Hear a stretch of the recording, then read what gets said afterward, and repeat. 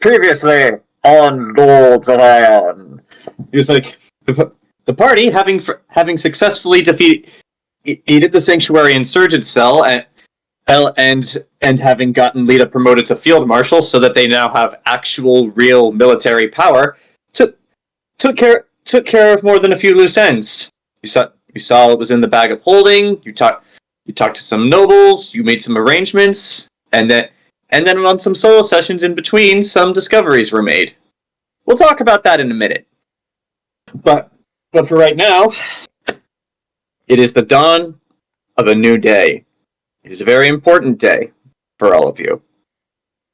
And on this very important day, all of you on your own ways and in your own time, find your way back to the Red Keep.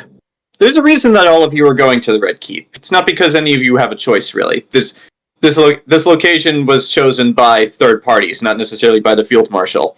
And the reason it was chosen, if Nox and Anaris will recall, is because on the very top floor of the Red Keep, there is a war room.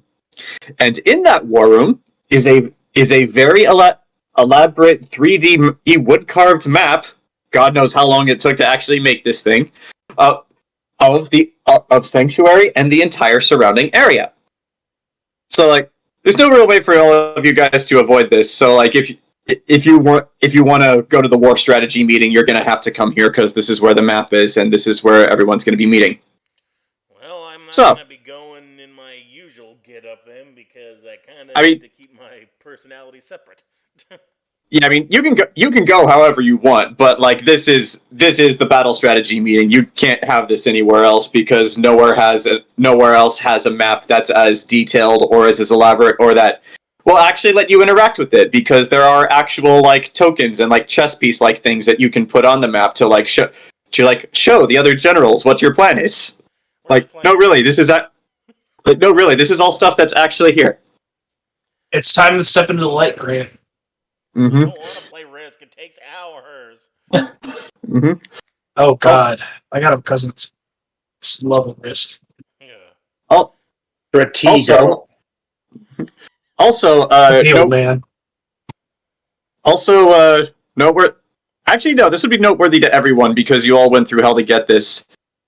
This morning, Field Marshal, you actually received a message from the Syrian army that the very first shipment of firearms has arrived from Erebor, and everybody is really psyched to get their hands on them. So psyched, in fact, that this has kind of sparked something of an incident because once word got out to all the human soldiers that they were getting guns for the first time, they all got excited and started rushing to like the dwarven postman to get their hands on him. But everyone was just like, nobody touches these without direct orders from the Field Marshal. So yeah, now everyone's kind of pissed just because, they were all hyped up for these guns, and now that they're like within touching distance, they're being told they can't have them. You can play with your toys after dinner. Yeah. But yeah, so on Roll20, I changed the map a little bit. Can everyone see it? Yeah. Okay, so where did it go? There we go. What the? Where's all the words? Where's the Trent Reznor gate? Don't worry, it's all still there, but this is the surrounding landscape. And I need to explain a few things about this because this is the map from The Witcher 3. It is unfortunately not to scale with the exact map that's in my head for what this place looks like. So yeah, I need to explain a few things about how that works. Where's the ping tool? Okay, here we go. So right up here is the city of Sanctuary proper, where all of you guys are and where you guys have to defend. Down here on then this river to the south. This river is the Pontar. This is the river that you guys had to cross to get into Skarengard in the last story arc. This river. Sorry, I had to zoom out more. Yeah, but yeah, this river provides a natural border between Syria and Skarengard, and the actual distance between the city and this border is let me just draw this. Actually, let me draw this in red so that you guys can actually see it. No! Map is gone. Control Z, Control Z. It's fine. It's fine. I can put it back. This is why I have spares. You can just undo. It's not working. Well, session over, guys. We won. Serious, no more. It's okay. It's okay. Get mapping back around. Here we go. Here we go.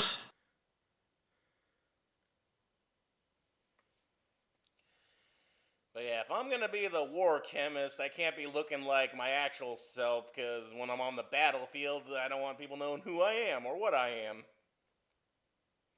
So I'm probably gonna be dressed up all fancy and not my usual hunting clothes. So make my persona separate, you know. Oh yeah, I'm Okay. Nox, the chemist. I'm just working and building your war crimes. I'm not the guy throwing them. That's crazy talk. Crazy talk then suddenly activates. I'm not bad. It's up to scale. The scale doesn't matter. You guys can still see. Okay. So the actual distance from Sanctuary to the Pontar is about 17 miles. Why 17 miles? Because that is the distance from San Diego to the Mexico border. And yeah, that's kind of what Sanctuary is always meant to be. Now, lastly, the Red Keep, where you guys are planning this meeting, is slightly off map, about right here-ish.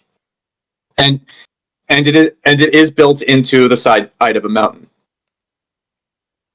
So, not only that, but with you to help plan this meeting, to hear what you guys have to say, to give advice, and to answer all of your questions if you guys have any, are the following NPCs: Ermine Greycloak, military advisor to Lita Ford and former colonel in the Skarian Guardian Army. Sariel, the businesswoman, your go-to person for all your money needs, and the head of the Save Our Sanctuary Brigade, which Robert Burchill is also a part of. I believe Burchill is the co-head, if I'm not mistaken. Something like that. Yeah. There is Little Red, who is acting as an official capacity as Lita's bodyguard. Lady Integra of the House of Helsing is there, along with Vlad the Bloodthirster. However, also arriving with her is Rowan's best friend, Euron, who thanks to Lita's machinations, has been promoted to captain of the city guard. Oh, hell yeah! So yeah, he's here to basically learn exactly what's going to be happening in his city so that he can be prepared for it and order the city guard accordingly. One of our greatest friends ever. Lord Shara of House Van Offerman is also here, the Wilson Fisk guy. Lady Stephanie and her fiancé-to-be, Sir Hunter of Helmsley, are also here.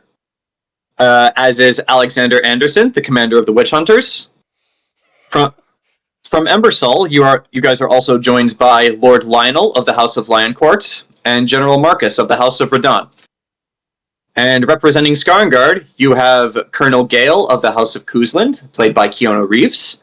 Admiral Alexei of the House of Trevelyan of the Royal Skardian Guardian Navy, played by Hugo Weaving.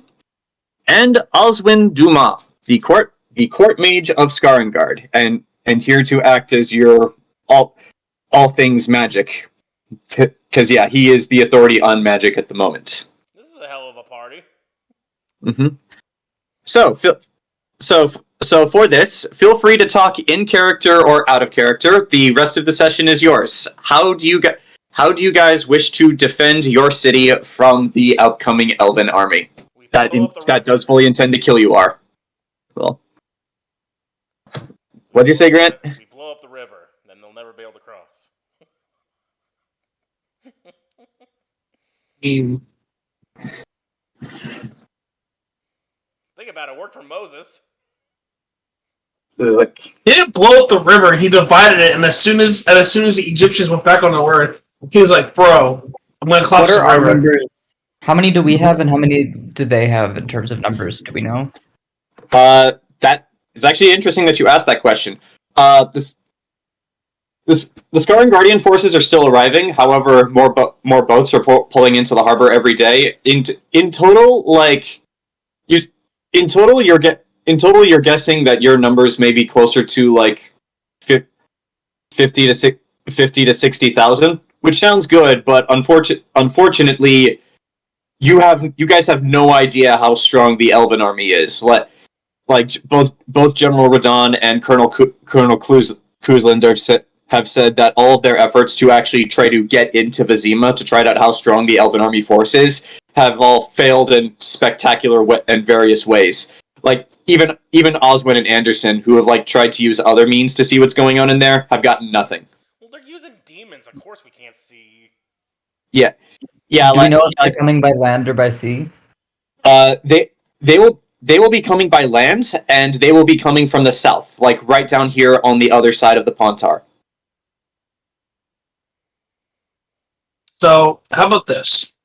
Mhm. Let's review what we do know, and make all of our assumptions based off of that. So that way we have a better idea of what our holes of information are. Yeah, we know they're gonna have enough to take over cities. Obviously, we know they're employing demons as their heavy hitters, which means we'll need and possible other monsters. So we need silver and holy thing for our soldiers to be equipped with. Mhm. And we know that this army still needs to eat. They're sold in the ranks. Or there's a bunch of mages. So on top of the devils, there's also spellcasters. And don't forget the bastards on fucking flying horses. Oh fuck yeah, they got flying capabilities. It's like, oh, we're gonna need a wall watch for flyers. Well, all right, Juan. Before we even get there, so now we know their unit more or less setup. So you have regular soldiers that are going to be infantry. Mixed in with the infantry, there will be spellcasters. Then from spellcasters, there are also hippogriff riders. Yes, they were hippogriffs, and you know they were hippogriffs because all of their mounts were half the size of Horus. Like Horus was a big motherfucker compared to theirs. So we got the Clydesdale and they got the little ponies, but they're still able to fly. So that's what we're looking at as far as what we're going up against. That seem about accurate to everybody's information. So we're gonna need anti-air measures. Speaking as the NPCs, that does sound about accurate, and Oswin and Colonel Kuzlin fill in for you that the information they have on the Hippogriff Riders is that they are referred to by the elves as the Diar Grudari, which roughly translates into common as Black Riders, and they are the elves' special units. Like they save them for like they're like shock troopers. Like they fly in first, like shock the enemy because nobody expects an attack from above, and then everyone else comes in afterwards. So the SS, eh? Alright. Yeah. Also, they have been known to like drop passengers from their hippogriffs. But you guys actually saw this during the fight. Like some of the hippogriffs had passengers on them, and they just let down a rope and they slid down it to like fight you guys on the ground. I'm just imagining like a whole bunch of hippogriffs flying in, and like they're literally playing Flight of the Valkyries, like they got musicians on as passengers.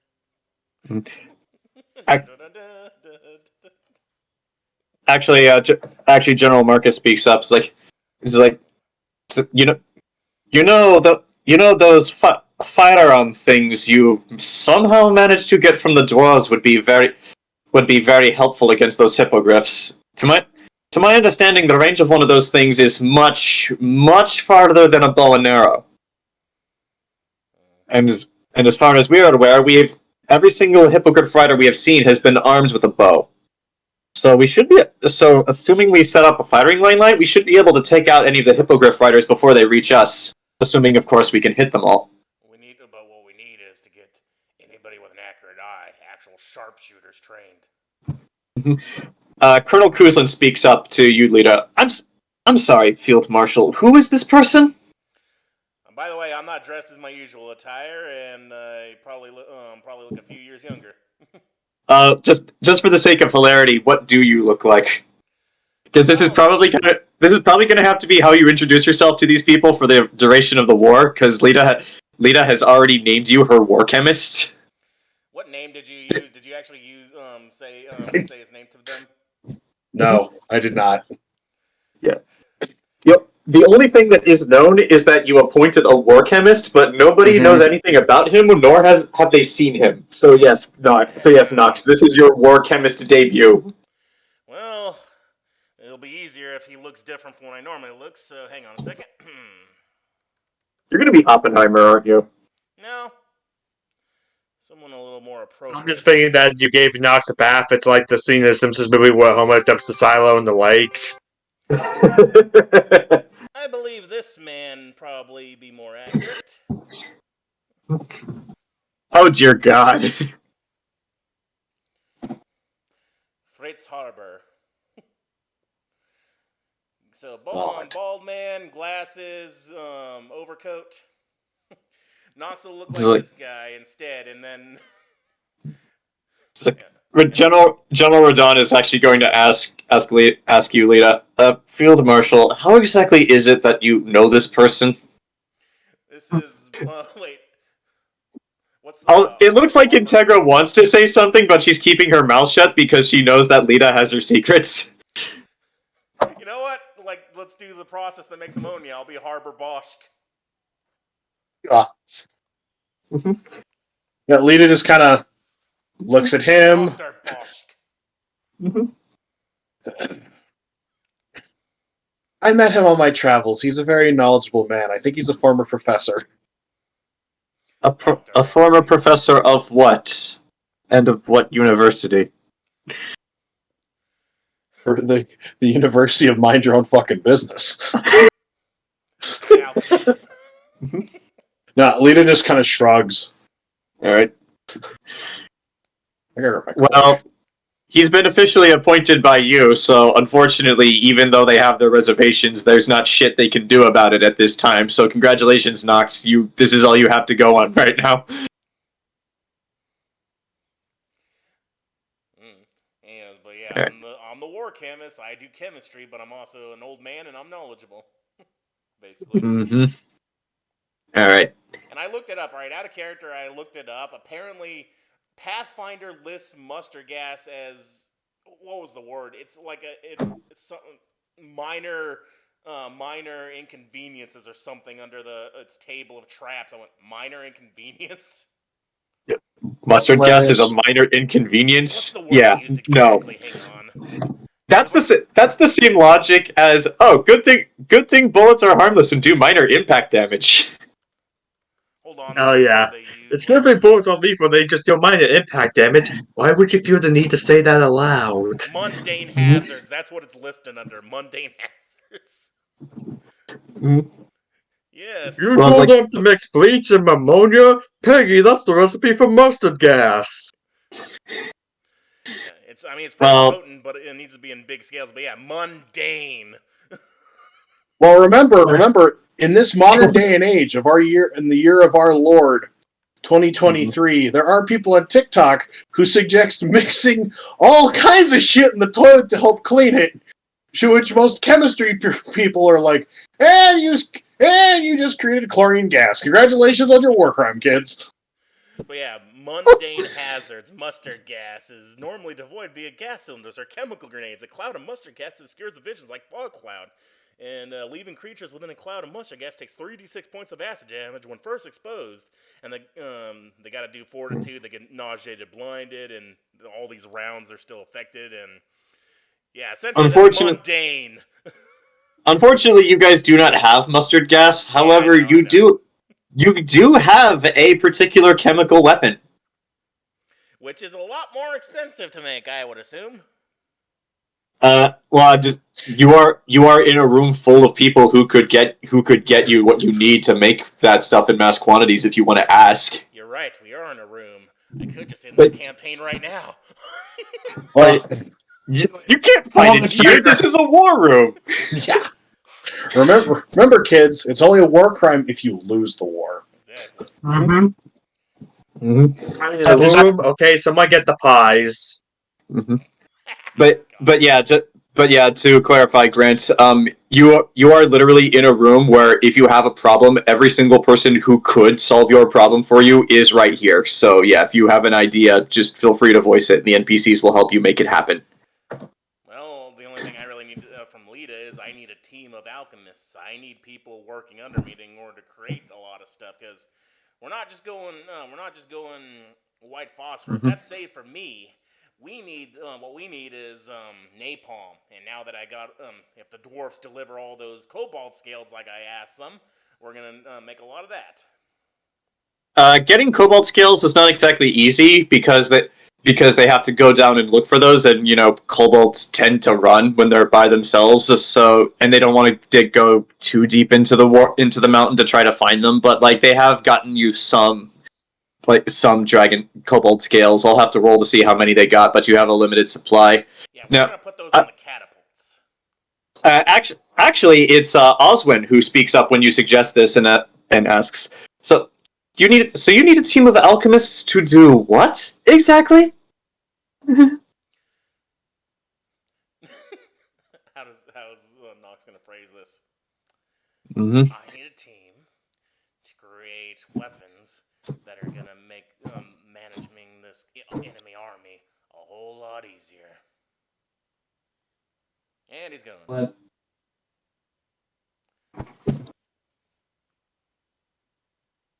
It's like, sorry, I had to step away from them for a moment because I forgot to get my dice. How dare you? But yeah, hearing your answer, Oswin brings a hand to his chin, and in thought, and after a few moments says, "I believe I might be able to help you with that. I could message one of my colleagues in Halam-Sharal, someone who is particularly knowledgeable of chemical agents. I'm sure he'd be willing to bring over a few of his assistants from the Halam-Sharal College as well." That'd be very useful. Thank you. We'd also need. There's a team for the weapons, and then there's a team for the medics. We're gonna need a whole lot of healing on our side. Anderson at that point speaks up. The Church of Eternal Fire has plenty of priests and clerics to spare. We'll keep you all alive. Will you keep us alive too? Oswin actually speaks up and just gives like a knowing smirk to Anderson. Anderson at that point just audibly growls and just is like, remember, Icon of Sin, you are here. You are here as a guest in our home by the blessing of the field marshal. Do not abuse our hospitality. Yes, Burchill? Speaking of the priests and weapons we're using, okay, I pitched it to the group here, but not absolutely everyone. Okay, you are all aware that the elves have aligned themselves with demons, right? Oswin and Anderson, who are already arguing with each other, just fall silent and stare at each other for a few moments. And Oswin is actually the first one to speak up. He says, "We have actually known about these devils for some time. We've been keeping their involvement in this conflict a closely guarded secret. As have we." Anderson speaks up. All right. Good to know that's known. Points to Anderson and Enzo. Oh, I have an idea to deal with them, but we're gonna need priests for it. Devils, from what I understand, have a weakness to holy water, right? Enzo, as far as you are aware, that is the case. Okay, so how about we get some of the priests to bless and tie up barrels full? I mean, the ocean's right there. We can easily fill them up, and we launch them at the demons through catapults. You're suggesting holy water artillery. I mean, seems like a good. So, I mean, are you saying that's not a good idea to do against things that are literally weak to it? It may not And kill Anderson- them, but it should certainly weaken them and make our jobs easier. Osmond and Anderson look at each other for a moment, and they both just nod. And Anderson's the first one to speak up. He's like, "I can't think of a reason why that wouldn't work. You would of course have to hit them, and of course since we'll be making barrels of this stuff, we can use the spare holy water for any other needs. We might even be able to make grenades of this stuff." You guys I have a don't. question. Some sort of holy hand grenade. Sounds like a good idea. Anderson, I have a question. I believe Grant raised his hand first. Oh, sorry. But he spoke up. I'm not looking. Go ahead, Temme. Grant gave It's you a very permission. short question. Anderson, do we have any of the out in our flock that are strong enough to bless a storm? Anderson just looks confused.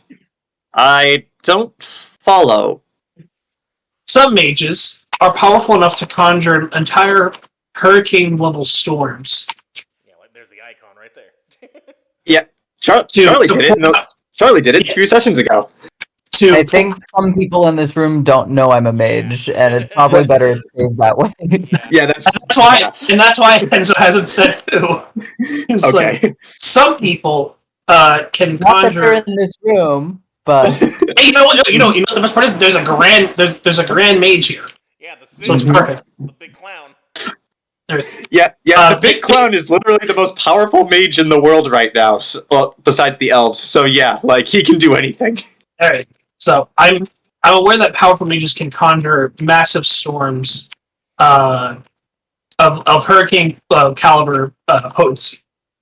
This is Would not. it be Go ahead. This is not the easiest thing to do, but yes, it is possible. then to further elaborate on Burchill's idea, while we throw artillery at them of holy water in barrels, if we can have someone conjure up the storm and bless it in the process, then we can have an ongoing effect of constantly weakening the devils while we fight them.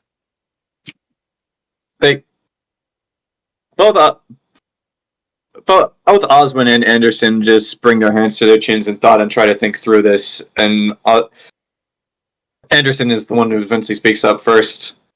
I actually have no idea if this would work. For obvious reasons, we've never attempted anything like this. And Osmond speaks up. I actually have no idea if it would work either. I mean, I have conjured storms, but it's never occurred to me to try to add any additional properties to the raindrops. Anderson, if any of in your church are willing to work with me, perhaps it would be in our best interest to run a test run. Enzo. Because yeah, speaking as the DM, I have no idea if this will work either. So I need to actually look it up. So, but that's why we're having this session now, so that I can look this up later. Enzo. And by the way, I'm going by Dr. Fritz right now. All right. By Enzo, would it have to be a storm? Is it possible that with an existing body of holy water to vaporize it to make a fog? Anderson answers, that's possible. Mist is still water, and regardless of form, so really all we would need is a way to... Just taking Lord Burchill's barrels of holy water idea, we could set up the barrels in strategic locations. All we would really need is a way to combust them and make them turn into vapor. I got several ways. There is, if I'm not mistaken, again, Archmage, there is some magics out there that are hot enough to vaporize water. Am I correct? There's also transmutation magic that allows for the direct change of one form of matter to another. So yes, with our knowledge, this is very easy. It's like Anderson at this just brings a hand to his head. Under most normal circumstances, what we are all suggesting here is tantamount to heresy, and I should be putting you all to death for it. But there's heresy Yes, Anderson. with demons, so. Yeah. But What's the point of holy water if it's not meant to to deal with demons. You're not wrong. You are not wrong, Lord Burchill. On that note, Anderson, we should also make it. We should also start making barrels of holy oil. Hmm.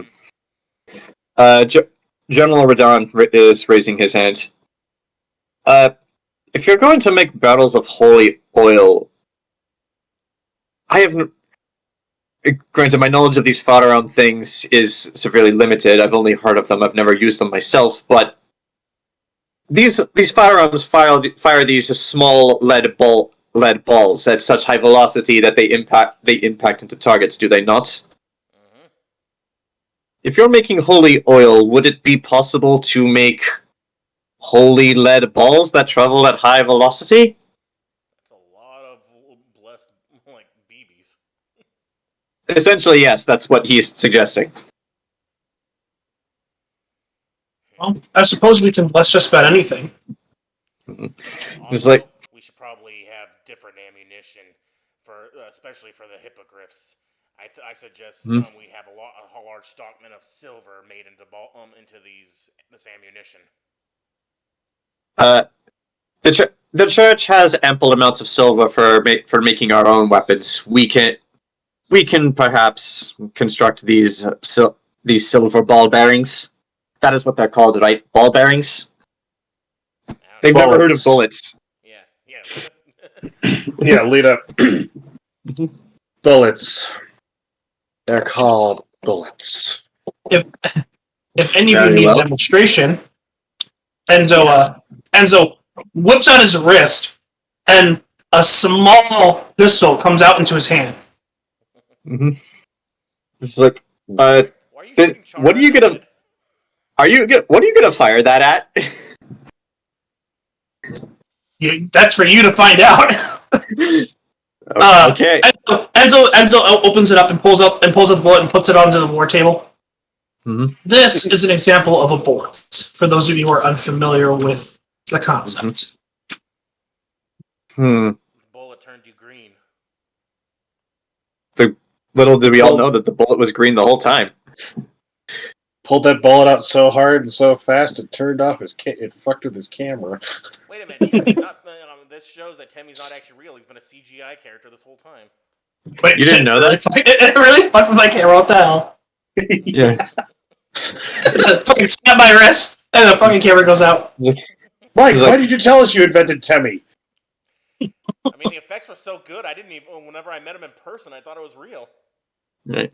The next evolution in VTubers, real holograms. No, real Temme's. Everyone just Temme. Mm-hmm. And the next evolution after that is Bunny Girl Temme. That's so realistic, it might as well just be. It already exists. How do you know he's not a bunny right now? That's a good question. That's also a discussion for another time. It's like, Anderson picks up the bullet and examines it. Osmond goes to reach for it, but Anderson just doesn't let him have it. No, man. You guys are getting this. You guys are getting the sense that there is a lot of tension between Anderson and Oswin, probably because of the whole paladin mage thing. There's a lot of tension with Anderson and everybody in general. Except for you. He likes you. I took the time to cultivate that relationship. Mm-hmm. Eventually, Anderson relents and passes the ball to Oswin with a stern glare from Hugo Weaving. Oh, yeah, I forgot he was here. Yeah, Keanu Reeves and Hugo Weaving are both in the room. They're the Scar and Guardian and Army commanders. But yeah, what do you guys think? Out of character or out of in character to sum it up? Like we have the ammunition for the elves, but to shoot. But we also have like the silver to take down monsters, and silver hurts demons, right? It worked when you tried it. Okay, yeah, so the silver bullet blessed with holy magic will do even more damage against demons. So we have special ammo for monstrous enemies. Yep, you need they have to be silver coated. Silver will just explode out of the barrel, damaging both the barrel and not doing much damage in the process. Oh yeah, but we're still the silver would have to be there in order to work. Yeah, you just what you do is you take the lead and then you just pour the silver over the lead ball. Yeah. We have a head blacksmith we can appoint to do that. Mm-hmm. Which, by the way, Field Marshal, have you officially given a position to Hattori? No, but I will be. Okay. So as of this conversation, he is not anything as of yet. So yeah, No. note that down. We have special ammo for their devils and monsters. Yeah, I have holy bullets and silver bullets. I'll also write down holy silver bullets. That's for whenever we gotta extra make sure they're dead. Yeah, but yeah, just to remind you, Grant, because it's been some time, when you and Burchill fought that devil in the underground mounds hideout, when you used your silver weapon on him, it did work the same as any other monster. So silver does hurt devils. Well, And also, wouldn't it turning into be? monsters helps. Wouldn't it expedite the process rather than sequestering a certain amount of ammo to be blessed and not blessed? Just bless all of it, just in case. I mean, it depends on how many priests can bless a day, I guess. How long does a blessing last? That is a spell. Let me double check. Okay, so here's the bless spell for Pathfinder. Luckily, it's a level 1 spell. Casting time, 1 standard action, and it's a level 1 spell, so priests can do this as long as they have spell slots available. So in theory, as Anderson, I'm just going to do this in my normal voice. As Anderson explains, is if you have a team of priests and they just continually do this to all the bullets you have, like in time, in theory, you could get them all because much like they can bless like a whole barrel full of water, they can bless like groups of bullets at a time. Like a whole crate? Yeah. Like a whole crate might take some effort, but yes, they could do that. So if they're busy blessing, that means it still should be good to make a stockpile of healing potions. Because I'm busy blessing and now I can't heal the soldier. Oh, don't worry, I got my canteen right here. I can take a sip.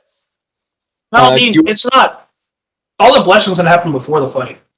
Well, I know, but they got to still bless during it because they got to still use up spell slots to make sure those blessings go. But like I'm in the middle of battle. Oh, there's a soldier over there. He got his he's bleeding out, and the priest is over there. So wait, the soldier's got a canteen. Like just give everyone a canteen of healing potion. You are getting a team. You are getting a team of chemists to help you out with that sort of thing, Nox. Also, Nox, I would just like to remind you in an earlier session, you asked if you could get a bigger lab. Mm-hmm. Also, the black market guy has left the city at this point, so you're out your primary supplier for some of your bombs. Yeah, I gave my list of ingredients to Lita, and so we can sequester all this from these rich folks in this room. Okay. Since you have that list, Lita, what do you want? What do you wish to do with it? I didn't give her the white phosphorus. Well, I gave her the white phosphorus ones, but that's not for public knowledge. I can't have that shit getting into enemy hands. Fair enough.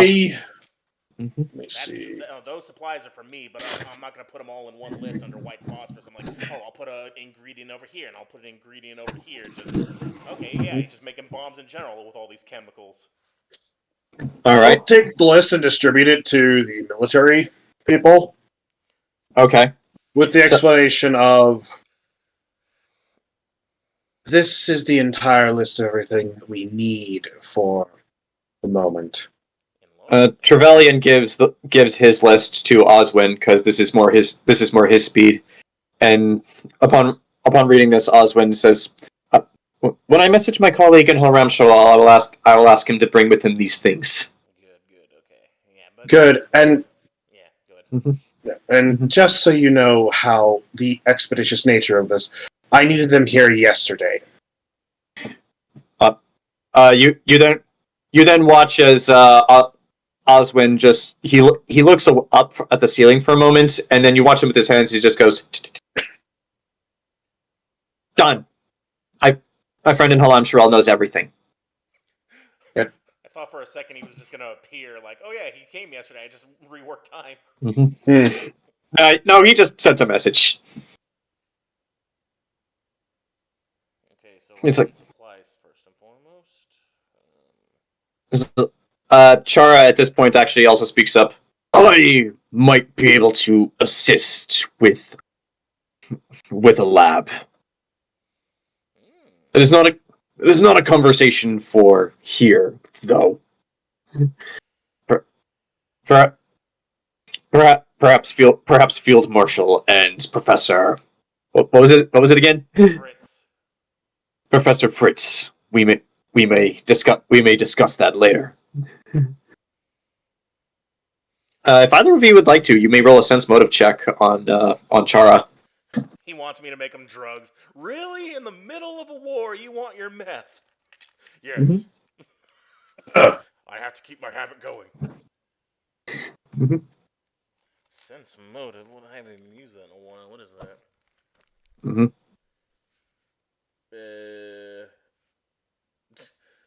Barely put anything into that. 19. All right, I need to roll for Chara as well. Okay. Lita, what'd you get?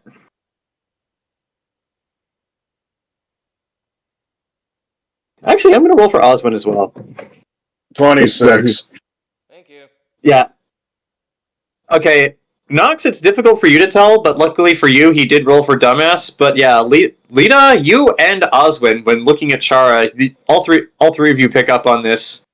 He's hiding something. Like, because several pieces fall into place. He says he can provide you a lab. Where the actual fuck would he get a lab? And does this mean he's had it this whole time? And if so, where is it? So yeah, clearly he's been hiding something from you guys. Good.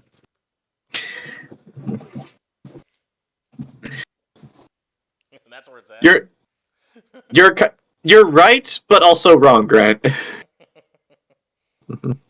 I get a guy with white or pink, or two guys with white and pink in their name, I know I'm in good hands.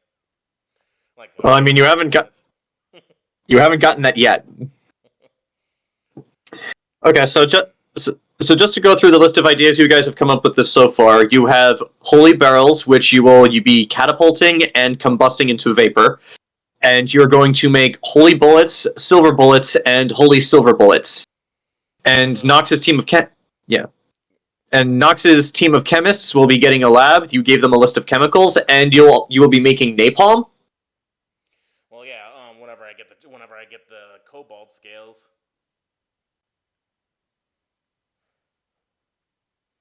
I mean, I guess technically my alchemist fire is almost napalm, but like with the Your alchemist fire is not as strong as napalm. Yeah, but with the alchemist, with the dragons, because dragons don't exist, I gotta use other lizard draconian races. Okay. Oh, Dr. Fritz, that's actually a good point. Did you ever figure out how I could understand that cobalt that you had sequestered? Are you bringing that up in the middle of the room? Yeah, it just occurred to Enzo, and he was like, just wanted to ask. No clue. Roll for luck. Roll for luck, Grant. Yeah, roll for luck. How would I know? It's like some magic shit or something. Well, you've had that kobold for a while, and I'm just giving you this one. I want to see how lucky you guys are. Yeah, I got him chew toys. He eats good. I just take his scales and heal him. He's fine. He's happy. He has been. Okay. What'd you roll? Apparently, I know exactly what happened, Temme. What'd you roll? In the chat, net 20. Oh, my Jesus. Okay, Nox, you actually asked Skrigor about this, but Skrigor's been bitey. Yeah, that's a word for it. Bitey. Like every time you try to reach into his cage to pick a scale from him, he keeps biting. He keeps trying to bite your arm, but it's no big deal to you. You just keep healing it. But yeah, in between the moments where he's not feral, like you did ask him about this, and he doesn't really know anything because he's just one kobold. However, you did hear him use the term Aslanti. You have no idea what it means. But like when you try to press it further, he just tells you, why not just bring the priest to me? Like let me talk to him. We'll really see if he actually understands what I'm saying. But yeah, that's all you get. Like, he used the term Aslanti, and he kept insisting, like, oh, you really want to know this? Let me talk to the priest. I guess, as Fritz, I'll go. Making headway, maybe. Might have to do some more research on that later, though. And there's some reason I brought up this. Okay. Alright. All right, before we move on from holy water, though, like I know, like was it 3 weeks ago? Ken suggested we actually make like a lake or something, right? And then we bless the whole lake, and then we'll have reserves. I didn't say that. Well, who did? Someone said we make a lake, and then we bless the lake, and then we'll have all like reserves and stuff. I remember that as well. I don't remember who suggested it. Well, should we suggest it to this party? Like, I presume that we were more landlocked and there weren't as many bridges. Mm-hmm. So I'm kind of making an amendment to that. well, I mean, if we have our own water source anyway, that we don't have to, that the elves can't poison, then we'll be able to be in siege a lot longer. So also speaking, but before we get onto that, like are we only gonna go for siege tactics, or are we gonna try to like dwindle their numbers crossing the river before we all go behind the walls? Well, that's exactly the point of this conversation. Yeah. That's what you guys are figuring out today. I just wondering because if we're gonna do. Looks like there's only one. Mhm. Looks like there's only one land entry point from the south. We could try to bottleneck them there. Yeah. And also, this river is pretty wide. Like some of the Scar and Guardian warships, which are pretty fucking huge. So like two or three of them at their widest point could like sail right next to each other through this river. Guys, remember like What? last session we found all those those IEDs? What if we turn those into sea mines so when the elves are crossing the river, we start sinking a lot of their boats and their supplies? They don't have boats. As far as you're aware, they don't have boats. Yeah, they're marching across land. They're not. Yeah. You don't think they're gonna go across the water? They're going to walk across the water, if anything. Yeah. You do know this. They are going to approach by land, and they are going to come from the south, which means they are going to get to this river here before they eventually get to you guys in Sanctuary. So they're gonna get to this river, and then they're just gonna walk around it? There's a bridge. There's bridges there. Yeah, there is a bridge here. There is a bridge here, and there is a bridge all the way up here. But that's a roundabout way. Do we need these bridges in the long run? I mean, we can rebuild them. Yeah. Like they're just wooden bridges. They're not hard to destroy, and they're very easy to rebuild. The only problem, so I'm all for one of the bridges, but I would like to remind you, magic exists, and you can just ice bridge your way across. Or ice bomb. Yeah, same point though. Colonel Kuzland also brings up that the elves do have those flying hippogriff riders, so like Not they. all of them, though. So yeah, but the that's rivers. that's a forward force. That's not their entire force. Mm-hmm. Yeah. A bridge will only stop them for a short time. So, yes, it's better to blow them up because it will delay them regardless. Here's a Okay. thought. Go ahead. Mm-hmm. We know that this bridge up here is probably not exactly where they do things because it's a long way around. Mm-hmm. This Yes. bridge. Mhm. If we destroy both of these bridges, that forces them to have to build a way across. So we kind of, we destroy this bridge, and that forces them to take this, and then we destroy the bridge when they're on it. Mm-hmm. And then we basically just think, Mm-hmm. booby trap the entire shore where they're going to be crossing. It's like Norway. at this conversation, Ermine perks up. He's like, "Did somebody say destroying bridges?" And at this, both Colonel Kuzland and Fleet Admiral Trevelyan just go, "Hey." We did in fact say those words in order. Mm-hmm. Because if we force them... Mhm. Because, if we force them to take only one bridge and bottleneck them, then that concentration of their forces on that one bridge. So, like I was saying, bottleneck them. However, we could... what's that? We let them get a certain number of their forces across, and then the bridge goes up. So they don't, so it's sort of like, okay, this is the only bridge, and they'll send a few people across, and it doesn't go up, then they'll be like, okay, it's safe, relatively safe to cross.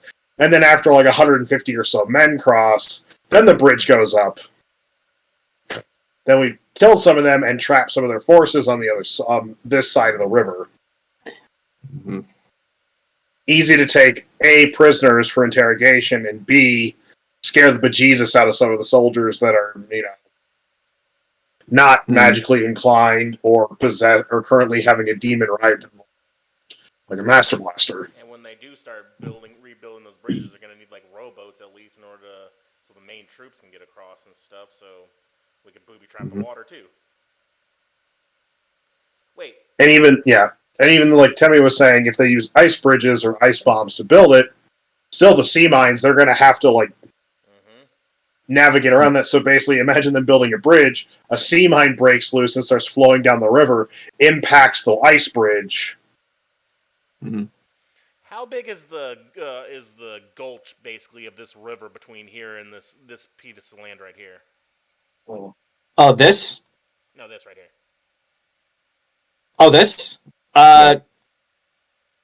Not very wide. Like a ship could get through here, but once it reaches this point, like to get through where the bridges are, they'd have to go like one at a time. Okay, but so this piece of land right here is actually the only reason that there's a bridge there at all, because like they could just build a shorter bridge and there's a landmass right there and nobody's going to stay on it for very long. Dude, if we can train some sharpshooters, we could Sergeant York this right here. We bottleneck them, or the White Death, and we just have snipers taking pot shots at these bitches as they're trying to rebuild these bridges. Like, Yeah. we have sharpshooters, and it's not it's less than even at a mile at most. We have a couple of snipers, pew, pew, pew, just picking them off. Like, we can take out generals and stuff. We're gonna have to make sure they're stealthy though, which I can help with. And which question? Which river? Okay, so which way does the river flow? The ocean. All rivers flow up the oceans. All right, The river flows this way. that way. Okay. Mhm. Oh, Wait, what? What? it flows in. It floats in. Oh no! Sorry, my bad. Yeah. All right. So we could do. Ow! Look at that There we go. face. What are you pressing? So Sorry. So in theory, 17. Put it back. Uh-huh. So in theory, we got this landmass up here, right? And up here. Yeah. Sea mines float, right? Yeah. Yeah. We could release a bevy of floating sea mines that go down the river, and so as they're rebuilding, so they don't suspect a thing. Like, we let the current do our job, because even if they impact the shore, it's gonna scare the shit out of them. Fleet Admiral Trevelyan has been paying very close attention to this conversation, but he does seem confused. He's like, I'm sorry, Field Marshal. Could you please elaborate for me? Sea mine? And actually, at this, Radon says, like, don't give the Scarring Guardian ideas. So, it's a floating bomb. It's essentially a floating bomb that, when it impacts on anything, it detonates. Yeah. It's like, how do you intend to build these? Like, out of what? Points at him. Well, we've recently recovered some enemy intel on these sorts of devices that can activate just for infantry. I believe, with my knowledge, we can make them for any terrain.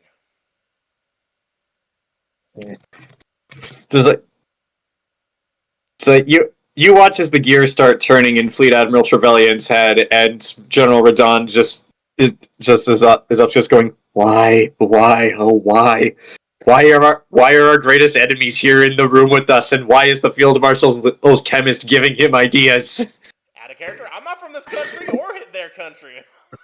I know, Give a but shit. I know, but that's still what's going through all their heads. Yeah. Don't worry, I'm only setting up the next wars for the next 120 years. It's nothing to be ashamed of. It's like Lionel at this point then finally speaks up and just says, even if we do all of this, we're not going to be able to hold them at the river forever. At some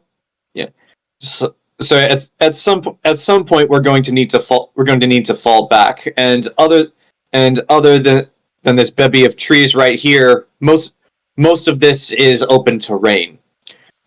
The good news there, at the very least, is assuming the conditions are ideal, they won't have any places to hide. The bad news is well, they still have a huge army. Lita then, without batting an eye, just points at the trees. Points here. Let me cut the forest down and use the wood. So at that, both Radon and Gale just go, done. And then they look at each other and just both go. Oh man, why did it do that? Hang on. There. Why is you stupid fucking? Yeah. So, like Charlie said, bottleneck them all here.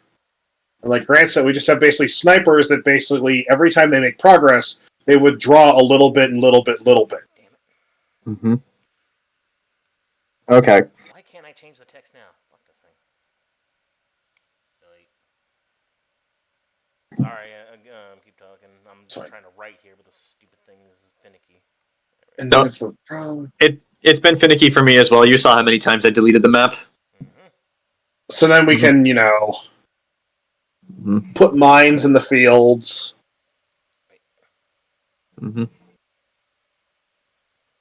Oh. They have to move. It's a massive army, so they're going to be using roads, and they're going to move supplies. And we make IEDs. Well, IEDs, but also adapting from, well, all you gotta do is just roll back some anti-tank technology a few centuries and... Also, like, there's got to be, like, since here's a bridge and this is a main landmass, there's got to be, like, towers and stuff and entry gates, right? There are watchtowers that watch this road every like mile or so. Yeah, so we give snipers nests, and we also have a whenever they first arrive, so we can start picking them off from a distance. Yeah, we're gonna once they start flying, we're gonna need the special ammo for that. But yeah. Yep. Yeah. You guys actually fought the insurgents in an old watchtower, which was about right here ish. Yeah. That one fell into disrepair because it's by the city but then the border with Syria and Skarngard got pushed south to the river and it fell into disuse because they didn't need it anymore. Well, we're gonna need it now.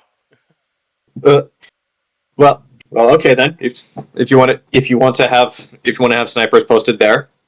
Yeah, just any snipers we can get that halts these guys. We can take out commanders from a distance. Like that'll that'll like put them in disarray for a little bit for the ground troops at least. This is starting to remind me of Stalingrad. Hopefully it doesn't get to that point. I'd rather not fighting this guy over at the coffee shop down the road and in my own house. Yeah. I would like to take this time to point out that Enemy of the Gates is my favorite movie of all time. Yes, Temme? Looking at the generals, this is going to sound very offensive. Vagina. But how? That's it. But how about how do hit and run tactics sound on their march past the river? Just like we need a team led by a certain, especially at night. Oh, it's like Don't let them sleep. Little Red seems into this idea. However, General Radon asks, like, how would you organize these hit and run tactics, and who would lead them? And at that point, Little Red raises her hand. I'll do it. But then quickly puts her hand back down as she realizes she spoke out of turn. We also, out of character, we have our best assassin. I don't know how good she is at leading people, though. Oh, you mean Malediction? Hey, Malediction. Oh, yeah. Make a few bucks. I just want to make a few bucks. Okay. What do you want? So, How do you feel about hit and run tactics on the soldiers as they march up at night, so that way they can't sleep as they march? Sure. I could do that. So yeah, you and Little Red. Well, Yeah, Little Red's you're- gonna be the bodyguard until Well- Rowan gets back. Not during the war. Little Red will do whatever it is you order her to do. However, Especially if you put her in some action, she'll be very happy. Also, I would like to remind you that she is the captain of the Scarlet Knights, which is a cavalry unit, so they can get in and out really fast. So And with a little extra training from a super puncher like Malediction here. not to mention Why would I train her? potions from me to them make them a pretty deadly force. She's going to be your assistant, helping you do this hit and run tactics. Also, Mike, just from some of the missions I've played in Cyberpunk 2077 so far, this does sound like some of the things you did do in Night City. So, yeah, you could do this. No. There is a downside, though. I'm not sure how you feel about this, but Malediction, you are going to have to lead a squad of people into battle to do this. So, yes, you're now in a leadership position. Only survivor every time. That's the thing, though. We gotta put people under her that know how to sneak and strike fast. So, who do we know that? Well, that's why we can train them. But Yeah. But But out of that's all what- the NPCs that we already have, who could we put besides Little Red? Who could we put her? There are certain members of the underground, some stealthy boys that oh wait, they haven't collected their payment yet. I paid I told a bunch of members of the underground to put a bunch of really offensive posters on the church's front door, and they nailed 500 posters to the door. They didn't hit a single wall. They just hit the fucking door. Like you remember that scene from Life of Brian where they told him to write the slogan on the wall, and then the soldier came over and misread the situation, but then by morning it was written there 100 times. Like, that's what happens, more or less. If Spider Girl, I'm good. at Some reconnaissance, twitchy I gang gotta be members. making bombs, but I can supply you with all the Yeah. invisibility potions you'll need. Also, but the Scarlet Knights are kind of used to missions like this, so like they could get in, do what you need them to do, and Little Red herself is also a rogue, so she can sneak with Malediction. The Russians. We got the Russians. Yeah, we got the Russians. I don't know if that's been in this mission right there. Thing's a little too half-cocked right there. Last time she tried to she just attacked Lita out of nowhere. Okay. It's fine. It's fine. I think Malediction could use some leadership in her life. You know, Yep. learn what it is to guide people to victory. Yeah, there was they were a guerrilla squad anyway, a hunting squad. A lot of the Russians. Who's their sneakiest boy? They actually all can be sneaky because prior to meeting you guys back in Stolichnia way back when, their primary occupation was tomb raiders. Nice. So yeah, they're all used to being sneaky boys. Well, we need the sneakiest of the sneak because we don't want the team to be too big. We need like a team of what, like what's a good assassination unit? 4 to 6. I think in their case, like anywhere between 6 and 10 would probably be good for that particular unit. I know, but not everyone can hide as well as. Well, that's why we train that. Like, so it's not so much hiding. Like we need their job is going to be in and out. They gotta be strong. They need to be strong. They need to cause a lot of panic and be gone and be gone like the wind. The Russians could certainly do that. And I know Malediction and Little Red can do it. So if we partner them with the Russians, I think together they can make a very devastating combination. Dude, and I got it. All right, so not just invisibility potions. I can make them look like animals. They can infiltrate as birds or like friggin' dogs. They get to, no one notices them. They change, strike fast, turn into hey, we're looking for somebody that just blew up the road. Oh, there's a bunch of birds flying that way. So, what exactly are you going to be having them hit when they run these hit and run tactics? Are they going to try to hit the soldiers? Are they going to try to hit their supplies? Like, what is their main objective with this? Well, that's why I want to ask the generals. I understand this is not a normal tactic, but if we were to do this, what would be the most devastating hit at night? the generals look at each other. They all think on this for a little moments, but then Radon eventually speaks up. It's like, if you were to ask my opinion, we instead of hitting their soldiers, we should hit their supplies. We have no idea how large their force is, and if we go in at night and start killing them in their sleep, we would get a few, but we probably wouldn't be able to thin their numbers in any meaningful way. However, from as far as we are aware, the bulk of Fen'Harel's force is made up of elven soldiers, not devils. The devils are like his Yeah, I'm trying to think of the word here. The devils are his trump card. Yeah, his ace in the hole, his trump card. So yeah, like the bulk of his soldiers are made up of regular soldiers. So yeah, like if you were to go in at night and take out their supplies, like regardless of how many soldiers they have, that's going to affect the army as a whole. No, whereas if you just go in at night and thin their numbers, you're probably not going to be able to kill enough to affect them in any meaningful way. Because look, they're going to be on an island, and they have to have their supplies coming from the south. And we're going to make that a lot harder when we keep destroying the bridges. So that means they need a supply coming in, and we're going to go scorched earth basically on this island to make sure there's no crops for them, there's no water that they can drink. So they're going to have stuff come from the south. Yeah, okay. And I would like to do this all at night if possible. That way, even if we don't necessarily target the soldiers, they'll still be affected by the constant barrage of assailants at night. All right. Dude, wait. Malediction, is this something that you think you can handle? Mike, is it? Sure. Won't be hard. It's what I did constantly over there. Okay, then. Still stated. We'll see how it actually goes for these ones.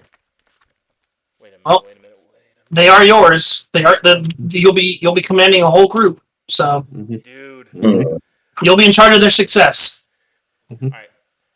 As a character, I don't know if I want to talk with this to the generals just now, but when they're destroying supplies, if they leave some supplies but taint them, remember, I've weaponized plague bombs, remember? They could be spreading like certain diseases amongst their troops that won't get to us. Like I can give them like the cackling fever or the filth fever or the one that makes them blind, or even I can spread smallpox, dude, or leprosy. Anderson, wait, you didn't bring that up in character. Never mind. It's an idea, but what do you guys think about that? Like, we could literally make the troops weaken by spreading diseases to them that only affects them. Like, what's the diseases I got on standby? I got. When I planned this whole story arc around you guys fighting a siege against an elven army, I didn't expect this to turn into biological warfare. Of course you should. No Geneva Convention. What do you expect? All right, so we could spread the bubonic plague. We can spread blinding sickness. That's the one we use to kill Tempest. We got cackle fever. We got filth fever and leprosy and mind fire and red ache and the shakes and slimy. Slimy doom? Yes, he does. Do you just have leprosy and the bubonic plague in jars in your lab? I did that solo session when I was going around collecting all that specifically to make my bombs. We're at the end as well. We're just going to make the Geneva Convention. Yes. You guys are going to invent the Geneva Convention just by virtue of your deeds. Yeah, this is the Nox Accords. Do not do what this man did. The Nox Accords. Do you mean the Fritz Accords? Yeah, these are the Fritz Accords, not the Nox Accords. Wait, I also got lycanthropy. We could make their own soldiers turn against each other. Then we'll be fighting werewolves. Yeah, let's put the kibosh on that one. Yeah, like that one is. Yeah, even if you suggest that, Anderson is going to shoot it down right away, because even if that does work, you're going to be fighting an army of werewolves at the end of the day, and that'd just be worse. I'm pretty sure they would kill the werewolves as they start to turn. But yeah, I'm just saying all the diseases I have on standby, like with malediction, Mike, you not only destroy their food supplies, but you poison them so that their army's not in tip-top shape. They can't siege us forever if they got 6 soldiers. I have a question. You and malediction are immune to poisons. Does that also mean you're immune to diseases? I don't think so. I'm immune to okay. Poison. No, disease is a separate topic. Okay, because Because there's also the possibility that you could do that, but like you could infect your own team as well. Yeah, that's why you don't be there when the bomb goes off. Oh, It's basically a smoke bomb that you throw and it's full of disease. So don't be in it when it goes off, or make sure you have a gas mask. I mean, gas masks are not difficult to make, even in this time period. Well, I mean, if we I'm wearing the plague mask, that's what they are. correct me if I'm wrong, but if we go too far, they'll change their strategy too much, and it'll affect the incoming battle more. I know. If we just leave it to if we just leave it to where they're not sleeping, and we cause mischievous chaos in their ranks by destroying their supplies, I think that'll be better. Cabin fever will keep them from sleeping because they can't stop laughing. That's just my opinion. I don't know if anyone's... Well, yeah, losing their supplies and some not all their soldiers are gonna get sick because they do get fortitude saves, but enough of them are gonna get sick with this, and then it's gonna be like, we gotta quarantine these soldiers, and so that's gonna take time for them to have to move these soldiers out of the way or execute them, and then that's gonna more time for us to not be sieged. Because we also gotta do this in a way that it doesn't spread to us. That's why I just want to keep it to just making sure they can't sleep. Yeah, I'm not talking about infecting the whole army. That's how you get the Spanish flu. I'm talking about putting enough people sick that it's a problem, but that it's not going to kill everybody. Like, we don't need an epidemic on our hands. Well, regardless of however many we infect, it'll eventually spiral out into an epidemic. Because soldiers in close quarters... That's why I don't want to do bubonic, though. Like, that'd probably be bad for us, but if we do, like blindness. It'll be bad for us regardless. It'll still spread to us eventually. It'll still spread That's how war works. Well, no, some of the stuff you have, it's either through the gas bombs. Hold on, how the plague bombs work? Because normally this stuff takes the regular diseases. They need an onset period, but my bombs give it to people immediately. Let's see. Yeah, well, it'll give it to them, but then eventually it will spread to us. Yeah, because some of them will survive. Yeah. And they could assume carrying. We have a vaccine that the elves don't have, or we could make one. Let's not make this campaign reflect real life. And seriously, what the hell is slimy doom? I don't even know what that is. All I know is it attacks their constitution. Well, it brings upon doom with slime. Yeah, we just load up malediction and a squad with enough equipment to basically keep them from sleeping, and then if we need to, really cause chaos, you just detonate a massive explosion in the supply tent. Well, here's a disease that's not going to be as bad, but it'll stop. They're elves, right? So it'll keep them from archery. The shakes, it does 1d8 dexterity damage. That means it affects their dexterity score. If that gets back to you, it might start to affect your riflemen, though. No, this is only a contact disease, so they would literally have to touch us. Yeah, the problem with disease is it will spread to all sides. Mm-hmm. That's just the nature of how the disease works. To quote a man I admire, load the Greg, aim the Greg, fire the Greg. Greg. But that's how are they going to fire? How are they going to get catapults across no bridge? Mm-hmm. You can shuffle the parts across and then build it. Oh, that's what Malediction's going to and her group is going to have to hit those as well. The war machines. Yeah. Because if Malediction goes in at night with a squad and they disrupt their supply chain, then because nothing shatters an army quite like A, no sleep, and B, not having enough supplies and or food to continue fighting. General Rodon also brings up that this would be a good point to gather intel as well, because one of the most dangerous things about this army is the fact that you guys know so little about them. Like, you guys only know what you have seen. Like, you guys know as much as the generals do. So yeah, like, if you have these hit and run squads going in, they could also use this opportunity to see, like, hey, here's how big the Elven army is. Here are the war machines they have. Here are their hippogriff riders. Like, if they run into anyone noteworthy, they could also tell you guys that. Steal the command orders. Oh, here we go. Okay, so there's some of these ones that don't spread, and like some of them, all you have to do is pass 2. If you get it, you have to pass 2 fortitude saves, and it gets rid of it. And also, just cure disease will take out some of these ones as well. I'm now imagining. You're really set on this biological warfare thing, aren't you?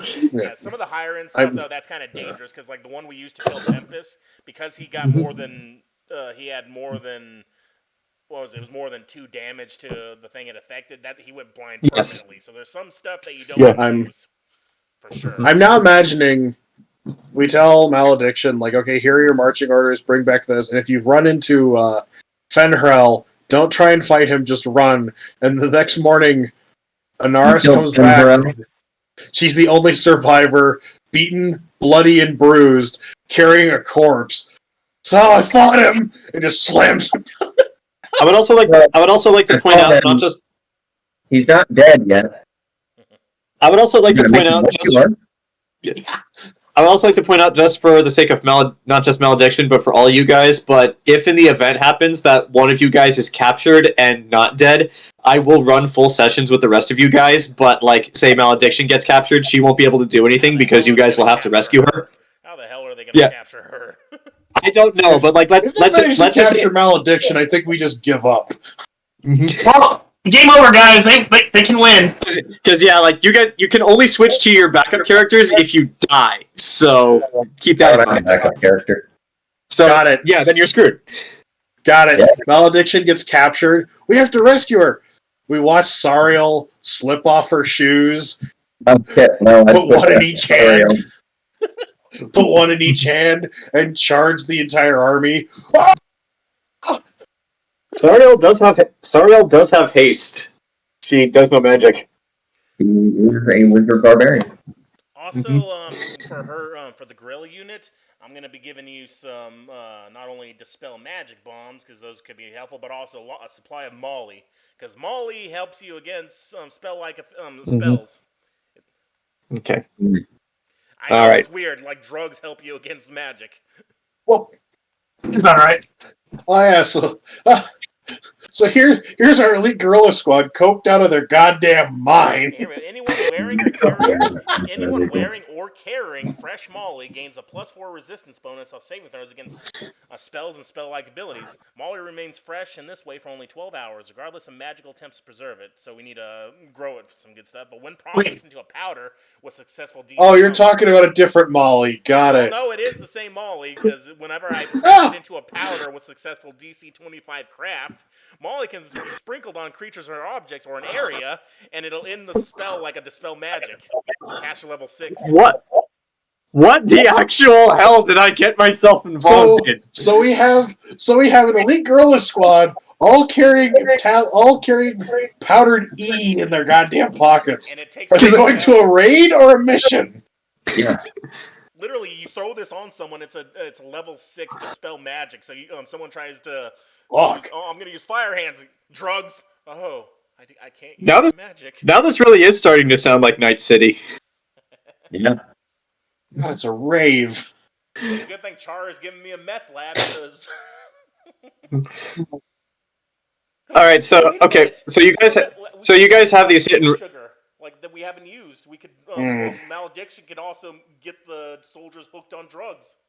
Not our soldiers, but enemy soldiers. Again, but how does she get it into? How does she get it to them without getting caught? Like the supplies that you don't blow up, that's when that were destroyed. That you leave the ones remaining, and because John said Molly didn't have a taster, or not Molly, the moon sugar or skooma doesn't have taste. Skooma has the taste of whatever you use to make it. Like if you use ale to make it, it'll taste like ale. If you use wine to make it, it'll taste like wine. Yeah, so let's them on a drug they can't get a hold of anymore because all the Khajiit skip town. Mm-hmm. Let us apply in this situation the KISS principles. Yeah, the more things that this team has to do, the more chances they fuck up and get caught. Yeah. No, this stuff you just throw it in with the supplies they don't destroy. I'm saying we skip the we don't do the. Well, no, we can't we can't have them stopping to delicately dose their fucking waffles. Delicacy, you just throw this shit. Yeah, no. The point is when we throw something, we're throwing an explosion to completely destroy their supplies. thought Also, Little Red is going to bring up that if they're seriously going to do this, the fewer things you have them do, the more likely chance of success they have. Just because like speed is going to be of the essence here. So if they just have to go in and do one thing and get back out, they have a higher rate of success. Mm-hmm. Oh, yeah, but I'm just saying what we can do in the future, because eventually they're going to have like less supplies, and they're going to guard them a lot more, so we won't be able to blow them up as easily. Mm-hmm. All right, so you have that plan down.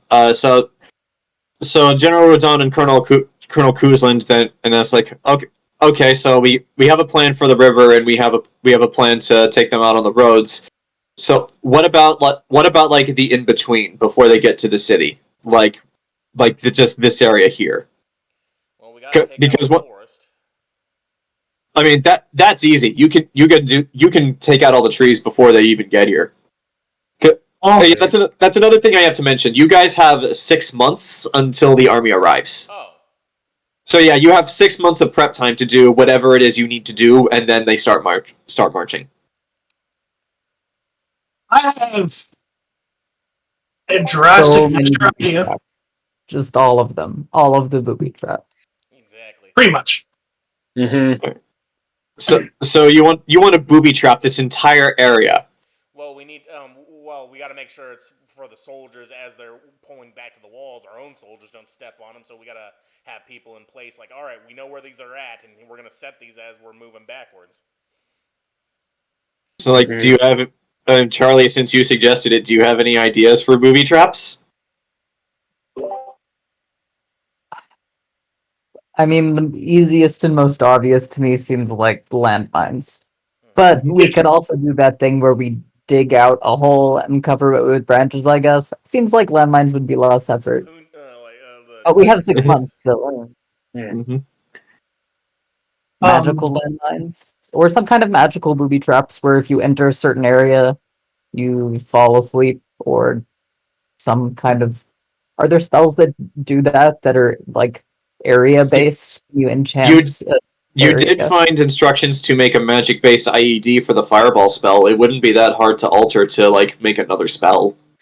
Or maybe once they enter an area that sets on fire. Mm-hmm. Yeah, fire or... Wait, what's the spells that our group has? Like, what's the spells you have, Charlie? You also have the Court Mage of Skarngard. He has all of the spells. I don't have fireball. But yeah. Okay, so besides fireball, what would be a useful spell to leave behind that troops would just stumble over and get a wide range that isn't just an explosion? Anything? Sleeps exist, right? What if we had people sleeping on the battlefield? Sleep isn't that good. Also, Oswin and Anderson both remind you that elves are immune to sleep because they have Fey ancestry. That's right. Mm-hmm. Any kind of spell that will make them freeze in place. Mm-hmm. Well, I got frost bombs for that, but frost. Is there a frost explosion spell? Yeah, there are like several different types. I mean, if you look through the wizard spell list, you should find some kind of frost explosion. I know, but we just need someone to actually use it. We only got a sorcerer that's around. Well, the court mage of Skarngard is right there. If you need any spell, he can get it for you, and if he can't cast it, he'll find someone who can. Yeah, that's good, at least. Mm-hmm. So all the walls. Well, you're bringing this man to deal with the problem. How's that going to Since help? most of our soldiers are human and most of their soldiers are elves, would there be a way to have the spell only trigger for those of elven ancestry? Or Fey ancestry, I guess? That's blood magic. Oswin or whoever's casting the spell would have to roll for that. Like that's a luck thing. Okay. Worth a shot, maybe. Mm-hmm. Also, I'm speaking above game here, but like I seem to recall one of you guys wanting to dig a trench. Like I have no idea where, but I just remember the idea of a trench. Well, yeah, we got to figure out the best place to put it though, because we're gonna need our soldiers in there firing, and then a nice line of escape. Mm-hmm. I mean, the problem with trenches is that World War I has taught us they don't work. Yeah. Yeah, but we got guns and they don't. They have have arrows, and they're very good with their They have arrows. hippogriffs. They have planes, and we don't. Yeah. Actually, where did we get Horus? I mean, we have a ranger that's already tamed one, and we got 6 months. Ken, do you think we could train more other flying creatures if you can find them? I mean, good luck finding them. I just came across horse because there was a job to hunt a griffin. I recognized. Oh, this was the same one that I scared away when we came into the city. We got 6 months. There's got to be other magical creatures around. Probably not. They probably got wiped out of existence by the witch hunters. Mm-hmm.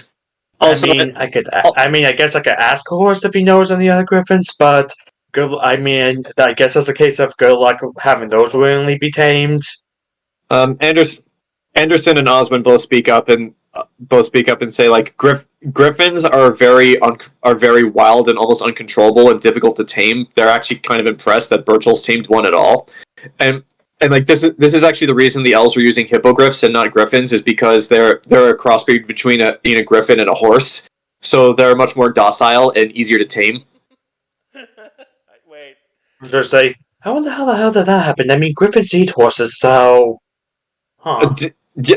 Both of them just shrug. Wait a minute. Are hippogriffs or griffins considered beasts? I think so. Let me check their character sheet. They should be. I just had the greatest idea. Hey, Temme, remember when I turned you into a wolf? Oh, god damn it. We have our own flying squad of people that are the beasts, and then the ones that ride them. No. Why not? Think about it. Isn't that funny? There's got to be some furries in here somewhere, right? Yeah. You're naming one. Griffins are considered a magical beast, so you would need a true polymorph to be able to do that. Well, hold on. Let me look up the bestiary because I'm up. I need another level to get to what I turned Ken into. Well, again, griffins are considered a magical beast, which is different. A hippogriff. They are also considered a magical beast, so they are a separate category from beasts. Okay. So you shape. Let's see what the here's a better question. Yes, you give these people the potion that allows them to become flying. 3. They can become magical. Flying creatures and can be ridden into battle upon. What happens when the potion runs out mid-flight? Well, here's the thing. Oh, then we have a really awkward conversation. Let's see. It lasts for. How long does it last for mine? A minute per my level. So that's only 15 minutes. Damn it! I thought it lasted longer. Also, both run tactics, they could probably just fly and drop bombs and get the hell back behind the walls, or to intercept. Also, both Anderson and Osmond point out that even if you could do this, you probably couldn't get them in great enough numbers for it to affect anything. Well, I'm just trying to do anti-air stuff besides just on the ground. If they, they're flying up, ballistas. Our own shit up there to eat them. Ballistas. You guys do have ballistas. We do. Yeah, we can order them. No, it's a city with towers. If they didn't have ballistas, I'd be concerned. I mean, Sanctuary is a city that has walls. It has towers. It is built to withstand a siege. Right. The problem you guys are facing is that this is a giant fucking army, and you have no idea what they're capable of. Also, they have flying hippogriff riders and devils. The whole thing. I wasn't gonna send didn't want to send people out onto the battlefield over the soldiers. I was thinking because Ken ate that demon, hippogriff showed up. Turn into for 15 minutes. Go eat those monsters while you're in the air, and then get back here. I would like to remind you. I would like to remind you, Ken, that when you ate the demon, it turned to ash in your mouth, and you literally coughed it up when you were done. So yeah, it was a terrible experience. Yeah, it's less that I ate it, more that I just tore it apart and it exploded. We take a bunch of pigeons. Burchill probably had to taste the sulfur in his mouth for a week. Yes, you did. We take a bunch of pigeons. Oh, yeah. There we go. We take a bunch of pigeons, and we use the restroom. And tie coconuts to them. A 12-ounce bird! No. So you take a bunch of pigeons. Because we've got some druids and some other people that can communicate with animals. And me. And pigeons, we can get pigeons and turn pigeons into flying IEDs. Eventually, we're gonna run out of pigeons, though. Yes, but then we get rid of the pigeons. You're not wrong. Wait, how are we gonna make all these pigeons explode? I fucking know. I got some bombs, but they're kind of heavy. Like, how can a 12-ounce cannot carry a 1-pound alchemy bomb? Are these African pigeons? Scar and Guardian are Syrian pigeons. Oh, I don't know that. Ah! Just thrown off the wall. That's how you defeat Fenrirel. When he walks up to the city gates, we have to ask him. He has to answer questions. These questions 3: what is his name? What is his goal? And what is the average airspeed velocity of an unladen pigeon? There's no way he can answer it. He doesn't know himself. he's getting his mind. We don't know it, but his mind is being invaded by demons and the necromancer and whatever. Where the hell is that necromancer anyway? Like, we still do we know about him in character? No. Shit. So we can't make any. No. Well, we're making holy guns at least, but that might help in the long run. Yeah. But yeah, my whole thing was, I know I'm not making Air Force, but to make the helicopter showed up. Oh, here's our surprise dudes that turned into griffins that have their mind, and they ate the riders off the hippogriffs and chased the smaller ponies away. It's like an emergency thing. Oh, they're behind the walls. Well, send up our own flying dudes because they're above us. It's basically like not make a core of it, but have people are like, okay, are you okay with turning into a monster and eating a dude? And fuck yeah, I can get away from that for free in this country. Oswin would like to point out that they have mages who can fly. They don't need assistance from griffins to do that. Yeah, but that's magic. I'm relying on science. I'm gonna usher in a grand age of science after this war. God damn it! Oswin at that point then says, all magic is science. Most people, they're just idiots who don't know what they're doing, so they call it magic. No, it's magic, because science is physical realm, and there's things you can create with it. You're just pulling literal monsters out of thin air. I thought if they were the same thing. If they were the same thing, I don't think the church would be going out of the way to make it illegal, unless you're saying that the church also doesn't know what they're doing, which I kind of agree with, but that's not here or there. Like, here's a radio. This is not magic. This is just literal radio waves. I discovered. But do you know how it works? Yeah. Of course I do. I can show you the numbers and the math how it works. That's math. Nobody knows that. I was gonna quote Legend of Korra, but okay. Alright, did you guys come up with an actual idea while I was gone, or did you just decide to turn pigeons into griffins? No, we're not turning pigeons. Well, we didn't come up with that idea. Would that even work? Hold on a second. No, it would not. I'm putting the kibosh on that. No. Hold on, let me check. What does it say? The spell B shape. Let's see. I'm not gonna let you turn pigeons into griffins. No, it seemed like more the plan was to turn pigeons into bombs. Yeah, we want to turn the pigeons into bombs, but if we can turn them into monsters, but then they have the same intelligence as a pigeon, that's horrifying. There's nothing in the rules that say you can't. Has the same energy as the post I saw the other day of, your brother could just tie the ring to a chicken on a string. What damage could an evil chicken do? Quite a lot, actually. You don't know the mind behind those chickens. They're always up to something. Geese. No, that's how we end the world. Oh, you mean turning geese? No, do not turn geese into hippogriffs. No, we just take a geese. You take a goose, and we supersize. We use magic and science to supersize it. And so imagine Fenrirel bursts through the fucking main gate. And he just comes through the door, and he's like, "Oh!" That is horrifying, dude. We're sending raptor geese on the elves. Yes! I'm talking about creating mustard gas, but that seems a lot worse somehow.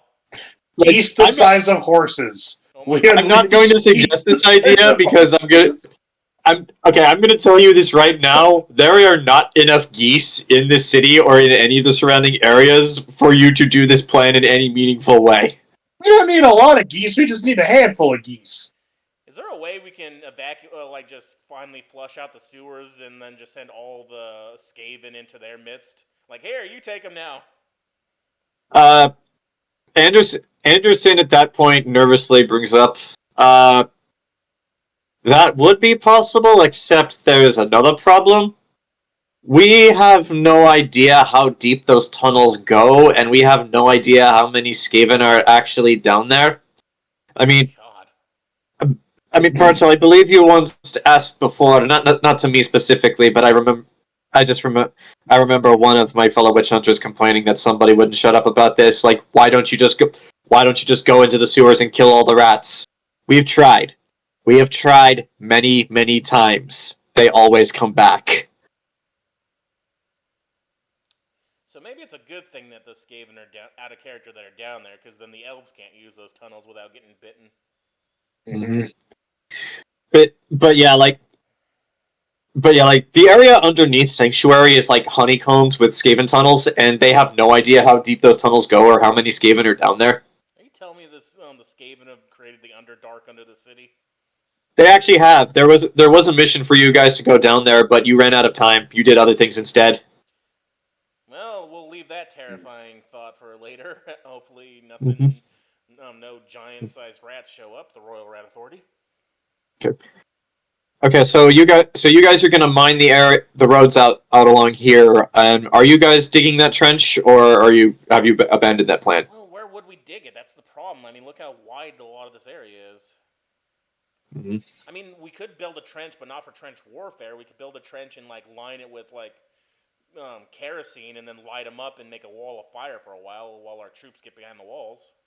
Wasn't that your original idea, Zach? Hmm? Like dig a trench and light it with explosives? Well, the idea was to basically we could build a line. And barbed wire does exist in this universe if we too. Well, the idea would be to bury a bunch of explosives. And make barbed wire so they can't march fast enough, and they gotta right? Mm-hmm. And then basically, you just build a line of explosives deep enough and powerful enough that basically when they cross the line, basically an entire section basically just erupts and creates a massive 15 by 10 foot deep hole. Yeah, I can do that. Because then it just kind of becomes significantly harder for them to cross. Because now there's a big ass fucking divot in the earth. Well, where should we put it? That's the problem. I mean, look how long the shoreline is. Yeah. Unfortunately, I don't think that'll work too terribly well at this point because we don't want them. We're trying to force them into basically bottleneck. Yeah, because the channels for these rivers are kind of very narrow, so a lot of these buildings and the walls are gonna have to be constantly manned. So yeah, here's the bridges, but the parts where they could just hop and skip across the river, over here and stuff. We gotta maybe we could dig a few area of concentrated minefields. Well, we could. The only ways into the city, because it's surrounded by a wall, are across these bridges where the gates are. How deep? There's an idea. How deep is this channel right here? Deep enough. What if you? Hey Zach. What Yeah. if we dam the river along that channel, and then if they try to set up camp and try to tunnel under, we release the dam? That's kind of a big engineering feat to pull off in 6 months. Well, yeah, for just this channel right here? Not the big river, I'm talking about this channel right here. Make a deep hole, and then if they ever have to... If they ever oh, we're gonna get over here, and then we just bust the river, or we could bust it over here, and the ocean will come still, in over here. It's not enough distance and not enough force. Yeah, because I think it would. Well, how? Oh, is this miles long? Yeah. Mhm. Yeah, it's only a few hundred yards. It's not like And also, this is just a moat. It's deep, but it's not that deep. here's a thought. Was it? We basically in time this shore along this area is going to get eroded, right? Yes. We help nature out.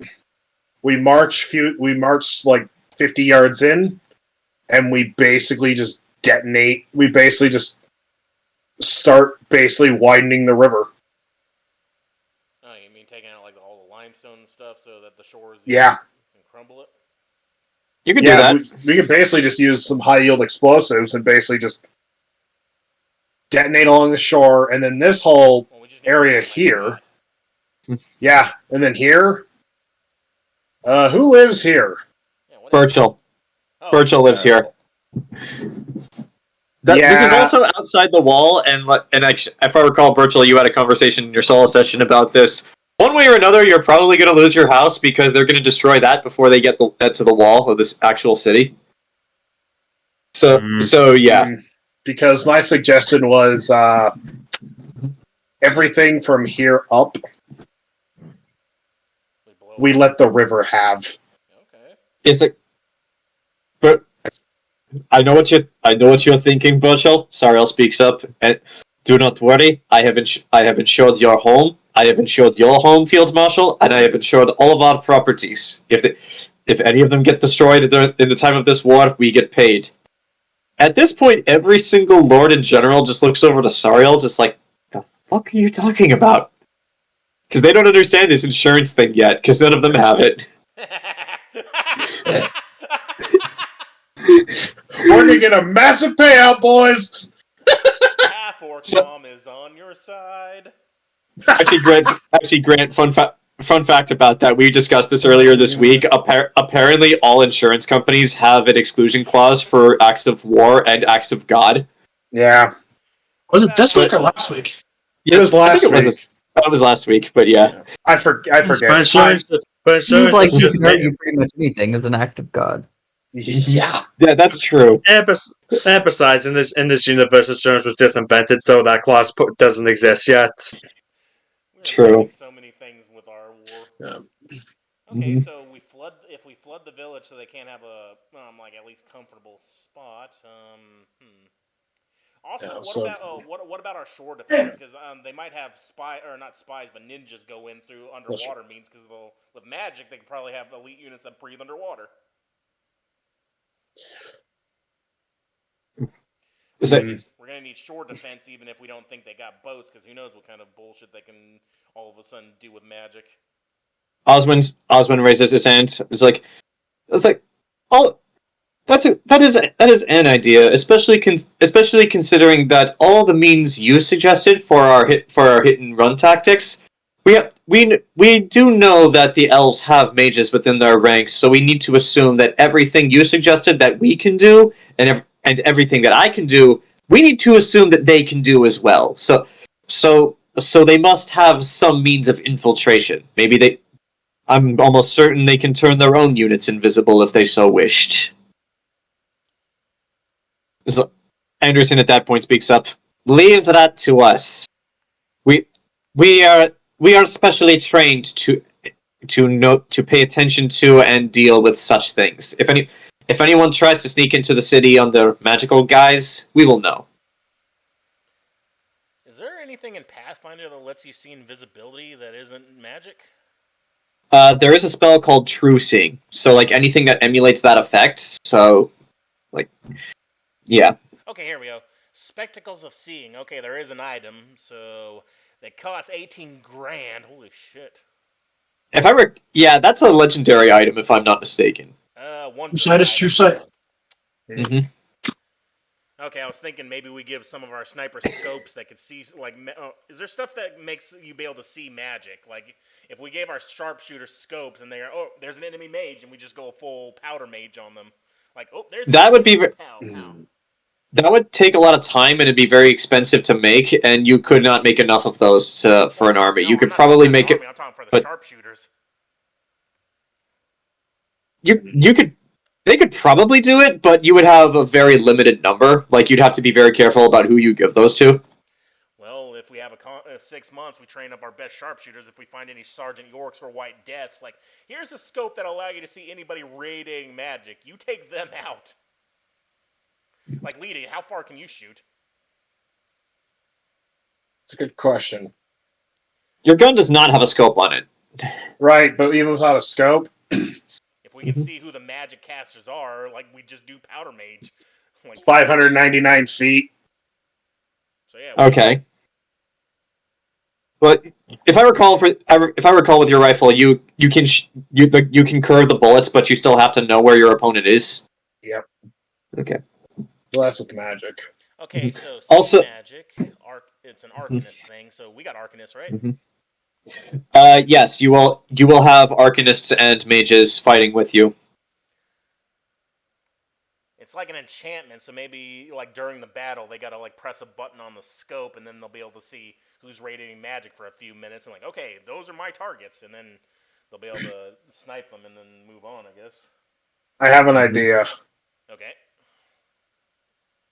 This is tangentially related with the wall defense, and I'm going to need Anaris' help on this one. Because based upon what she's told us about where she lived, if we can force all the elves to make their entrances into the city in this area, like in this landmass here that I'm pinging off of, Yeah. bottleneck them there. We can have Anaris and Nox booby trap the living pig shit out of this. So literally, anytime somebody tries to go through here, it's basically Damnation Alley.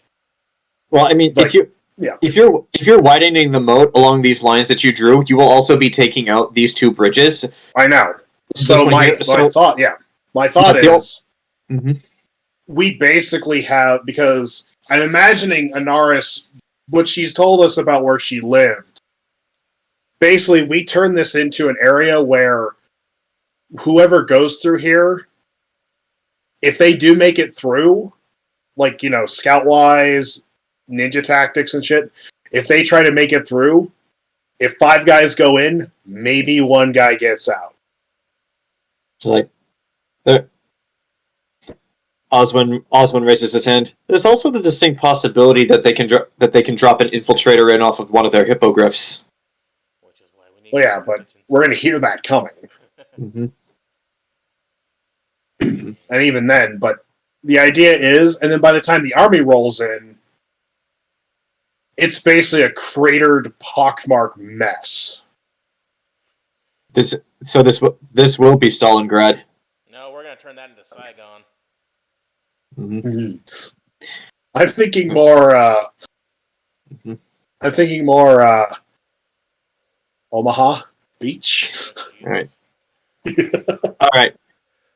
Okay, so these ideas are all well and good. So moving on from, even though we're moving on, if you guys want to backtrack to the river or the open field, feel free. We need to poison this pond once our troops are back behind the walls, so that they don't have another supply of water. That's a lake. Well, poison the lake then. It's scorched earth. We got to make sure they don't have anything they can Yeah. grow or be able to drink, and that's why they have to rely on their own supplies. Or- what about this landmass? Well- What if they decide to go? They decide to go east over here. We got to destroy this bridge. We have to have Yeah. defenses on this landmass over here and over here, so they can't surround us. I mean, Here- that doesn't make sense, though. That wouldn't make sense at all. What, going this Yeah. way? That's too far. Wait, how far? Yeah. Well, they'd have to literally go down, around, and up. No, I'm So they'd have to go. Yeah. This is the fastest. This is the path of least resistance. Well, yeah, but if they're stalled here, they're gonna try to send people and try to surround. So we got to make sure we can't Also- be defended. Also, if I might make a suggestion about poisoning the lake, it's a lake. That's going to take a lot. What if we just, Blow it up. no. We cut a path to the shore, And either A, will drain the lake, or B, salt water is going to flood in, and that water is now going to be non-potable. Yeah, that works, yeah. That's a big trench, though. That's like 2 miles worth of canal we're going to have to cut out. Yeah, that's a lot of work.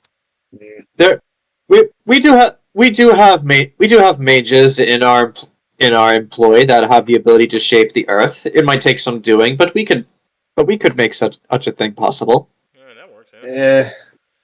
But yeah, I understand what you're saying about going this way, but we shouldn't leave it undefended, because that's how you get loose Thermopylae. Mm-hmm. Yeah. Well, I mean, there will be people there, but like this bridge. And we got to take out this bridge too, so there's no way they can even think about moving onto this side. Because once we abandon this landmass, they're going to have it, and so here's the one entrance trying to attack, but then if we leave this undefended over here, then they're gonna there's gonna be a force try to get over this way. Yeah. No, well, here's the problem. So you see, this all right here is water, and that's a lot of water over here. What are you talking about once they get on this landmass? Because look how narrow the channel is right here. I have a very good idea. A very good idea that any of you in this room are gonna like. What's that? Oh, for fuck's sake! Horses? You actually going to suggest it? So I'm gonna look at the table, and I'm going to suggest something that none of you will like, and that honestly, if it leaves this room, I will be dead. What is this purple? We, as clergy, have the power through the Creator to taint this land. Anderson looks in your direction and his gaze is turning into more of a glare, but he's letting you continue. What do you mean by taint? We can turn this. We can turn several square feet of area into tainted land, to where if something were to die on it, it would become undead. Really, Kabosh knocks a suggestion of the werewolves. I don't think we want to deal with zombies. Yeah, Anderson speaks up, just are you insane? Even Oswin seems to agree with him, and he says, I actually do not like this idea either. That sounds like it would create more problems than it would solve. And there wouldn't be as many people dying over here anyway. It'd be more useful if we did use it over here, where they're going to be stalled against the gates. Over here is we can't really get good shots from the city. That's what I'm saying. As Also, put this here as a preventive measure, not as a. Oh, I see what you mean. Because they can sense They will send units there first, and all you have to do is just show that it is impassable, and they'll stay their course. And let's be very honest. As I look back at Anderson, cleaning up tainted ground is as simple as reconsecrating it. We'll be fine. It's not going to be a difficult process. I've already looked into it and researched all the means. And killing undead is actually a lot easier than killing wolves. Well, also, they won't go over here if they know they're going to turn into undead, and also if we have a force on this side taking pot shots, and we can't get killed on this side because this is making problems for us. And to be very honest with you, economically, it also may pose as a later on. At this, Integra's glaring at you too, and she asks, "How?" Well, as most of us know, we have a very budding adventuring guild here in the city, don't we? What are you suggesting? Adventurers will do jobs for money. However, after this war, the status quo of people's mentality is going to change. You could offer single-day adventurers, people who want to know what the adventuring life is like, but don't have the means to actually become one. So you send them out with a group, and they get to see what it's like to be an adventurer and kill undead. We charge them for the day, and they can go. Same as for city guard that would like to sharpen their skills on something that's easy to kill, but isn't a real person. And these zombies, it doesn't spread, right? Once you're undead, you're just a corpse. You can't actually spread on death, right? It can. So concentrated land. If if I got bit by one, that thing would. No. So if you die on this soil, you will come back as undead. But if they got off the tainted soil and bit somebody, it wouldn't immediately turn. No. Infected. No, it wouldn't turn them at all. No, you have to die on that soil. Okay. And that's why I would suggest we include a priest, a couple guards, and maybe a veteran adventurer to lead these groups of people. Let them see what it's like, monetize the whole process, and there we go. The elves will have to deal with the undeath originally, and if they're going to realize that shoreline going that way is not good, because if we have our forces killing them from the other side of the river, they're going to okay, we're not going that way because it's a hassle for us. Wait, can the elves use holy magic? As far as you're aware, they're using devils. That's the opposite of holy magic. So no. What's the taint spell? What else can get rid of it, Temme? It can be reconstituted by the church. I know, but can anything like what the elves can use get rid of it, like say dispel magic or something? Because they got wizards. No, the spell magic can't get rid of it. It's an unholy spell. So holy magic is basically the opposite to it. But holy people can do it. So why couldn't unholy people take on? I don't know. I don't know how Pathfinder's system works. I know. No, like I said, Well, how many square miles is that chunk of land you're suggesting? At this point, Integra looks over to you, Lita, and asks, Lady Ford, forgive me if I'm being rude, but might I ask, what the fuck were you thinking when you appointed this man? You appointed this man the acting Archbishop of Sanctuary, and Anderson at this point even speaks up as well. It's like, I am actually in an agreement with Lady Helsing, Field Marshal. Please tell me you're not seriously considering this plan. Lita looks at Enzo. It would prove an interesting.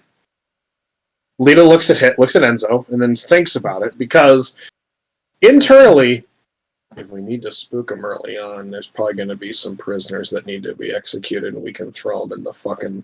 We can execute them there, and then we have a couple of undead already there. So when the elves show up, they're like, "Yeah, there's a bunch of fucking zombies over here. We need to stay the fuck away." Wait, we create our own zombies first? Well, if we need to. Yeah, You do still have all those insurgents and insurgent sympathizers you have not killed yet. Ooh, yeah, but we don't want we don't want 6 months worth of undead walking around. I mean, this is a thing. Mm-hmm.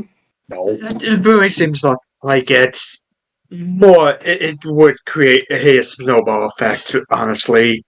Well, I mean, if they can't swim and they can't infect off the land, I mean, it's a good deterrent, but it's also kind of fucked up. But still, this is war. Lita's gonna ask this. I mean, do we know that the undead can swim, or just float across the water, or walk under it? You guys have seen Pirates of the Caribbean, right? Well, as long as they can't spread the disease, it should be fine, because they can't wield weapons.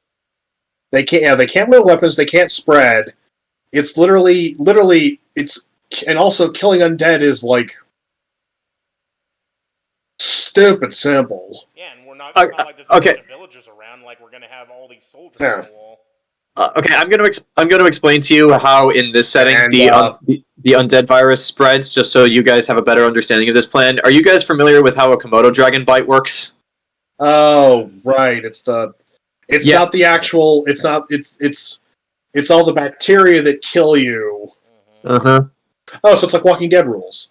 Yeah, pretty much. Yeah, like zombie bites themselves are not actually poisonous. It's just all the decay and all the bacteria in their mouths gives you an infection that's very difficult to treat, and that's what kills you. Well, but to be fair, in biology, if my understanding is correctly, human mouths are actually some of the filthiest things on God's earth. Yes, but Komodo dragons eat carrion, so there's that. You don't think New Yorkers do? Yeah. Mm-hmm. All that's true. We all eat carrots. You eat chicken. Well, I mean, yeah. Well, that's why if some dude bites you in a fight, that's why you need to wash that shit out quick, because you don't know what. Dude, if a dude bites me and it breaks skin, not only I'm gonna be freaked out. I'm like, oh shit, what do I got? Get out of here, devil! My teeth might be dirty, but my soul is clean. I'm not going to suggest you guys actually do this, but like there were episodes of that show Drifters, like after the few we watched, where like they basically they retreated from that tiny elf village they were staying in and drained the well. And what they also did was they dug up the outhouse and all of its contents, and when all the enemy soldiers came in, they started pelting them with arrows. But then they realized all of the arrows were dipped in shit, and they couldn't wash it out because they drained the well. So, well, I mean, if the elves died in that land, and then they're the ones that are probably going to kill the zombies and realize, oh wait, we're turning into zombies. This land's tainted. Yeah. We can't go this way. Yeah, so they'll realize not to go this way. Plus, also if we have a couple of sharpshooters, like if we have a couple of sharpshooters on this side of the river. Oh shit! One of the undead is getting too close to the shoreline. All right, got it. Pop. Like I said, this. I understand that this is heretical at the very least. But I'm also willing to take the necessary steps that is to save my city and its people. It just so happens that it also could provide an economic boost post-war when everyone is fatigued. Because if we're full enough to not consider what it's going to be like after the war is over, then we'll lose regardless. I accidentally moved the map. Sorry. Yeah, I see that. Yeah, Lita. Still got some white. Lita looks at Enzo and says, "As much as I hate this idea, I can't help but agree." And Anderson walks over to a corner and just starts banging his head against the walls. He leans against it and he just starts muttering to himself, "We're all going to be damned. We're all going to be damned forever once this war is over." Well, You're already damned. I chuckle as I chuckle, like, we do have an angel of the Lord here condoning the plan. At this, you get every single person's attention on you. It's like, wait, what? You didn't think you're flying away out of character? Yeah. None of them did. Lita ignores them and just says, "I'll allow it." You will know my name is the Lord. Yeah, and if you need Anderson, he's going to be in the corner banging his head against the wall for a little while because he does not like this plan, and he really can't believe that you allowed it. How many square God miles isn't real and hell is an illusion. Buy gold. Yeah, but how many square miles is that land we're thinking of tainting? Oh, so Wait, Zach, how are we supposed to buy gold? Gold is the currency in this thing. We're trading gold for gold. that is true. Yes. Trade the gold for gunpowder. Buy war bonds. No, you know what it is? Black gold. Let's go get some black gold. Hey, what about wait, isn't black Texas isn't that rock salt? tea. Oh yeah. Black gold. What's rock salt? That's called something too. It's like it's gray gold or something is like what rock salt is. Okay. But All so I don't mean to be heretical, but let's be real here. We're gonna have to break a few eggs if we want to win this war. Remember, they said it with the Devils first. They started it. They started it. You want me to to make it doubly sure, like they enter the same? You want me to leave some poison clouds in here because I do got stuff that can do that. No, all you have to do is make sure they're not aware of what they're walking into, and then just kill one, and then everything just goes to hell that way. How long does it take for an undead to rise after being killed? Give me a second. I can tell you. Integra, while Anderson is banging his head against the wall, speaks up and 24 says, hours. I will allow this plan on the condition that the instant this war is over, we fix this. No. It'll be fixed in due time, Integra. Yeah, this whole And you're not at liberty to make decisions here. This whole land mass is going to be no man's land for quite a few years, even after we cleaned it up. Mm-hmm. You think a little bit of undead is going to wash away the rivers of blood that we're going to drain into the land? Yeah. I don't know why you're getting so hypercritical right there. I've lived around nuclear waste. That was outside the city. But that was fine. As long as you don't go there, you're good. The hell's nuclear? Yeah, Osmond actually raised his hand. What exactly is this nuclear waste you speak of? It's used to make a bomb that makes cities go away. Everyone stops what they're doing and just stares at Malediction. Do you have a recipe?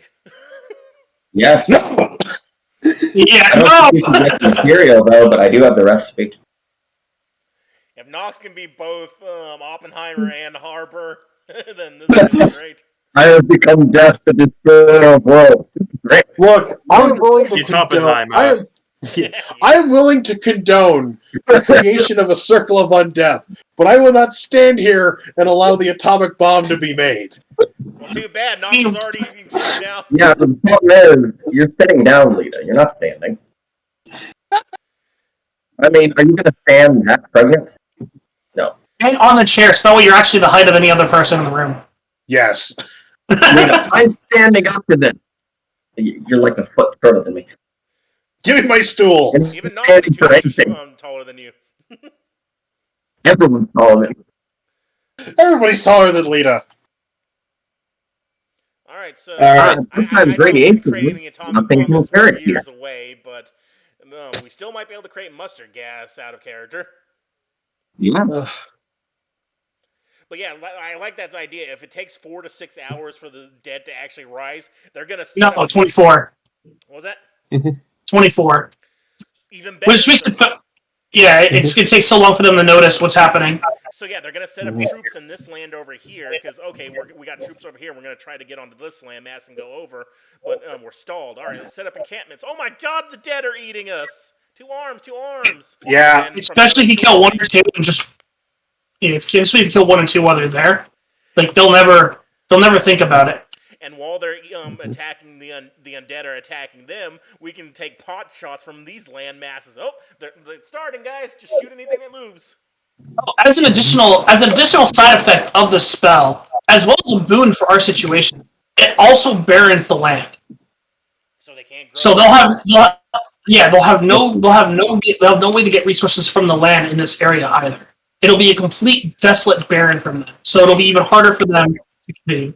Can that work on water as well if it's fresh? Like if we expanded the circle to this area, would that make the water not drinkable? Yes, it would taint everything. Well, then It would probably- that would play our hand though that they know the water wasn't drinkable at that point. Here, plague. Let's see. Yeah, it gives famine, living dead, and plague. So We were gonna poison the lake anyway if we could. Well, Grant. Yeah. unconsequenced. Grant. Yeah. tell me if this sounds familiar. Blinding, sickness, bubonic plague, cackle fever, filth fever, leprosy, mind fire, red ache, shakes, or slimy doom. So you just want to. So all of my ideas I suggested before, we're actually gonna do them on a larger scale. It's a 2-in-1 plan. All right. But it So can if we happen on do- consecrated land, it can't spread, right? The undeath. Look to the blood god. Yeah. Oh, And like I said, Temme lost his budget. yeah.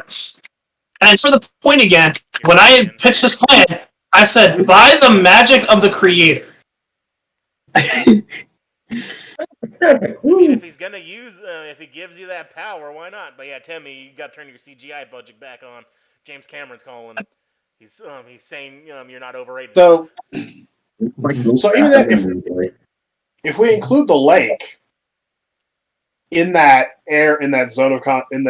zone, yeah, they'll see the water and they'll just think, whatever. They poison the water, we can't drink it. Mhm. But they're still going to set up and just basically tell, hey, nobody drink the water. So they're not going to be thinking about it. Right. Might be easier as well to just expand it to this whole area as well, because then you have this entire section of this landmass infected with undeath, and like to get to the only entrance to the city, they'll have to pass through the zone of undeath. So now that I know how the civilian leader feels about it, I know how the religious leader feels about it, I trained the General Radon as a military leader. That's Your just thoughts? Miles. It's like, that's it's certainly an effective strategy for keeping them contained. If that's your goal, to keep them contained to this landmass right here, so that they can't move from it. At the very least, if they try to move here, they're going to cross a field of undeath, and even if they get across it, there's still all this water. And That's a radius of 25 miles. I mean, a diameter of 25 miles. Holy shit! It's like, and even if they do somehow cross this line and get to this bridge, which we're leaving as the only entrance, there's still this kill zone right here. So even if they cross the land of undeath, we can still pick off whoever's left. Yeah, but even then, like if like you're suggesting, if we expand it to here, so it's the entire region. It's 25, about 25 miles in radius. Holy shit! Because thinking out loud here, Temme, the soldiers then have to cross here to get into the city. So literally, if they're dying on this side, they have the undead coming up in their own army and military forces. So they're having to basically fight us on this side and their own men on this side. And the undead can walk, so who's to say they won't go towards their other lines over here? Yeah. They're going to go for fresh meat. And also, because they're easily killed and they're going to be as soldiers, it's just going to make sure that they're bothered by it. Maybe it'll kill a chunk of them, but they'll be busy hacking at zombies, and at that time, hey, pot shots, we got guns, we got bombs. And they'll be exhausted. They'll be tired, they'll be hungry, and they'll be under the relentless, unyielding force of the undead.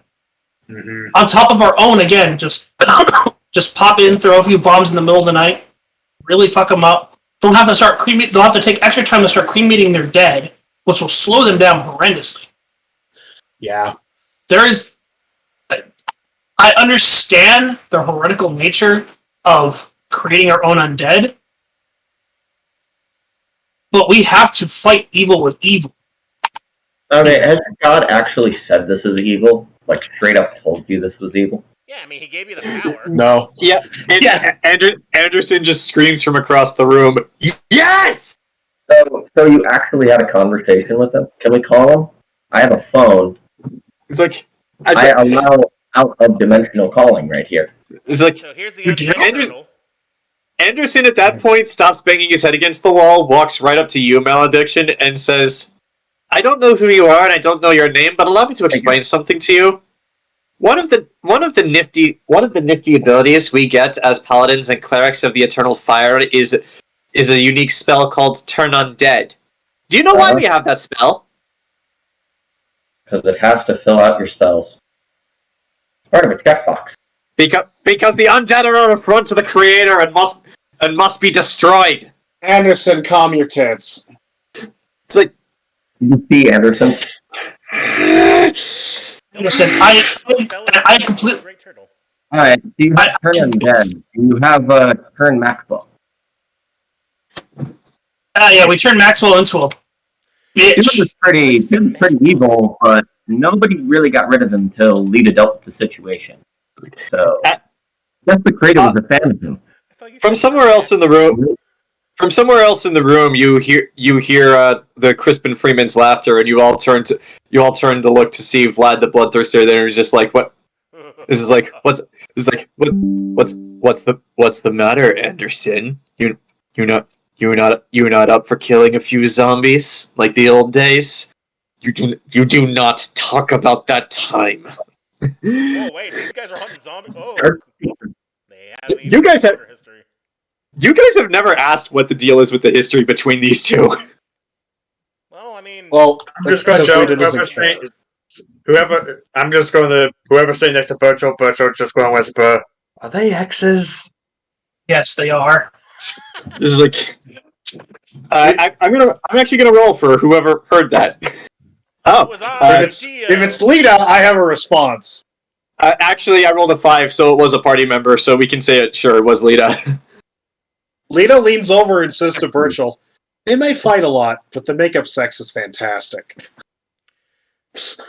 yeah, Temme and all his friends are gonna make the plague turtle right here, and that'll solve all our problems. One-handed the plague turtle. Long enough. What? Oh dear God! I just now noticed that. Alright.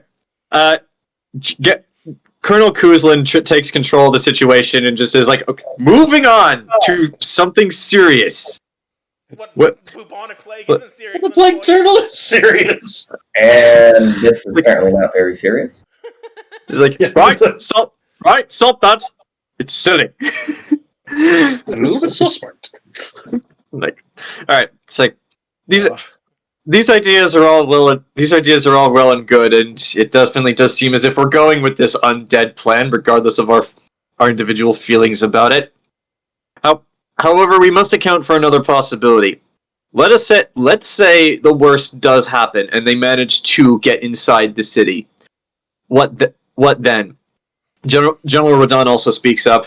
I would also like to point out that the Bits is still a burning crater, and there isn't enough time, nor do we really have the inclination to rebuild an entire district. Well, that's where our field hospital is going to be, of course, because it's all leveled ground now. Yeah. Okay. All right. Let me. You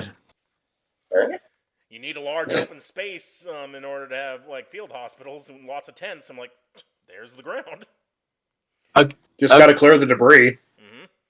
Which they can very easily do, but yeah, the Bits. So you're going to turn the Bits into the field hospital, all right? But yeah, Colonel Kuzland is still asking, what are we to do if the worst does happen and they do somehow get inside the city? I don't think it's a matter of if; it's a matter of when. I say that in character. Radon speaks up as well. I'm inclined to agree that regardless of whatever we throw at them, in the end of the day, they have devils, which even with all of these holy weapons are incredibly difficult to kill. So at some point they are going to get in.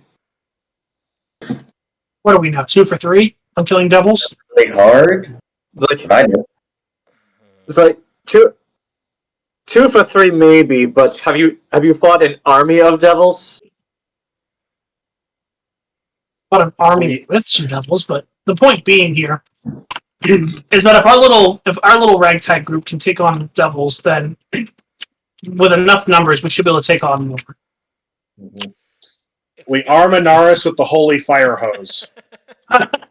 Where are you going to get a holy fire hose? Over at Craigslist. Something dead out of devils. I take that for the Lord.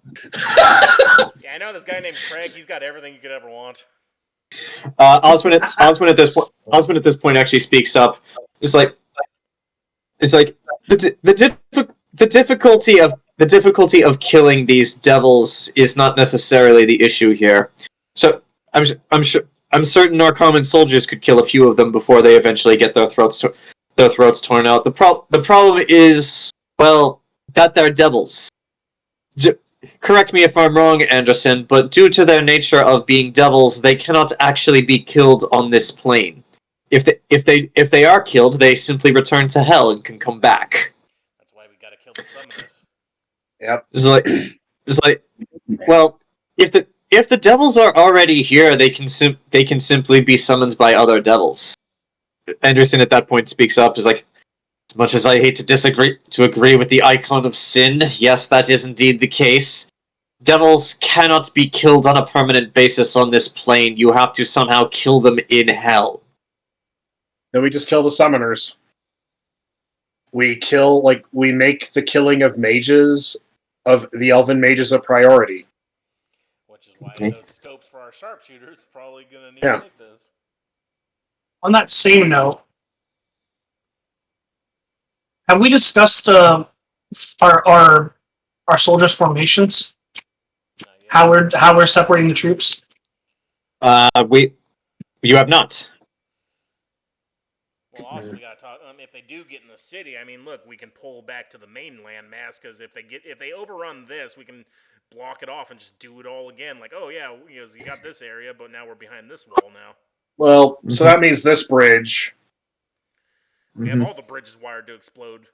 Right, so we want to force the elves to basically go here. And then we'll be able to close off these two land masses. masses, but then Yeah, you see the problem with your logic here? Mm-hmm. And Enzo's going to take a look at this map, like, so if we're expecting them to breach our walls, then let's change tactics.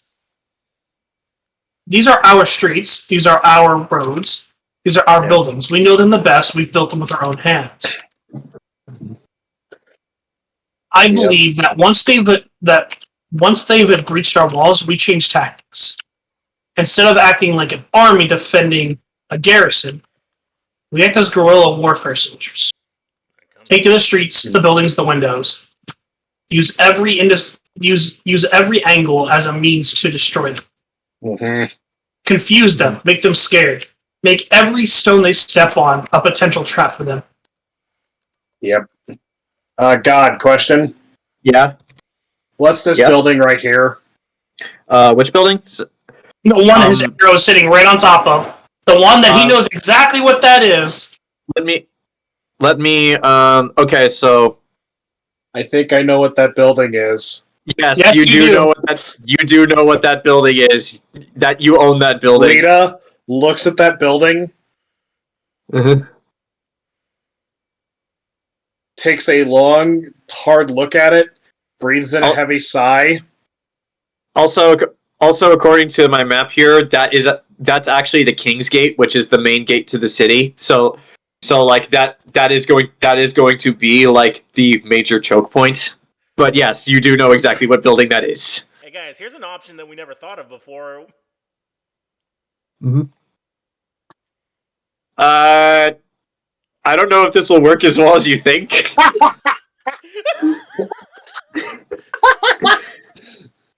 Oh my god! What the hell? They're all cardboard people! We've been suckered in! Hey everyone, it's fake! We build a fake sanctuary over there! Every tree, down to Lita's outhouse. We hide in the wall. Here we go. I love everything about this. There you go, Zach.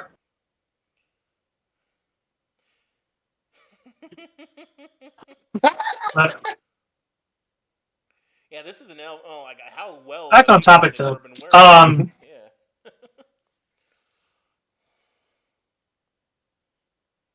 Okay.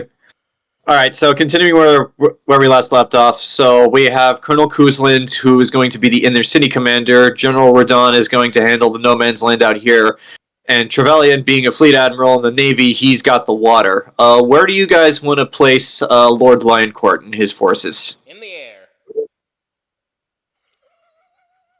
What's He's his specialty? He's kind of the same as Radon. The Syrian army is kind of more of a traditional medieval army where they all dress up in suits of armor and meet their enemy in the battle head on. It's like Radon is more of just the straight up fighter, while Lioncourt's more of a thinker. Actually, he's going to suggest that he does not mind taking the sharpshooters under his command, since Radon's probably more suited to like just straight up combat. Well, what about who's going to lead the forces on this landmass to make sure they don't get over that river? He'll take it. So yeah, we'll put Lioncourt here. That makes sense to have the sharpshooters picking off guys in the zombie land. Okay. All right. So moving on from there, Lord Lioncourt actually has a good question. So it's like all of this is well and good, but there's still one thing we need to discuss. Where exactly is our command post going to be? Like field marshal. Where exactly are you going to be issuing orders from? If I make General Radon speaks up at that. Indeed, we should discuss that. If I make a suggestion, here, right here in the Red Keep is the most defensible position. Like the city of Sanctuary, it is built to withstand a siege. However, while Sanctuary is a city, this this is an actual keep built into the side of the mountain with multiple defensive positions and escape routes should it become necessary. However, you are field marshal. So where do you want to be directing your orders from?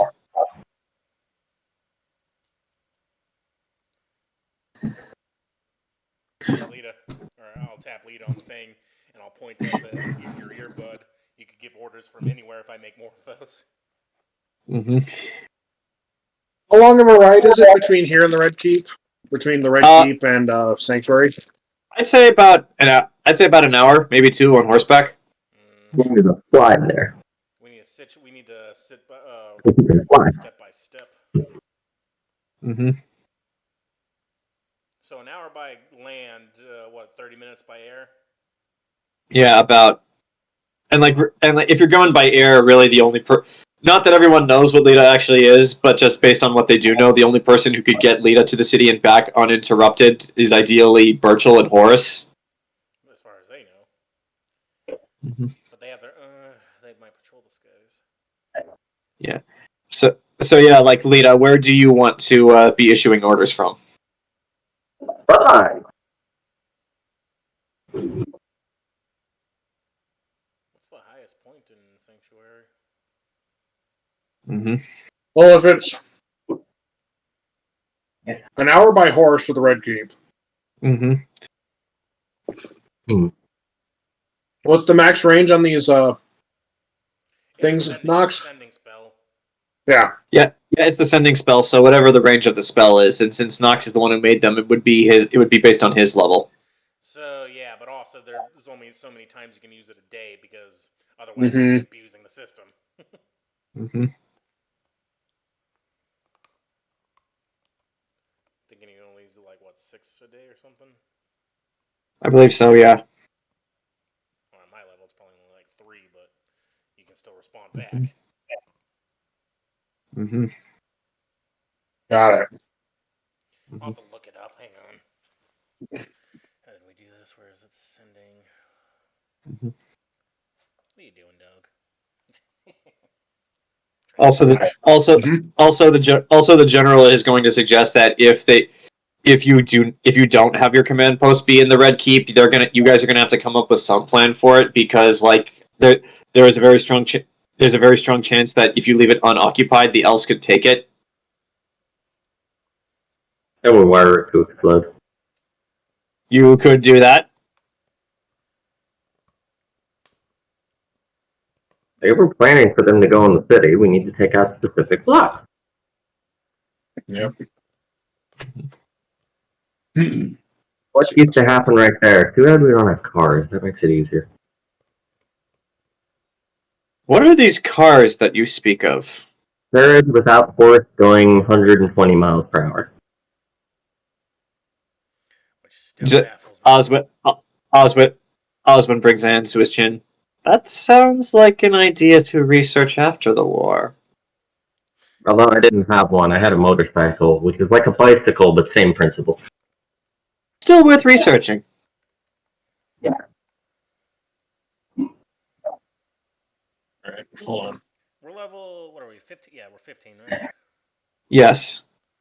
So, yeah, it's at this level, the sending only works with the devices, for me anyway, for 3 times. Because that's how many fifths I can do a day. Okay. Also, you can only send a message that way to somebody who has a receiver. So, other than the party members, you're going to need to decide who gets one of those. If you have a receiver, it's just easier to talk back, but it does still work on brain waves with the weird science shit we've been doing, like with the LSD. So they'll still receive it. All right. Then. Okay, then fair enough. It's just that they're not going to be able to do the 3 times a day if they don't have one. They're just going to only be able to answer back.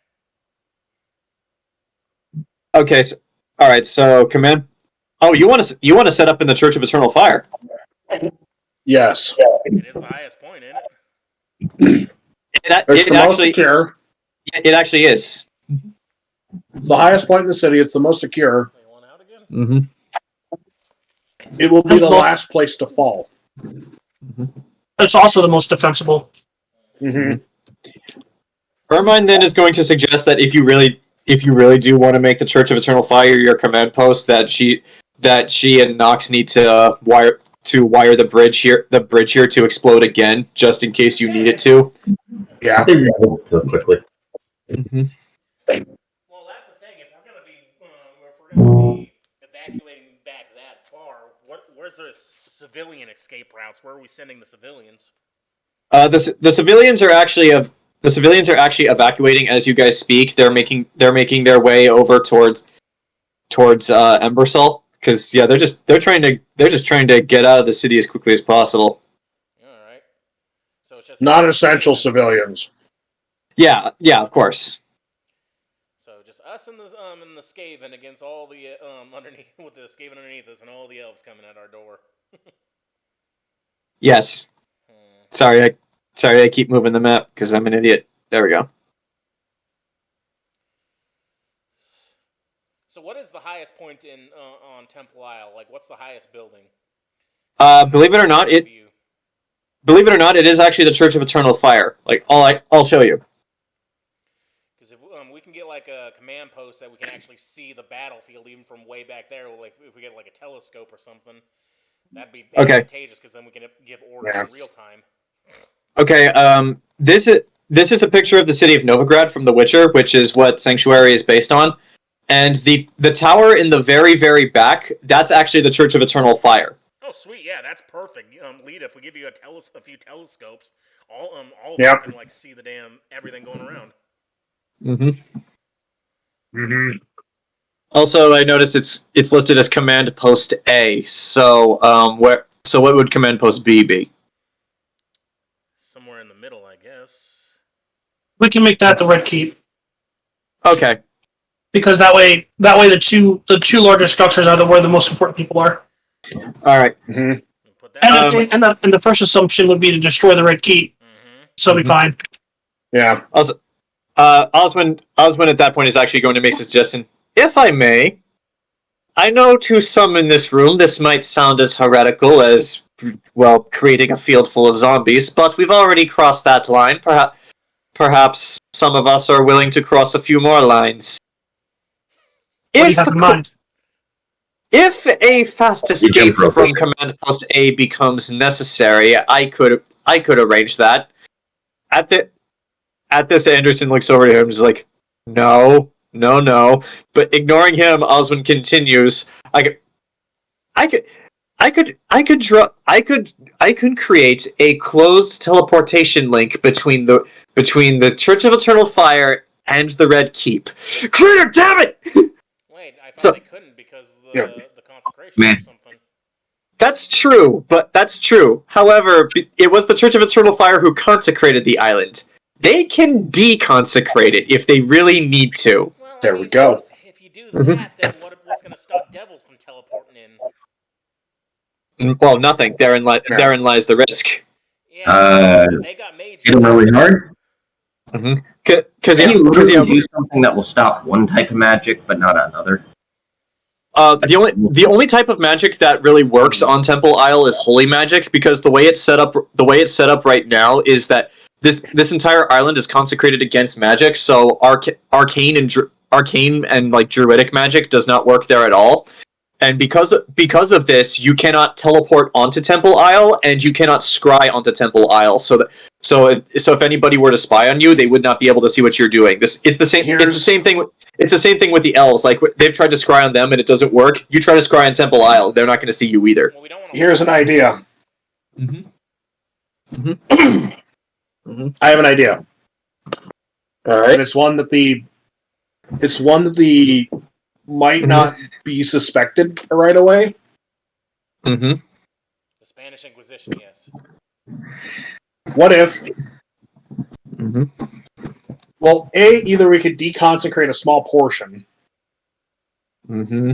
So then they literally have like maybe a 100 by 100 foot.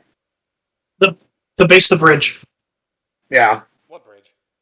Or we have a ship positioned in the harbor that has the emergency teleportation circle located on it. So then we just get to the ship. We can teleport out of there, and the ship is easily destroyable. I mean, that's not a bad idea, but Admiral Trevelyan is going to caution you against the idea that what if the ship is destroyed before you can escape? That's true. Yeah, we still don't know what kind of magic bullshit they'll summon in the waters. What if they summon a kraken? They could, for all you guys know. And also, it's also worth reminding you guys that you do have a navy. You do have battleships.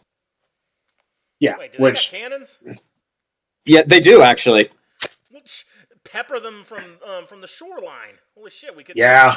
We have sharpshooters to take out any of their flying boys. We can pepper this area when they get too close. And if they get into the cities, we'll have our boats just start shelling. Trevelyan just always assumed that was the plan, so that's why he never spoke up. There we go, but we gotta make sure there's sharpshooters on his ship, though. Mm-hmm. I guess speaking of ships, well, I'm sure no one's going to say no to this, but one of the generals has asked if they could commandeer ships from the Burchill Foundation to transfer supplies. General Rodon raises his hand. That was me. At some point we are going to need to refurbish and resupply everything we currently have, and unfortunately the closest port to us is it's not Embersoul, but it's one of the neighboring cities. They could get us there. However, seeing as all the Scar and Guardian warships are going to be busy with the fighting, would it be possible, Field Marshal, if we could use the Burchill Foundation ships to continually send to Embersoul to resupply? Lita says very, very frankly, that's not my call to make, and points at Robert Burchill. Well, Burchill? I'm okay with it, but I brought it up to see if it would also be approved by Ariel and Shaw, since as they are also members of the Save Our Sanctuary Brigade, they say that they should also get a word in about this. Sariel just says, I have no problem with this. If only on the condition that you save one of those ships for us, for looks at Lita, rather specific set of individuals for when they have to leave. Chara at this point nods and says, I agree with this as well. I have no problem with the Burchill Foundation ships being utilized in this way. What special purpose? What? Sariel looks at you, Lita, then just looks down at your stomach. Because a ship could carry more people, and it's faster than walking. Yes. Mm-hmm. But sir, there's no wind today. Lita, well, shit. Yeah, Lita just indicates that Burchill and just cabin fever. I've got cabin fever, and we're all going mad.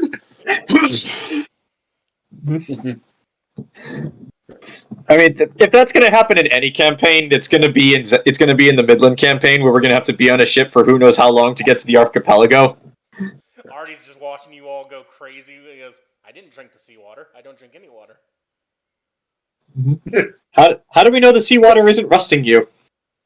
Well, yeah, but that's not going to give him cabin fever. He'll get a wire brush and just get that off later. Okay. All right. So you guys will have the ships bombarding them from the sea here. Command post A is in the Church of Eternal Fire, and you're gonna just have a ship. You can probably just have a ship be in the bay right here, because it'll be behind all of the fightings. Where's the Red Keep on this map? The Red Keep is actually off of the map slightly. It's over where this X is. But yeah, if you just keep going along that road just a little bit, that's where it is. Wow, so way over there. Okay. Yeah. I don't know. Can they unconsecrate just one area?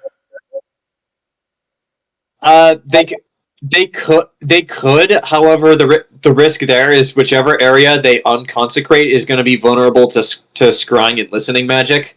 So like if they use magic to try to spy on you guys, they'll probably be able to see that portion of Temple Isle. Wait, are we protected right now while we're discussing all this shit? Osmond raises his hand. By me, yes. Okay, good. Mm-hmm. It would have been bad if we would just give away all our info. It's like, because yeah, like some of you guys have the scrying spell, but the elves have that type of magic too. That's actually how they spied on Rowan for the longest time and knew all of his moves. That's also actually how they knew when you guys had arrested Maxwell to start the burning of Sanctuary. They had been scrying on Rowan for like 3 full sessions before that. And we never suspected. No, you didn't, because if you recall during the session before that, I had Rowan constantly roll willpower saves to see if he would notice the scrying, but he never succeeded. Nox is being attacked by a vicious beast right at the moment. Like a Alright, so showed up in the war room. How'd this happen, gentlemen? So yeah, well, Nox is busy dealing with the ferocious beast. So okay, you got a ship in the bay here with a teleportation circle to the Red Keep in case you need to escape. Is there anywhere else you think you might need to escape to? Because yeah, like Osmond can set up a teleportation circle to the Red Keep, but he can also set up a teleportation circle to anywhere that has a corresponding circle. What's he got? Like, what other circles has he got?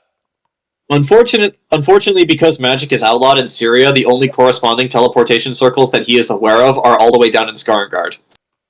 However, because it's teleportation magic, the distance does not matter as long because yeah, you guys actually got a glimpse of some of this when you finally broke into Haldir's spell book because he knew the spell teleportation circle. The way it works is that a circle has to be etched into the ground somewhere, and when you draw the circle for it, you're drawing the corresponding circle on the ground to where the actually, with that in mind, like you don't even need to have a teleportation circle drawn on the ship. You just need a ship here that's not on Temple Isle, and you just have to have the circle drawn on the ship with chalk. Because yeah, like there's a circle somewhere, and then you draw the circle in chalk somewhere, and then whichever circle you drew, it will teleport you to that circle. Quick question. We're gonna need one going from the Red Keep to somewhere else. Mm-hmm. Because if the Red Keep is only an hour away on horse, if shit goes bad and sideways, and they then basically after Sanctuary's gone, they're gonna march on the Red Keep. Which means that however long they decide to take, like probably a day or two, they're only an hour away. Also, it is going to be Lord Lioncourt's forces that are going to be standing between the elves and the Red Keep. Yeah, but yeah, we can actually just kick them out, like we don't lose Sanctuary. Well, I mean this is a just in case. Yeah, that's the whole idea. But like, if the worst does happen, like you need an exit strategy. But yeah, like with this in mind, Oswin is suggesting like, there is my mage tower in outside of Holonsharal. There is the Emperor's Palace. However, I do not necessarily think he would approve of you using his teleportation circle for this purpose. There's also my friend's teleportation circle outside of crap. What was the name of that place? It doesn't matter. It's like there are a few. He's like, I know of a few teleportation circles. However, the issue there is that every single one of them is in Skarngard because there's a certain organization has outlawed magic here. Quick question, John. Is magic outlawed in the Dwarven Kingdom? No, but you do not know any of their teleportation circles, and neither does Oswin because to get over there, like with instructions on how to draw one, and if we got permission to draw one over there. You would need to send a mage with them who knows how to make it, and it would take some time. Let me look at the particulars of the spell. Because if we because should trickle. like if it was 6 months, if we could get all our supplies, like, oh, we need more gunpowder from you guys. Oh, we need more cobalt scales. Like, oh, here you go. Teleportation circles only work one way because like I said, there's a circle that's permanently etched into the ground somewhere, and then you have to draw the corresponding circle with chalk. Damn it. So Alright, I thought we so had yeah, that it's like whole teleport. gateway. Yeah, Yeah. because yeah, teleportation circles are not two way; they're only one way. Hacks. So we need a teleportation circle that goes from the island to the keep to Red Keep, and then from Red Keep, ideally, the Emperor's Palace would be the safest location. It's far enough away. It's probably heavily fortified. Wait, which emperor though? The Emperor of Skarngard, like Yeah. literally the exact opposite country you guys have been in this whole time. Actually, you guys met him in the very first session. Remember? Oh, yeah, You have not seen him since. I mean, Yeah. we could. Yeah, he's the dude who owes you all money. Do you want to see if the king in this country will let us like have a teleport to him? I don't think he'll let that happen. No, he will not. Like every single all the generals, like the Syrian generals and Anderson are all in agreement on this. No way King Aegon will let you make a teleportation circle in his palace. Well, where the hell would we go then if we lose this city and then they're gonna Skarngard. blame us? You want to go to Skarngard because that way you won't get immediately executed by the king for failing to protect one of his cities. Yeah. Well, Also Skarngard is in the exact opposite direction of where the elves will be marching because they're going north first. Exactly. So you just go to the place that isn't doomed to fail. Mm-hmm. Well, we're not failing. Let me invent mustard gas, and I know we can we can win. Okay. So let me write that down here. Invent mustard gas. Okay. Hey, Gabrielle, I need all the ammonia you can give me. Why do I have all of the ammonia? I I know don't you're know. hiding it. All you wizards got ammonia. Just hand it over. This actually raises that point actually raises something else that all the generals would like to discuss, and well, technically these can only be officially appointed by the field marshal, but you guys can pick and choose your own. What is everyone's role in this war going to be? Because like Nox has already been officially named war chemist. What's everyone else going to be doing? Spy master, malediction. Do you want that title, malediction? What? What title? Do you want to be the spy master? Sure. Well, Lita's been jokingly calling her Punch Master in Chief. Mm-hmm. Punch Master in Chief, Spy Master, Lord of Kick-Ass. Okay, How many Nox. titles do you have? Well, Fine. have you got custodian? My involvement So, will need to be official anyway, since I'm still trying to keep the fact that I'm a magic user secret from my brother and everyone else. I mean, you can do that. What? I'm sorry. What did you want your title to be? Me? Yeah. Is there a specific role in this war that you think you could do? What's your Like I said, if I'm going to be involved, it'll probably be in an unofficial capacity, so I won't have a title. Okay. I don't have a lot of experience in warfare, so it doesn't really make sense for me to be a kind of war advisor of any kind. And it Secretary doesn't General's be given a magic role either, because people don't know that. Right. All right. You use ice magic, fire magic, lightning. I mean, considering that I'm like one of the heads of the Save Our Secretary Brigade, and my ships are being used to bring supplies, I'm pretty sure my tower will have something to do with that. Shipmaster. Okay. As far as it goes, I'm just here because I'm a friend of Lita's and a member of House Line Court. Okay. And my involvement will be mostly behind the scenes, whatever that is. All right. Well, we'll say for you, you're just behind the scenes.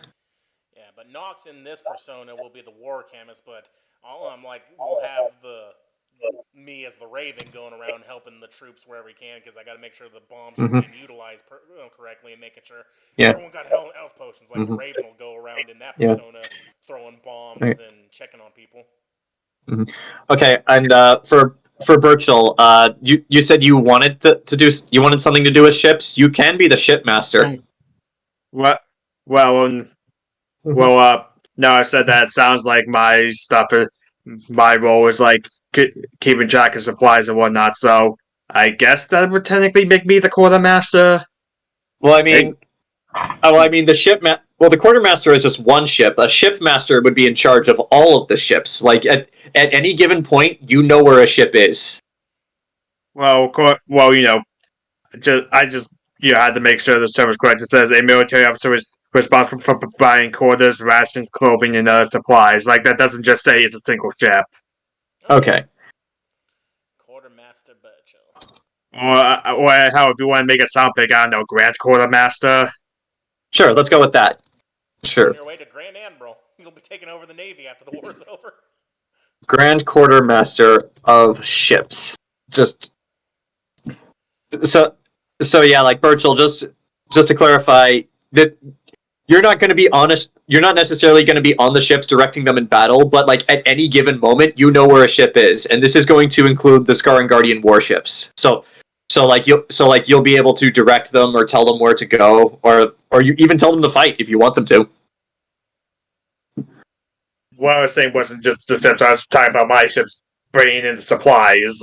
I can't believe I have to say it's the third time. So, which the supplies to the troops. So it's like it seems like I'm in charge of all the supplies, not just the ships. Nice. Mm-hmm. Supply master. Okay, Yeah. so okay, I'll put in Regent of parentheses. rationing. So should me wearing the mask and going around as myself and not the Alchemist, should he have a separate title? Like, this is the field doctor. Listen to him. He's gonna like if someone randomly sees a big doctor running around, like, oh no, he's here for your side. He's checking up on you. Yeah. Also, just thinking out loud here because The war doctor. because Gabrielle will be working a lot behind the scenes. However, we also need someone to be the go-between the nobles and us. So, What do you mean? Like the nobles who are not in the city. Where are the nobles located physically? Well, like we need somebody that's like go-between between the king and us. Oh, so between Umbrella and But like, sure, but physically, like, is the king? So what you need then is a diplomancer. Yeah, but they're over in Umbrella about a couple days away. Yeah, well, I guess like because I'm thinking. Essentially, Gabrielle could function as the interior minister. Mm-hmm. Kind of, you're working behind the scenes. You're the go-between for a lot of people, and also, well, weather mage in chief. So I could definitely be a go-between person, though without. I assume it's far enough away that we'll need those teleportation circles for me to effectively carry messages. To Ember Soul, that's going to be no problem. You won't need magic for that. Okay. Yeah. Okay, so I'll put Gabrielle down as interior minister, and Burchill is the supply master. Enzo is acting archbishop of sanctuary. Nox is the war chemist. Lita's field marshal. That just leaves malediction. Because I gotta be I'm two separate people. I gotta be the chemist, and the Raven's gotta be somebody else. Mm-hmm.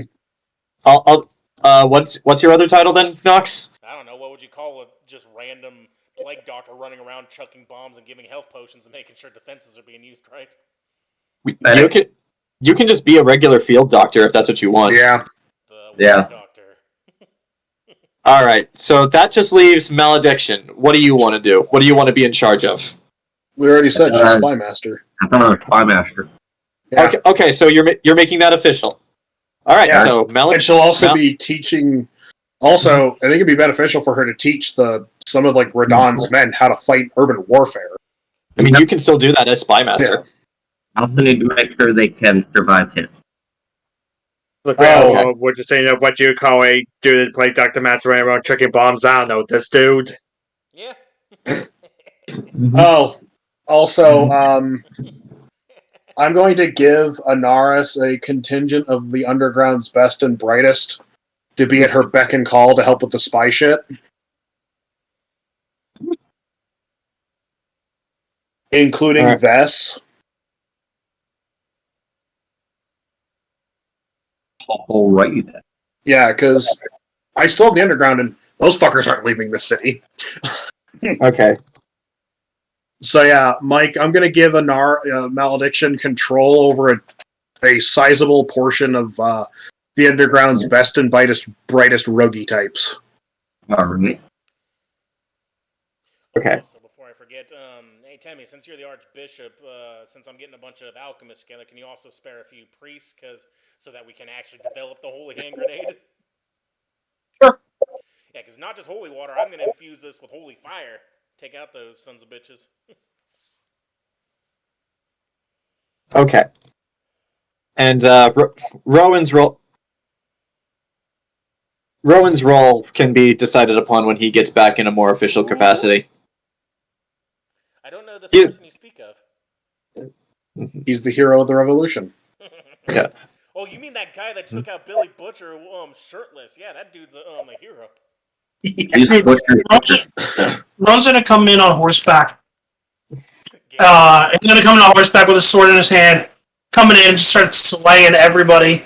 And it's like, well, the hero showed up late as normal. Mm-hmm. Yeah, right when the city's Also- about to fall, Jayson gets online. What'd I miss? Cue Nightwish. Oh, you so bad.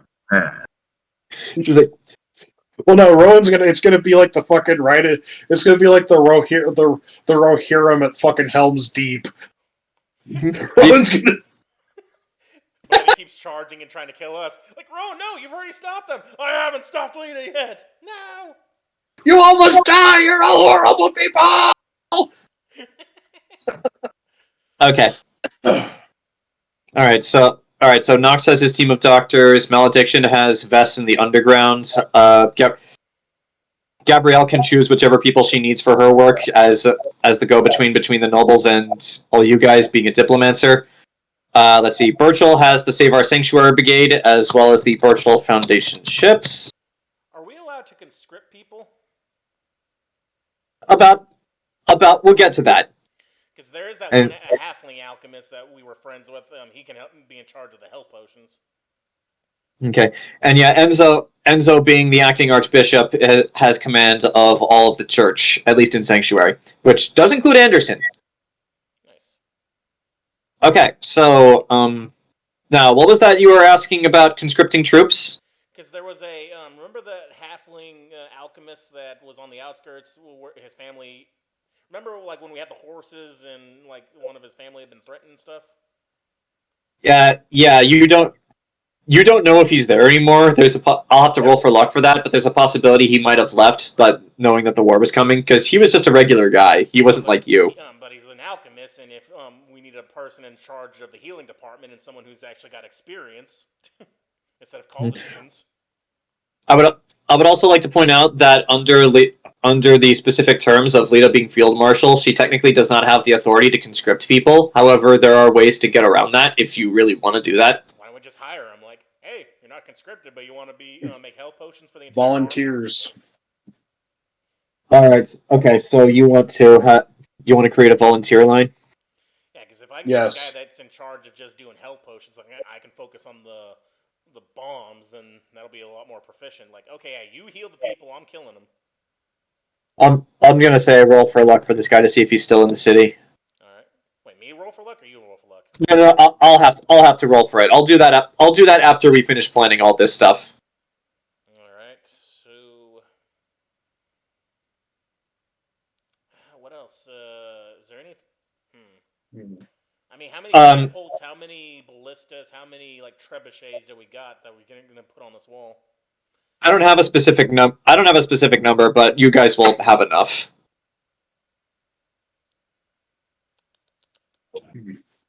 And yeah, it might be difficult to put some trebuchets along the roads, but they'll figure it out. Radon at the very least is used to this kind of warfare.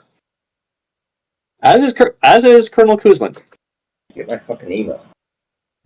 Also, I'd like to bring up that Integra being Lita's secretary now, and Euron being in charge of the city guard, they have officially removed Rowan's wanted status for you guys. So if in the event he ever does return to Sanctuary, he is a free man.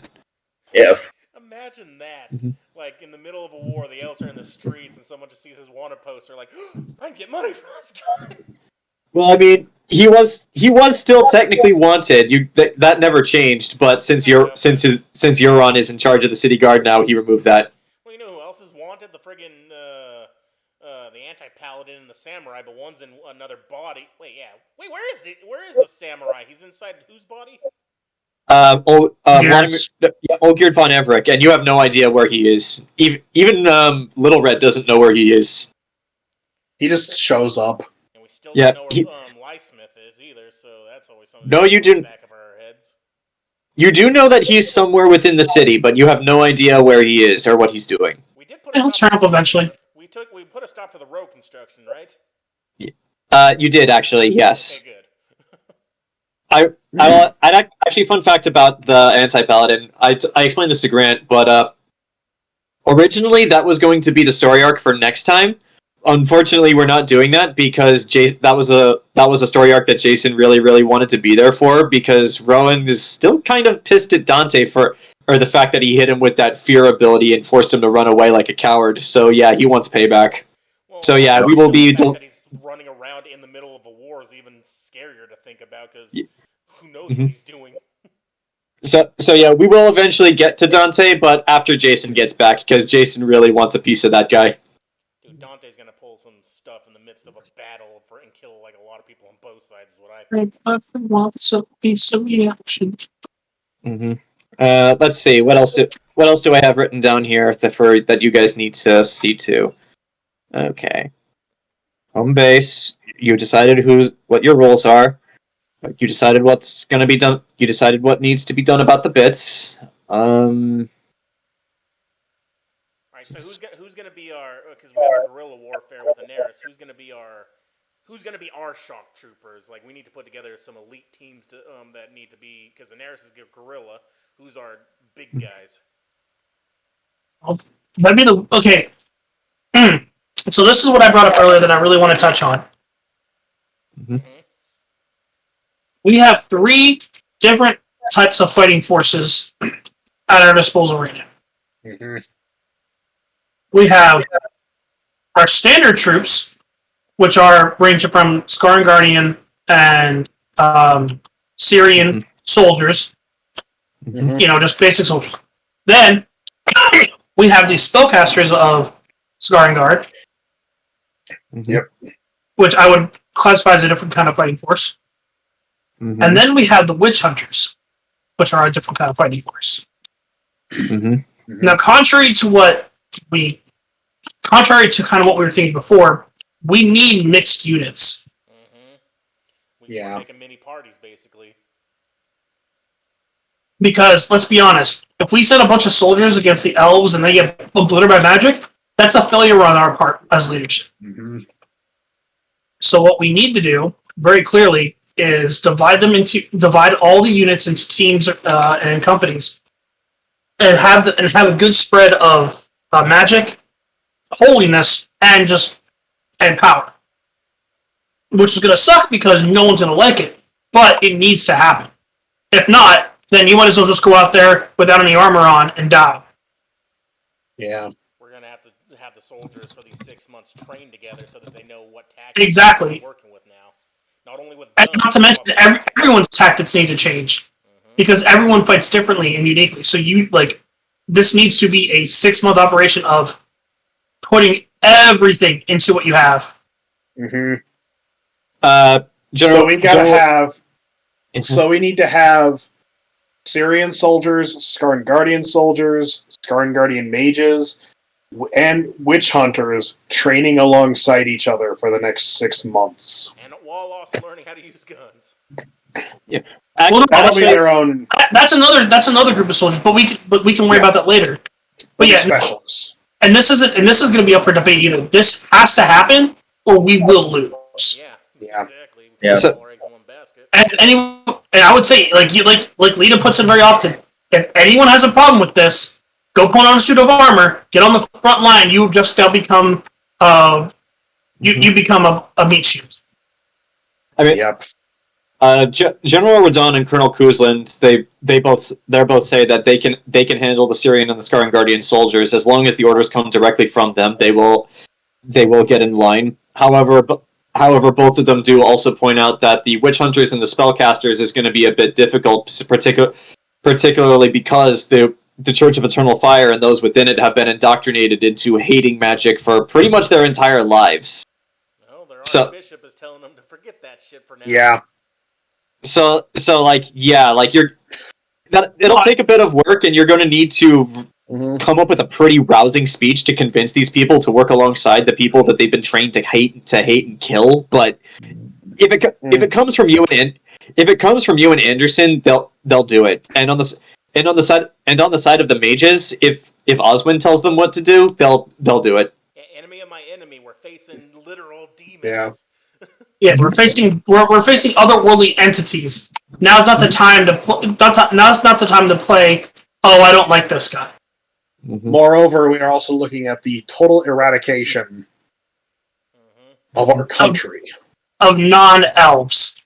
Yeah. So what we need is the best goddamn drill sergeant we can muster. Okay, who's gonna whip all these guys into shape? Private Pile!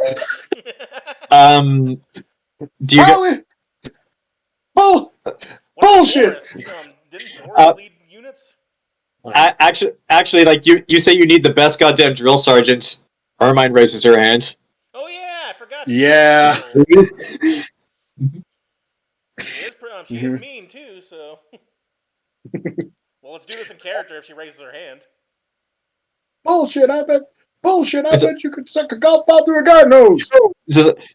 But yeah, Ermine raises her hand and just like, it could take some doing, but I can get these soldiers working together. It's like Consider it done. You're the Scarring Guardian reject. I've been named official war. I've been named official war council by the field marshal. If you don't like it, take it up with her. Oh, that brings me to another point, gentlemen. I have read your marching orders, everything you put together, and I've considered them. I'm making an amendment here. Very well. Well, it is understood that I am in charge of you, and I have to give you orders, and then you give my orders to your men. I think we should amend that policy. In what way?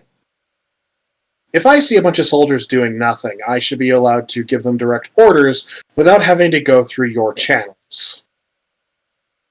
Because otherwise, I have to find you, relay my orders, and then you have to relay them back. Just like it's a waste of time. Gail Kuzlin speaks up and is like, I have no problem with this. However, to my understanding, the terms of your appointment to field marshal were made by your king, not by our emperors. I look at Radon. And actually, Kuzlin continues. So General, unless at any point you report directly to your king that the field marshal is doing this, Radon sighs. Don't ask. Don't tell. That's my official policy. Excellent. On to the other matter. Well, also, like, before you move on from that, if there's soldiers doing nothing, that means there's disciplinary actions. We need commissars. That's the other. We need MPs. How about Euron? Euron's good at whipping people into shape. Well, Euron's in charge of the guard, though. Yeah, you're in charge of the guard because he needs to keep. Oh wait, he's meant to keep civil order. Yeah. Yes. And there's not going to be very many civilians left in this city that aren't basically volunteers or basically part of the general population to help fortify the city.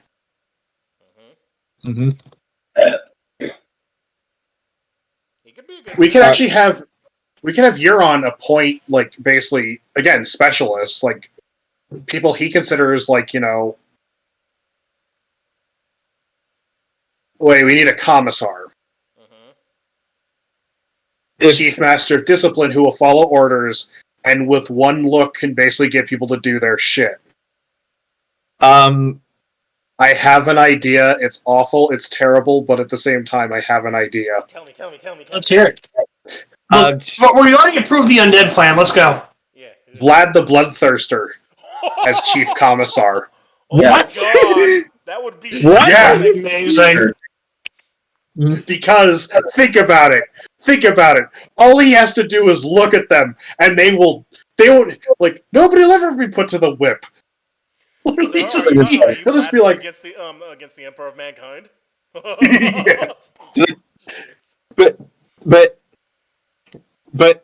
yeah, like Vlad hearing this, like, and Integra doesn't say anything, but he just starts to smile. He's like, I like this idea. However, I'm not entirely certain that I approve of this idea as well. Anderson speaks up. If we're going to ensure that that our people are to work together, whoever you appoint in this position can't necessarily be someone any one of us is friendly with. Mm-hmm.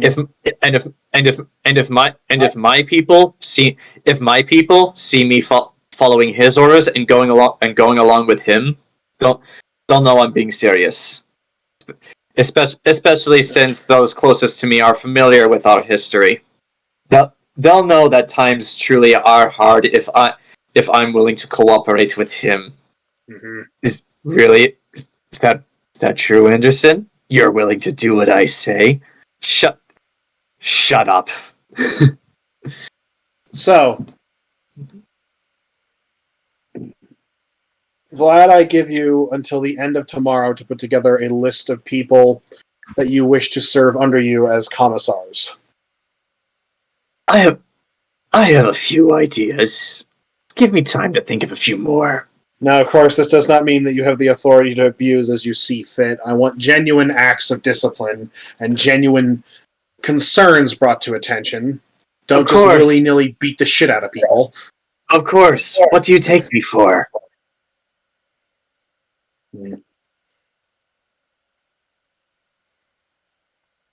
So to that end... You actually brought... Go ahead. No, I was going to say... Mm-hmm. The commissar reports directly to anyone on this war council. If I can't be found, he can report to Burchill, Gabrielle, Fritz. Mm-hmm. The professor, Enzo, and Malediction. And also this plague doctor that we have running around. You'll see him whenever he needs to be seen. Yeah. I'm imagining just like, did you see the plague doctor? Yeah, he ran across the battlefield. He looked right at me and went... He said, eat your vegetables. Also, you actually brought up something else that needs to be addressed for the war effort. Somebody's going to need to train the soldiers how to use the dwarven firearms, and then they're gonna need to be assigned into firing lines and as part of these squads that you guys are assembling. So no, we're not doing firing lines. That's how the British lost the American Revolution. They're being taught how to fight like the Americans from the fucking trees. Is there any dwarves here in the city that we could that they're proficient if we can find someone and pay them to teach them how to shoot? There are, and as part of the agreement that you made with them to get them, they will be teaching the soldiers how to use them. However, like, I think one of you guys suggested this before in an earlier conversation. You guys need to appoint I guess like a team leader or like a special master for all the people in charge of the firearms. Well, shouldn't that be the guy who's in charge of the arms? So it'd be the quartermaster. So it's Burchill. So that'd be Burchill. Yep. So congratulations, Burchill. By virtue of being the supply and the quartermaster, you are in charge of all the guns. Nice. I mean, Burchill hasn't fired one of these guns before. I mean, he has his harpoon gun, so I guess those are similar. Just well, you're in charge of without the reel. You make sure that the right people get the firearms. It's not like we're throwing you in a pile and basically saying, "Merry Christmas, boys." Mhm. Also, we're gonna need. Yeah.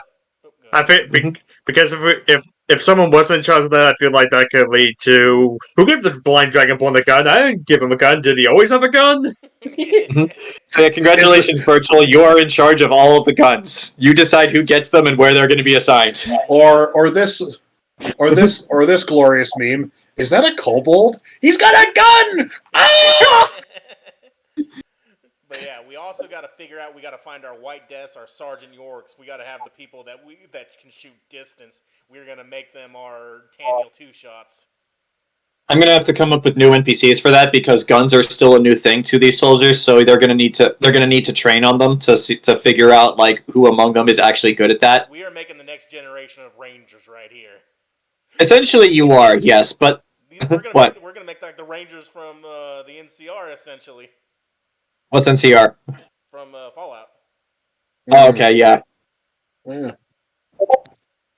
Yeah, any sharpshooters, we have these guys be like the ones on the towers, the ones that are the mage killers. That could be their unit, the mage killers. I'm gonna make a note of that. Mage killers. What the? Why would he have Party of burn every copy? That is not Gojira, that's Zilla. The only thing good came out of that movie was the cartoon. Alright, so you guys are going to put together a sharpshooter specifically meant to kill mages. Why does he have 51 copies? Why does this... I feel sorry for whoever... Actually, no, I don't feel sorry for whoever got rid of their VHS copy of Godzilla to this guy. I feel sorry for him for spending all that money. You should do what Red Letter I'm Media confused did. by the guy that's got... Nuki. I'm more confused by the guy that's got the 4,000 copies of Sneak King. Oh yeah. Yeah. I had a copy of Sneak King way back when, but as with everything with my brother's exes, when they sold his shit, I'll be right back. Stuff got taken away. Yeah, my brother's kind of dumb when it comes to women. 51 copies of the worst Godzilla movie. It's not even a Godzilla. Oh, restroom break. Let me pause. Since to the Powder Mage trilogy earlier, I just want to remind you, there is a very particular type of metal that the witch hunters use called dimeridium, which nullifies magic. So in theory, they could make dimeridium bullets. Okay, if we know about that, like, okay, yeah, let's suggest that. If we make dimeridium bullets, like, we have the silver for the monsters, and we got these for the mages. Dimeridium bullets actually contain silver, so that they can also be used on monsters with equal effectiveness. Shit, yeah, let's do that. Let's get dimeridium bullets for our mage killers, especially. Okay. They're gonna have these dudes trying to cast fireballs, and then we got a dude like 3 miles away sniping them in the head. And yeah, like magical means, like the shield spell, for instance, can't stop a dimeridium bullet. If they even see it coming. Yeah, that's true. Alright. Okay, so we've been discussing a bunch of different things. We got a lot of good ideas. Are we about done with the closed door war council meeting so that we can move on to discuss other things, or does anyone have any other ideas they would like to suggest while all of the relevant people are in the same room? I don't know, like since we the red keeps over this way, do we need to set up a lot more defenses over here eventually, or no? Like Lord Lioncourt will take care of that. Like his people are going to be in charge of this area. Okay, what about like this Redon? right here? Lioncourt's got this too. Okay. Pretty much. Let me get my freehand thing back. Pretty much everything on this side of this river right here is going to be Lioncourt's. Because yeah, Redon's got the no man's land. Colonel Kuzland has the inner city units, and Trevelyan has the navy. We shouldn't set up any explosive in the houses just yet, because if they're gonna be having their own catapults, we don't want to prematurely detonate the city if they ever take it. Well, the good news with inside the city is like you guys will have extra time because they're obviously going to have to get through all of this other stuff to even get to the city. So yeah. Why don't Yeah. we take Dante's plan and use it to our own advantage? Remember, he was going to set up a whole thing with the runes. If they take certain parts of the city, we have the roadways, and we could set off our own spell. Mm-hmm. But I can't say but like out of character or whispering to say that because no one else knows about Dante but us. Okay, spells on the roadways in the city. Okay. But that's like Lita's specialty or in Gabrielle's because. Well, you also have a team of mages. Well, we don't want to do whatever spell he was gonna do. We just want to be able to like, okay, so you took this part of the city. No, you didn't. All right. Now, Zach, I have one last question. That one plan you came up with, that if all else fails plan, do you still want to do that?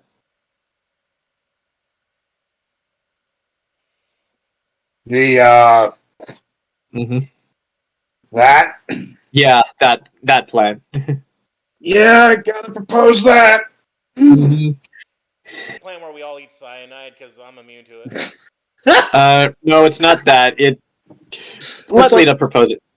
There was this king in ancient times who decided the best way to become immune to poisons was by ingesting a bunch of poisons. And then when he got So he did. He became immune to hundreds upon hundreds of poisons. And then when his castle got invaded, he decided to drink poison to die, only for him to realize, wait, shit, I can't die, and he got stabbed to death. Which is just like, how shitty of your life is that? It's just like, I spent my entire life mastering one party trick, and now, uh-oh. And isn't it ironic? Don't you think? Yeah. All right, but yeah, Zach, you do have to suggest your idea in game. Okay. Lita looks at the map. Mm-hmm. This is all well and good. However, we have to also plan for the worst case scenario. In the event that they overtake the entire city, including Temple Isle.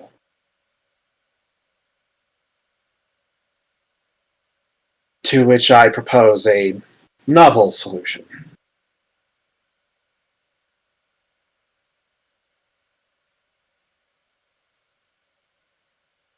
Looks at Nox, looks at Enzo, and Gabrielle.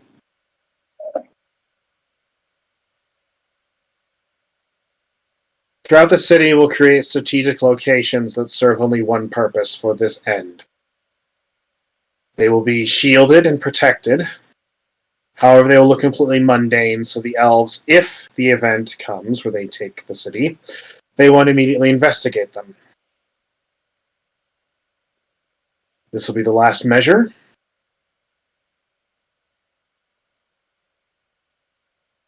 We blow up the city. Okay. Integra looks at you long and hard. And after like a full minute of silence, she eventually says, "I would call you insane. However, you just approved of a plan to create a field of zombies and to get the witch hunters and the Skarn Guardian mages to work together, and you've approved a bunch of other plans that, if you ask me, are completely batshit crazy. However, this is where I draw the line. What the fuck are you thinking? We're not destroying my city." You apparently weren't listening to the conditions of this plan. Yeah. Were you? This is in the event That we all die. fail. Yeah. This is in the event that we fail catastrophically. Because if they take this city, then it's the Red Keep shortly after that. And then Ember Soul. About that. So, in the event, they will march into the city. A sizable force will be inside this city. If we level this city with them in it, there won't be much of an army left to march on Embersoul. At which point, the king can get all his merry fucking men he wants and march on this crater. It's like, but Colonel Kuzland and Fleet Admiral Trevelyan both look at you, Lita, and are just like, you would make a very good Scarring Guardian. And at that point, General Radon steps in. You are a terrible Syrian. However, I cannot find any logical flaws with this plan. At that, Integra just looks over to him like, "What? Are you serious?" That's the other thing. Consider this my first decree with regards to how this army is going to function until the bitter end. Only in death does service end, gentlemen.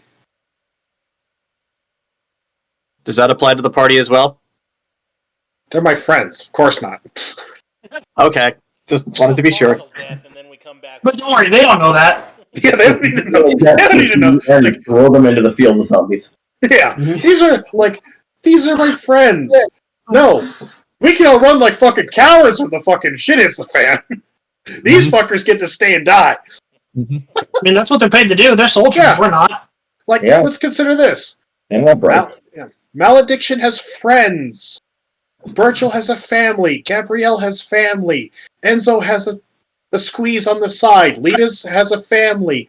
Nox has I'm at this point only just my kobold in the basement. promise to you. Yeah, my promise to you to give you the power. Yeah. That's all Nox is going from. Yeah. I mean, doesn't Nox have like children out there somewhere? I haven't seen them in like 20 some odd years. Yeah. They're like 3 countries away on another continent. I'm imagining Nox just like, I will come home. No, I need to keep getting that milk. I will stay here and die to the bitter end, and then literally the bitter end arrives. Wait, I want to live! Damn it!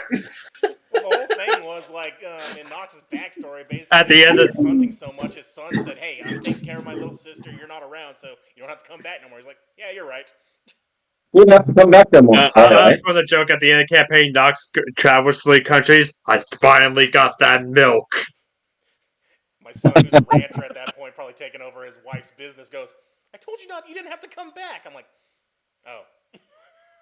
All right. So, Radon continues like, however, even if we are to implement this plan, how, pray tell, do you suggest we even begin to level the city? And as this conversation's going on, by the way, Integra's just looking between everyone, just like, "What? Are you serious? Are you serious?" Okay, lady, I'm going to ask you a serious question. Who do you think you are? Integra? Yeah. Who the fuck do you think you are in this situation?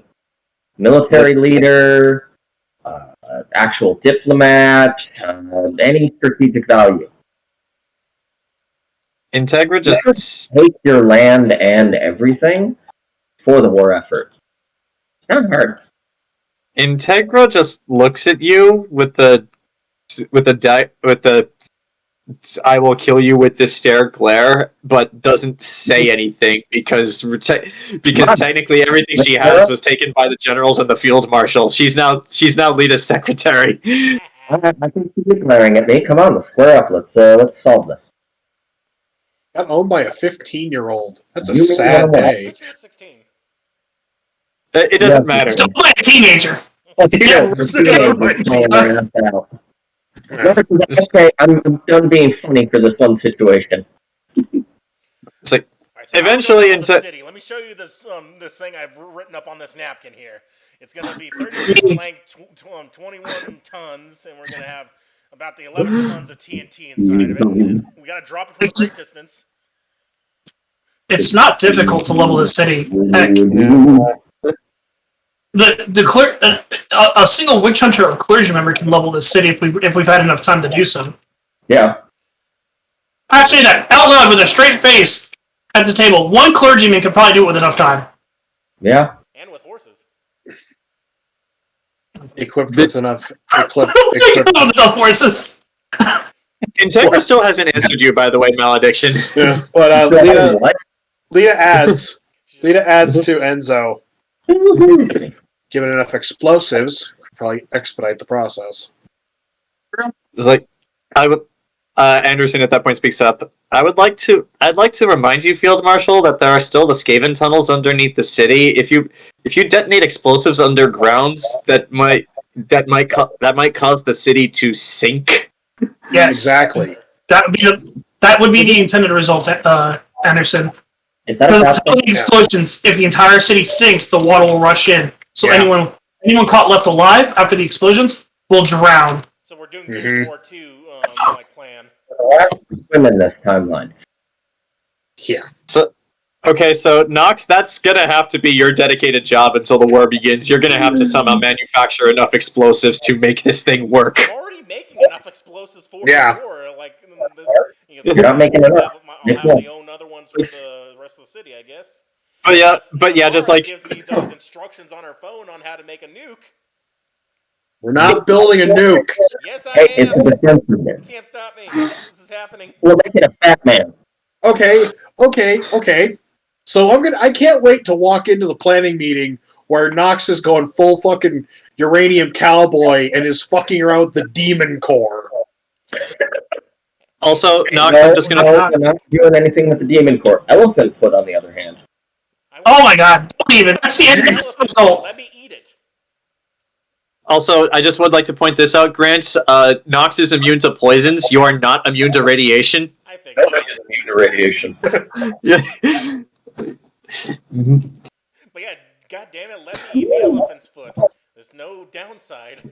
So that was No downside here. Let me eat it. But yeah, Grant, for the entirety of the 6 months until the war begins, you're going to have to be doing nothing but making bombs if you really want to make enough bombs for the war effort and enough bombs to level the city. That's basically what my job was going to be. It's not like we were doing anything else until the elves show up. Yeah. All right. We're going to have a team, I remind you, of all a bunch of college kids and alchemist professors. I remember. so. But wait, we have to make sure these bombs are like separate from the other ones because, hey, they're going to be raining artillery on us. We can't have it go off prematurely. This has got to be something only we can activate. Yeah, this is going to take some science, some pure engineering. Mm-hmm. Also, Anderson is going to suggest, if you put the bombs deep enough, we could probably set it so that we could set them off. But any shelling that the elves do to us, it probably won't affect them because they'll be too deep. Oh yeah, put them in the Skaven tunnels. Yeah, that's what I mean. And Key locations around the city where the structural supports are. Yeah, and also the Skaven are dumb. So even if they somehow find one of these things, they're not going to know what it is. And we can always just leave 1 or 2 guards with them, just to watch them. And we don't have to install them until we know for certain that things aren't going our way. All right. That brings us to another point. We'll make a map though for where we need to place them.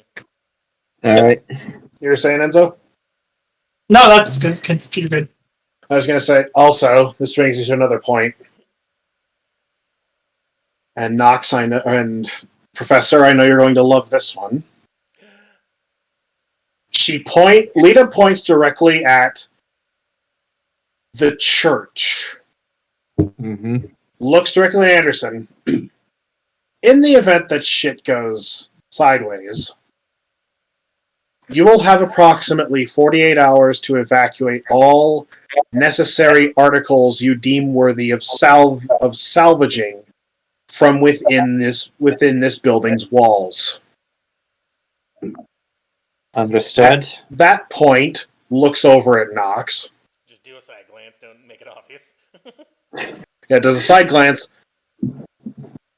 The entire catacombs within this building will be packed with explosives. So yeah, Nox, you wanted to take out the church. Congratulations, you're gonna get to blow it up. Hey, I have all these explosives. We won the war! I'm like, yay, we're all celebrating. Hey, everyone, all our parties out of the church, right? Yep. Oh no, the elves did. One last dick kick. Well, fuck the elves, right? Yeah. Well, no, the elves blew up the church anyway. Because this will accomplish 2 things. 1, it will create a smoking hole where the church was. And 2, it'll cover our evacuation. And 3, Nox will be happy again. Monty's just getting everything he wants for Christmas. Yeah, where it's just like Yeah. everybody in the party's all like we were regrouping at the Red Keep after we have to destroy the city. Everybody's gonna dour. Dude, what's up with Knox? He hasn't stopped smiling since the church went up. I am evil Homer. I am. I am evil Homer.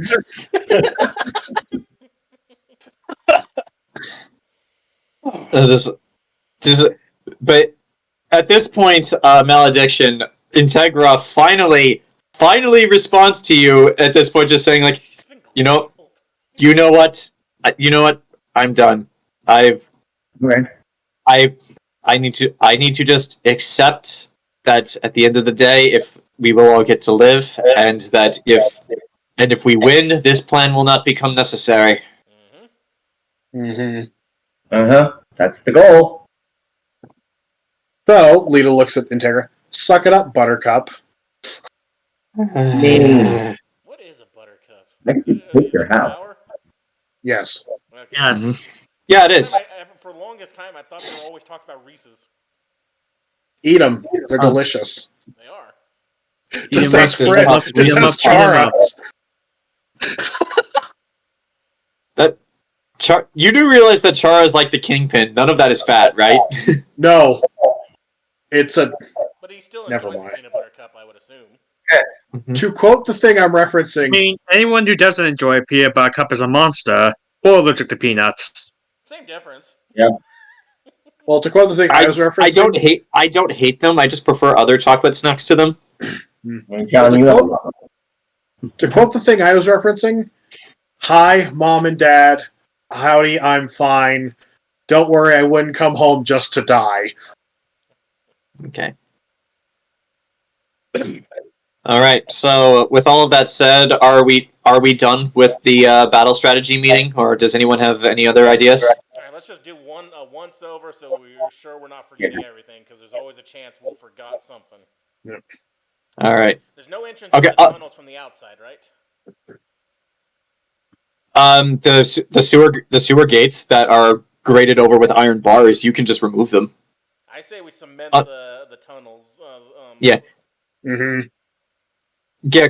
Also, the thing though is, if you remove the iron bars from the sewer grates, you run the risk that some of the Skaven could get out, which they'll be more of a nuisance than a threat, but like that's still a nuisance you'll have to deal with. It's like the elves dealing with the zombies.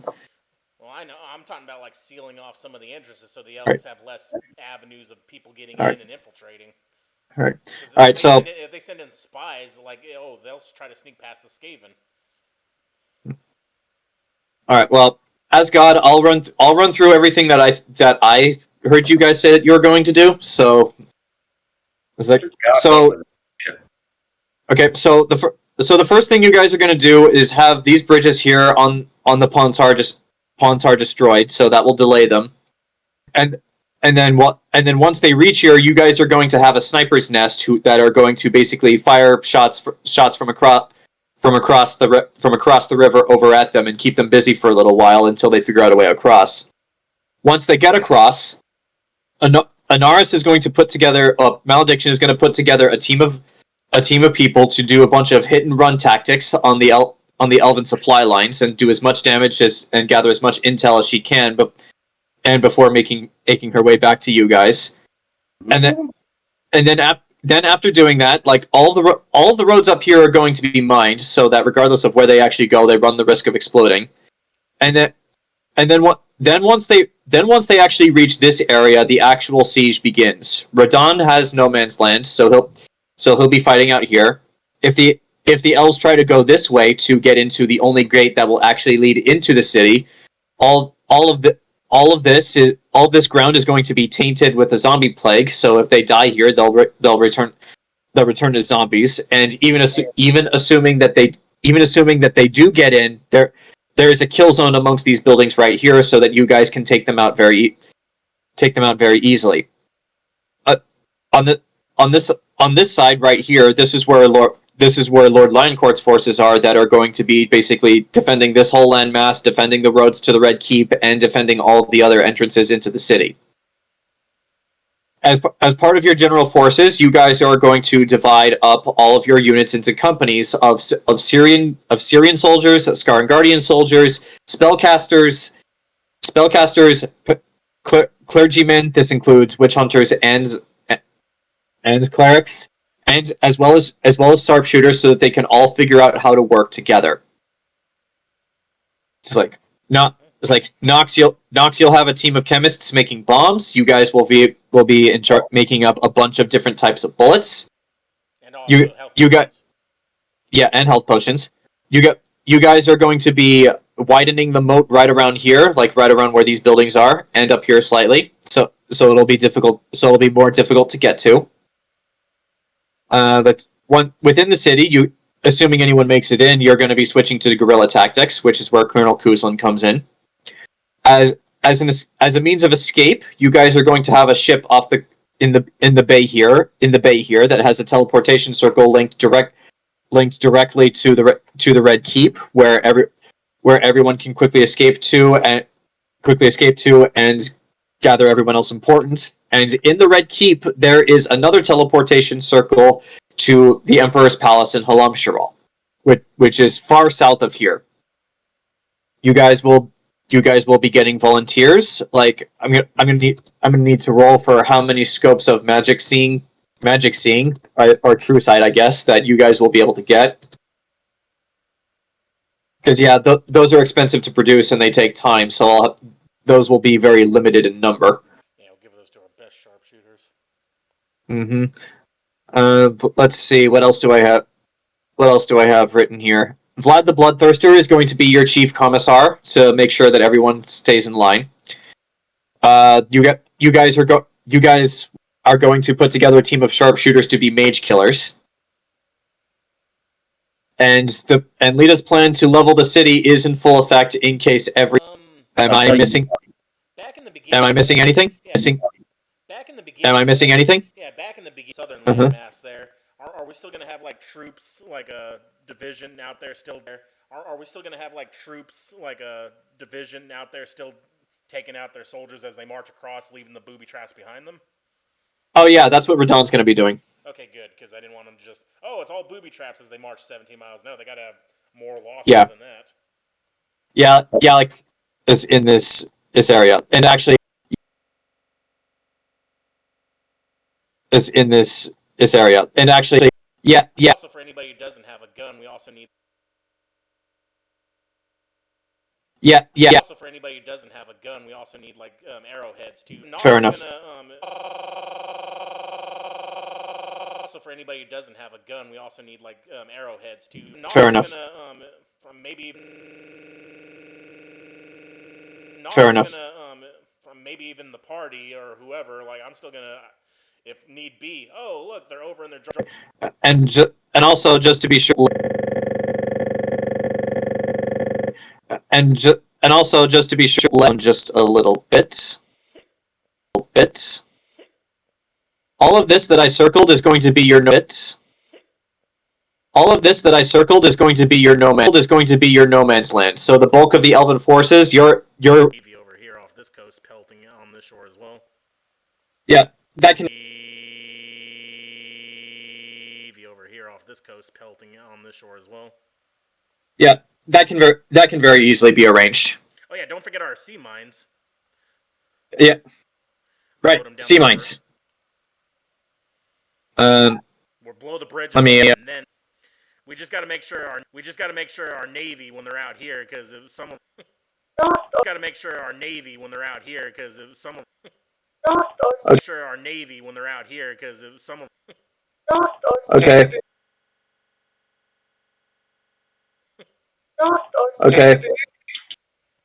Yes, the navy.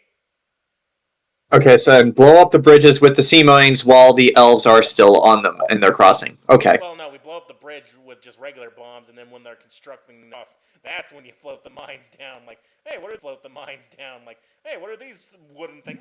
When we need them to. Zach.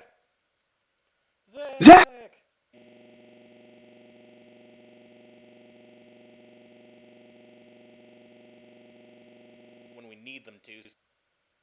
Zach.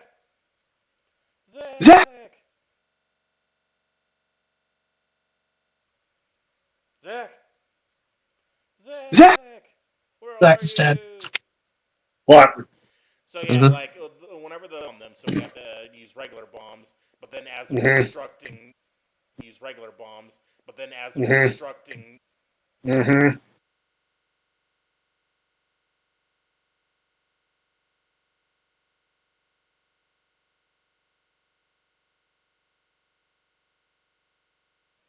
Mm-hmm. Okay. Navy needs to know what these look like to avoid them. All right. so yeah, the So- ballistas. Also, the ballistas are going to need silver tips as well, like on the artillery. Sure. For that, but sure. Then they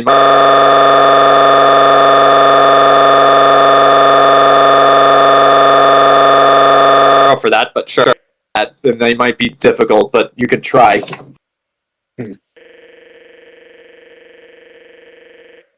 Then they might be difficult, but you could try. We got the Difficult, but you could try.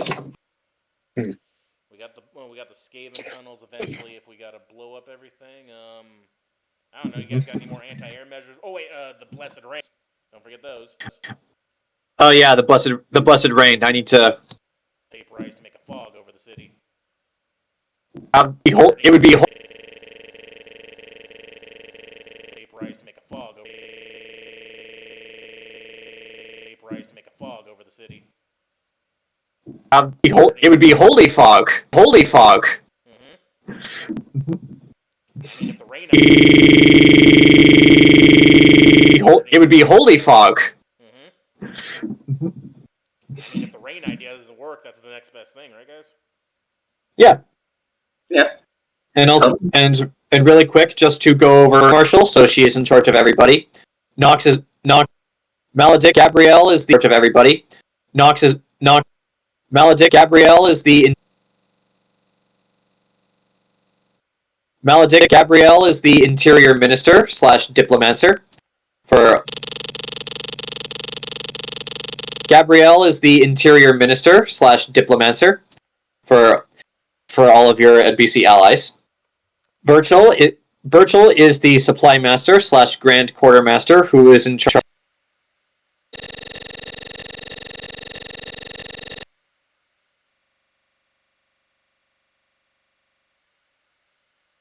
And lastly, Enzo is the acting Archbishop of Sanctuary, which means he has complete, including direct command over. You want like spider climb or something that enhances like your dex. Anybody's And group. over. You want like spider climb or something that enhances like your dex. Anybody's group. You want like spider climb or something that enhances like your dex. Anybody's group. If you guys need climb or something that enhances like your dex. Anybody's group. If you guys need anything. Anybody's group. If you guys need anything. That can't climb walls like. That can't climb walls like you can. Well, They're gonna. They can't climb that. That's. Okay. They can't climb that. That's. Okay. They can't climb that. That's. Okay.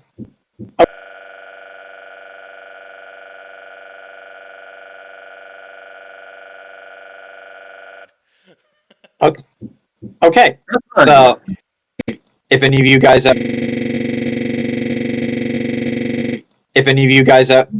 ever need to reference it, what? On top. All right, guys. What? On top. All right, guys. How about this? Barbed wire exists. What about silver-threaded barbed wire?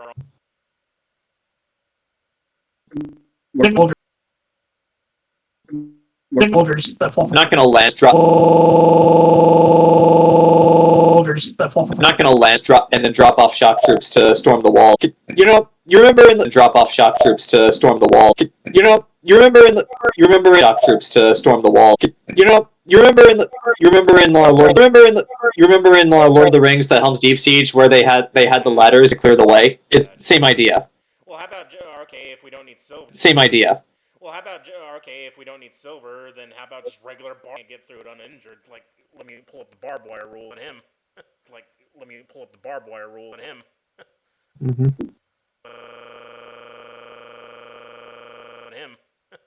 Mm-hmm.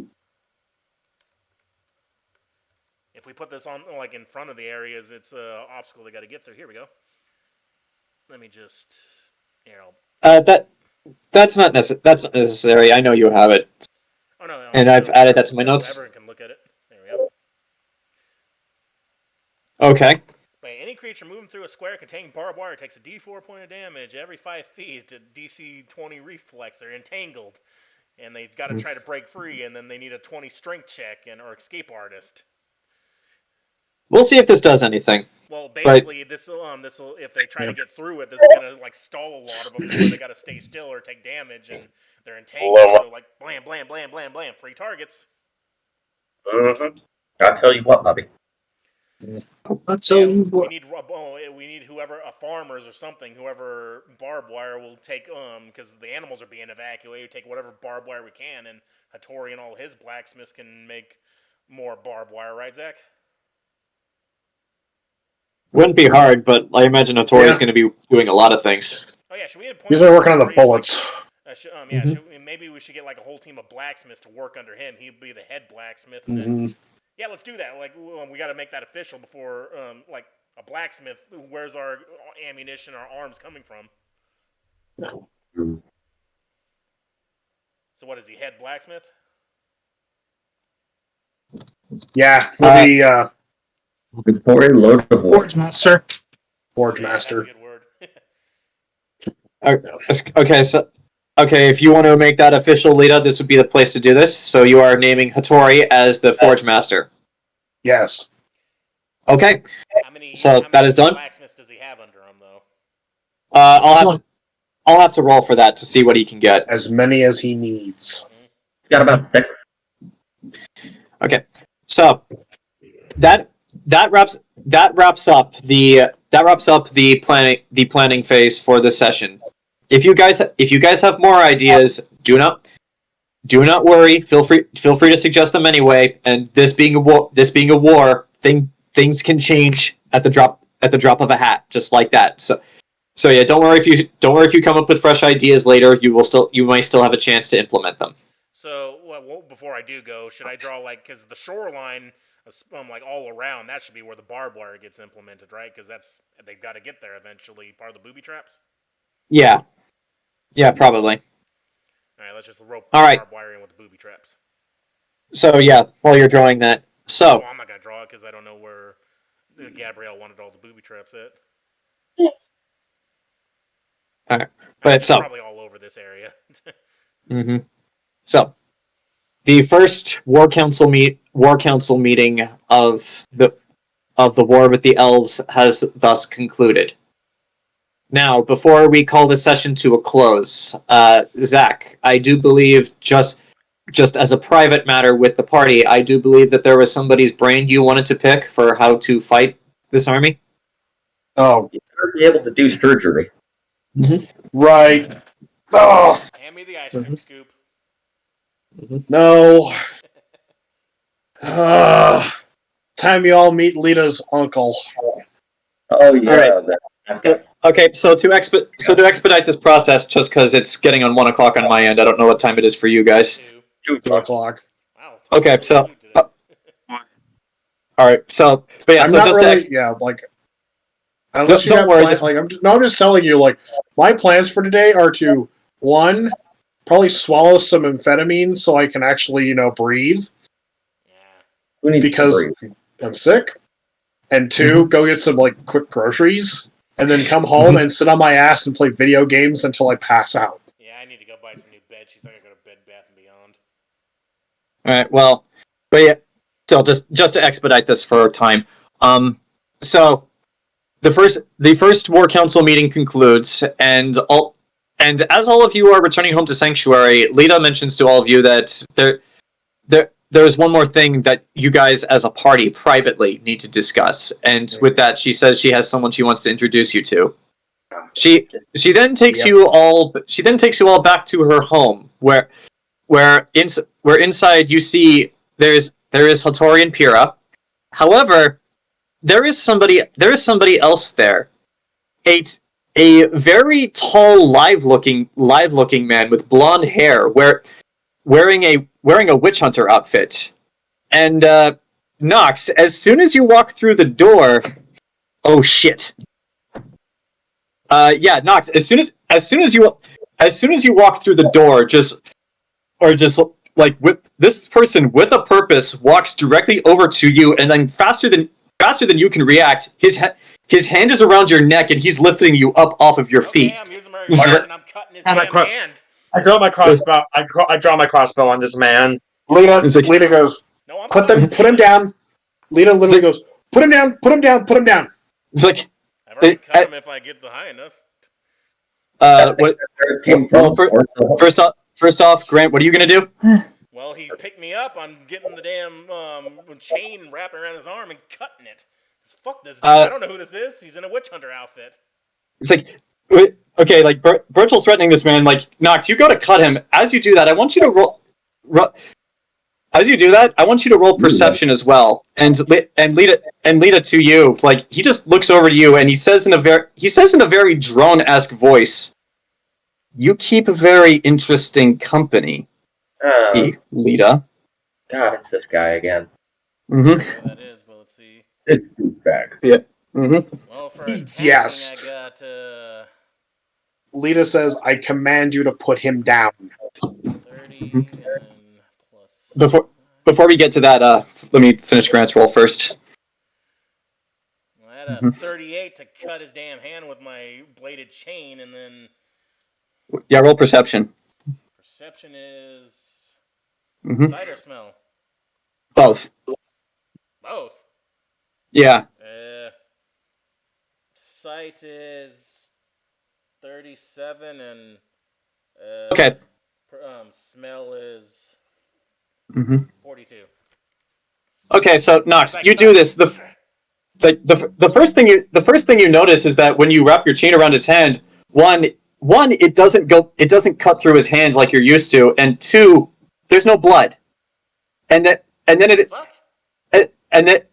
you look up at him and you realize you have a very keen sense of smell at this point. In fact, at this point, just by virtue of being around all of these people, you can tell each one of their individual scents.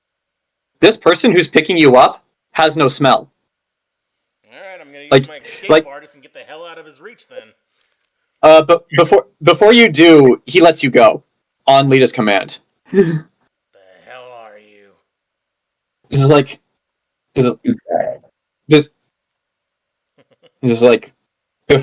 before I answer that question, I would still like to know why you associate with fiends in disguise. Two of them, in fact. You're one to talk. Lita just... Interesting. Mm-hmm. That's neither here nor there. Mm-hmm. And that's not important right now. Mm-hmm. That being said, if you touch anyone in this room, indicates towards Nox, Burchill, Gabrielle, Anaris, herself, and Enzo. I will put you back in that fucking hole I pulled you out of. Seriously, it's not bleeding. What the hell is this? It's like you're all of you would die before it, or you even made the attempt to put me back in that hole. 500 men could not put me in that hole. You are 6. They don't have white phosphorus. Billions of gallons of water couldn't kill me. It's like why is it that you have brought so many meat bags into my presence? Meat bags? What the hell is this? Lita goes. I look at this dude who's made of flesh like, "Hi, Pod. My name's Kettle. You're black." Does he have flesh? Like he's got a helmet technically on, and he's got technically speaking. Lita goes, okay. Ladies and gentlemen, boys and girls, children of all ages. Also, just for all of you, this is what his face looks like. Why can't I? I don't want it as a download. It's too late. Okay, you know what? Forget it. I'll find another picture of his face. Continue on. Lita basically says, This is my uncle on my mother's side. Huh? You know how I have the... Yeah? Mm-hmm. I get that from my mother. And then points at him.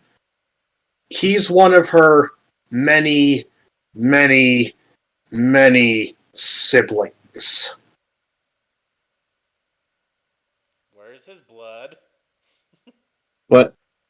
And actually, Nox, with your perception earlier, you look at the arm where you cut it. There's no blood, and like it is actually rapidly starting to heal. You can, in place of blood, you can see bits of metal underneath the flesh. Oh my god, it is a robot angel.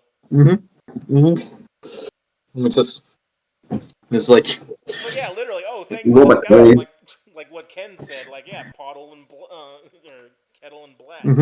Look, it's like, for all intents and purposes, the church had this, points at him, in their basement for centuries. Anderson decided to show Enzo and myself this, since considering Enzo is now acting archbishop and I'm acting head of the city. So we became privy to his existence, and the minute we mentioned the fact that there are diabolical forces involved, he got extremely happy and took himself off the wall. it's like, Huh. it's like, So you tell me that the church had something to, and Burchill's going to do quotes of this because atheists, because something to prove that the creator is real, and they just had it locked in the basement. Yes. But you see, it wasn't saying the right thing. Ah. Yeah, exactly. it's like, I was not being held anywhere. I was waiting. So this That dude sounds like a just- fancy way of saying I was being trapped down there and I couldn't escape. I could Lita have left whenever I wished. Lita You goes, enjoyed Sam, being Why a didn't painter. you? Exactly. Semi-I'll I- admit it, please. Hmm. No, we're not done with the dick measuring contest. No, Lita's going to basically huddle up the group and be like, okay, look, guys, he's really lonely. He's got like this loneliness complex. I think he's been separated from his family too long. I don't fucking know. Well, tell him I ain't a fiend. I'm mortal. Fiends are from the hell. Because that's what I've been able to figure through conversations with this thing. Out of character, he's lonely. He's incredibly fucking lonely, which is why he's a douchebag. It's like, actually, Grant, as you say that from the other side of the room, you hear him say, "Skip." It's like Skinwalker, derivative species of lycanthrope, origin of Bator experiments. Did he just He recite heard that you. like Google? Yes, he did. And also, you've noticed this. He never blinks, and his voice is very robotic and emotionless. Like, it doesn't sound robotic. It's just the way in which he talks. He has and yeah, Nox will just go, yeah, not fiend, nothing hell-wise, just more blood and bone. And someone If he really- doesn't take kindly to being lumped in together with those things. Trust me, if you really want to get him riled up, just mention my mother by name. Did you ever tell Nox your mom's name? Okay, I found it. No. This is what he looks like. Oh god, it's Gabrielle. Add that to the other list of people I'd follow into hell. But He's very Yeah. He's very androgynous. Yes, he is. Yeah, he is actually. Like, you can't actually. If it wasn't for the fact that you can tell he's flat-chested, you cannot tell what gender he is. if it makes you feel, like a man. if Like it makes a you, pinball down there. if it makes you feel any better. Oh shit! What was the name of that? Oh, that's her name. Wait, how long has Temple Isle been there? Temple Isle was the very first church ever constructed, so it's been there a while. This dude's been chilling out for like millennia down in a basement. Then he's like, "Hey, we're fighting demons. Oh, that sounds like fun." Mm-hmm. Yeah. Remember when Burchill and Malediction asked him, like, why didn't you leave? He said, I was waiting. If it makes you feel better, this is what I imagine Lita's mom looks like. Oh God. So it is on point that this robot would be Lita's uncle, considering her mom is the Borg queen. God damn it. But, yeah, Lita, that being said, he knows more about fighting and killing devils, demons, what have you, because he was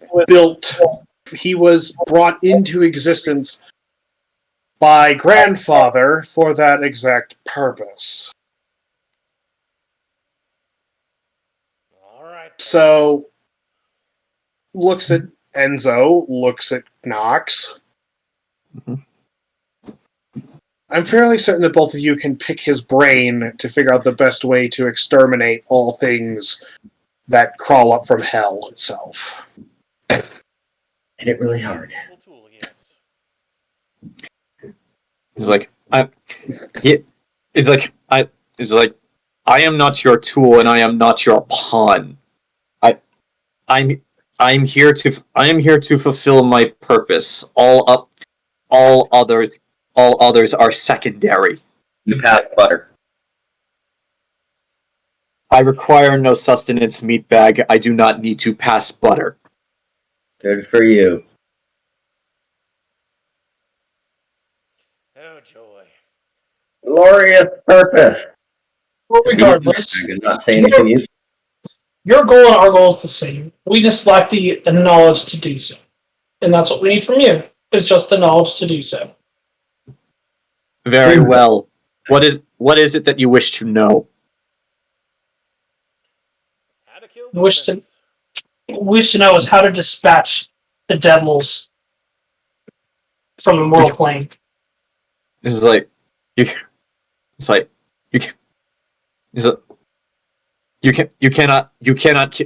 kill the Batazu, not on this plane. You must kill them in Bator to kill them permanently.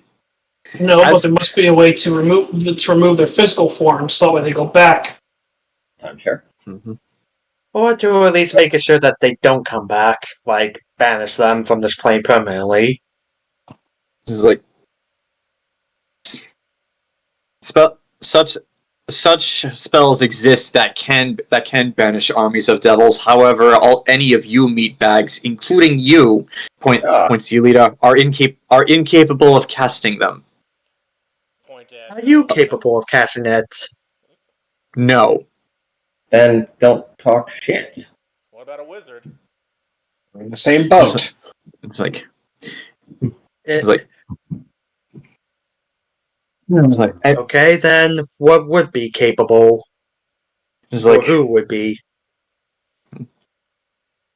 your Church of Eternal Fire has blessings from my father. They possess the necessary abilities to banish Batazu from this plane. It would also seem that you are unaware that if a Batazu is banished from this plane, they cannot return immediately. They must recover in Bator for a time. Okay, good. So while they will return, they cannot return immediately. That being said, however, they will always remember the face of the meatbag who killed them. Well, I got someone after me then.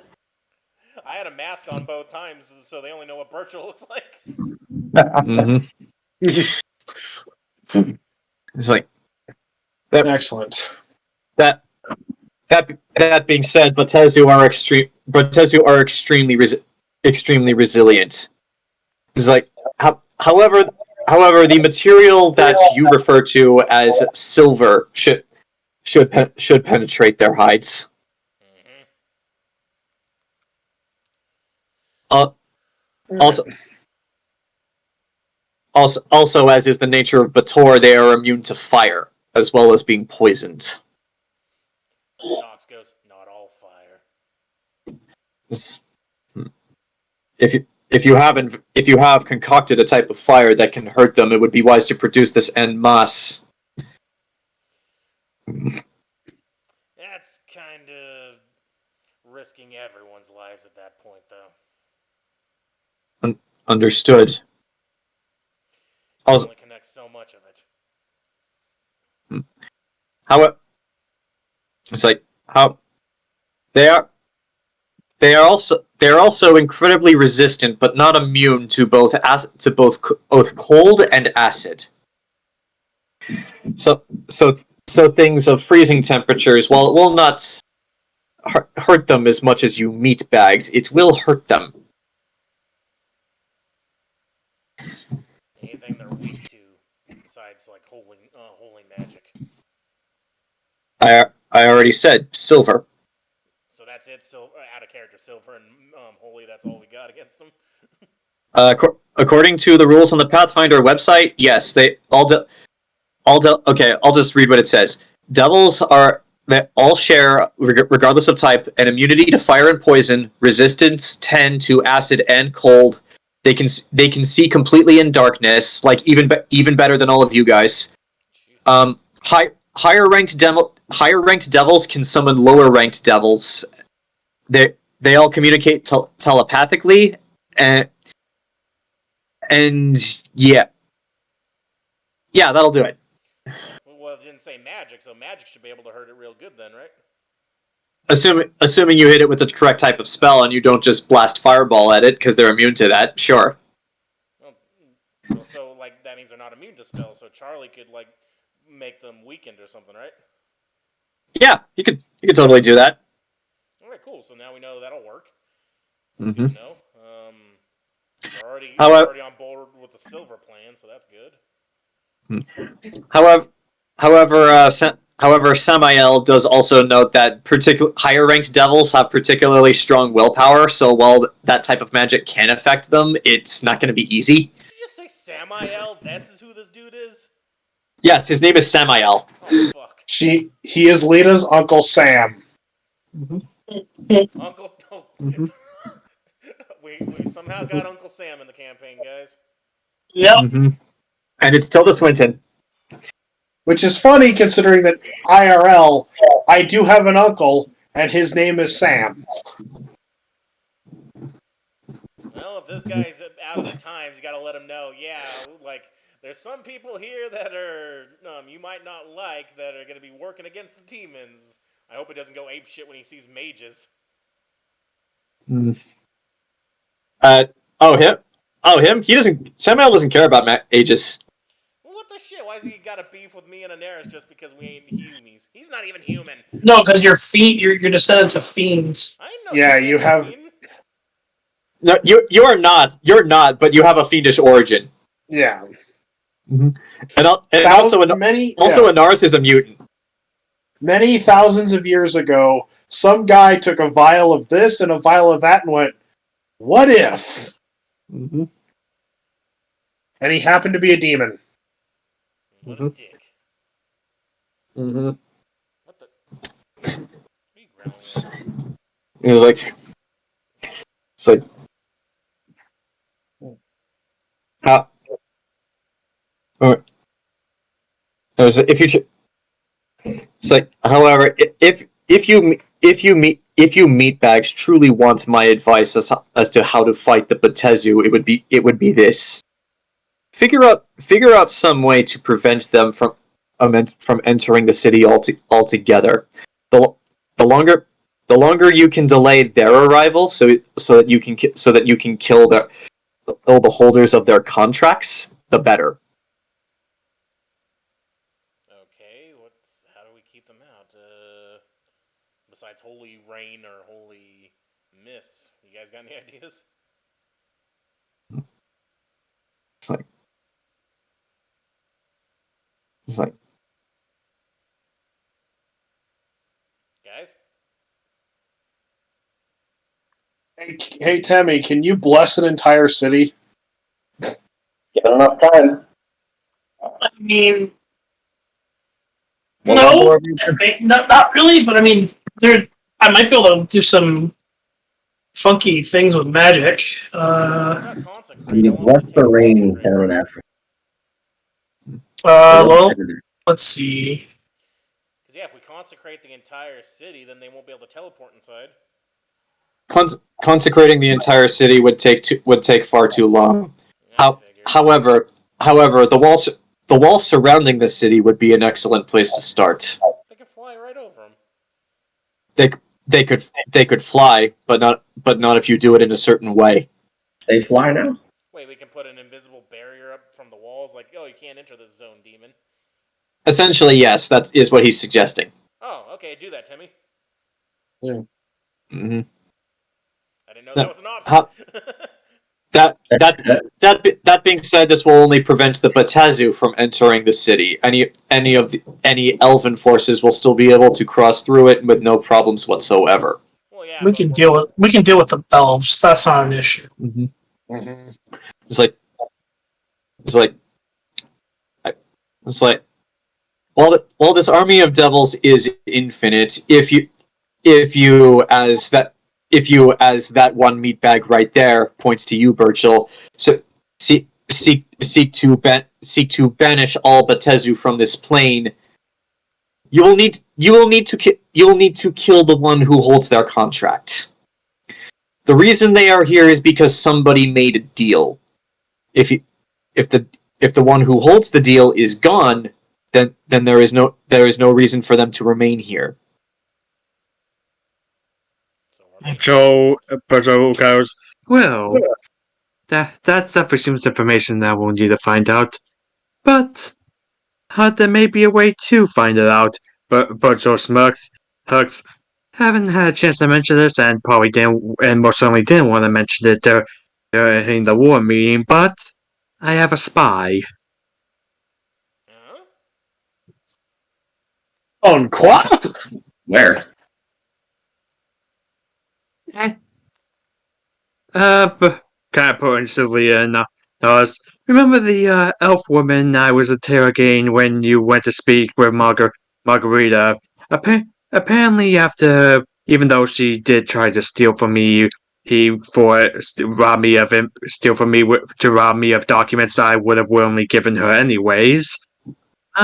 I discussed with her and found out that she has certain skills and she offered to continue to work for me, but going into Fenrir's army as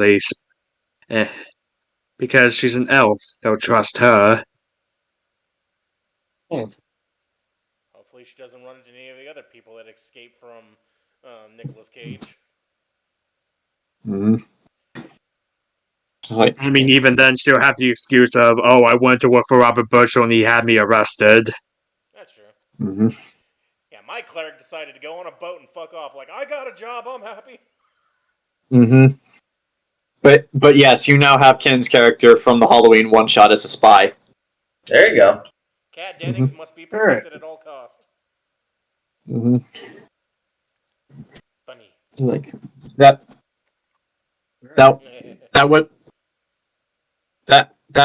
is a viable option.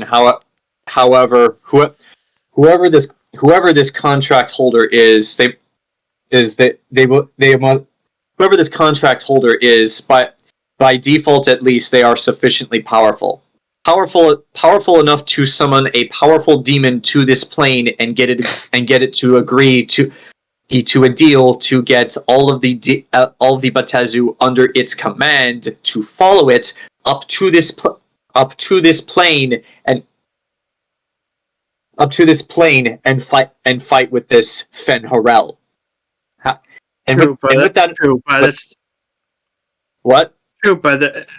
True, but still be a good idea to know who we have to kill. Yeah, good information is always good.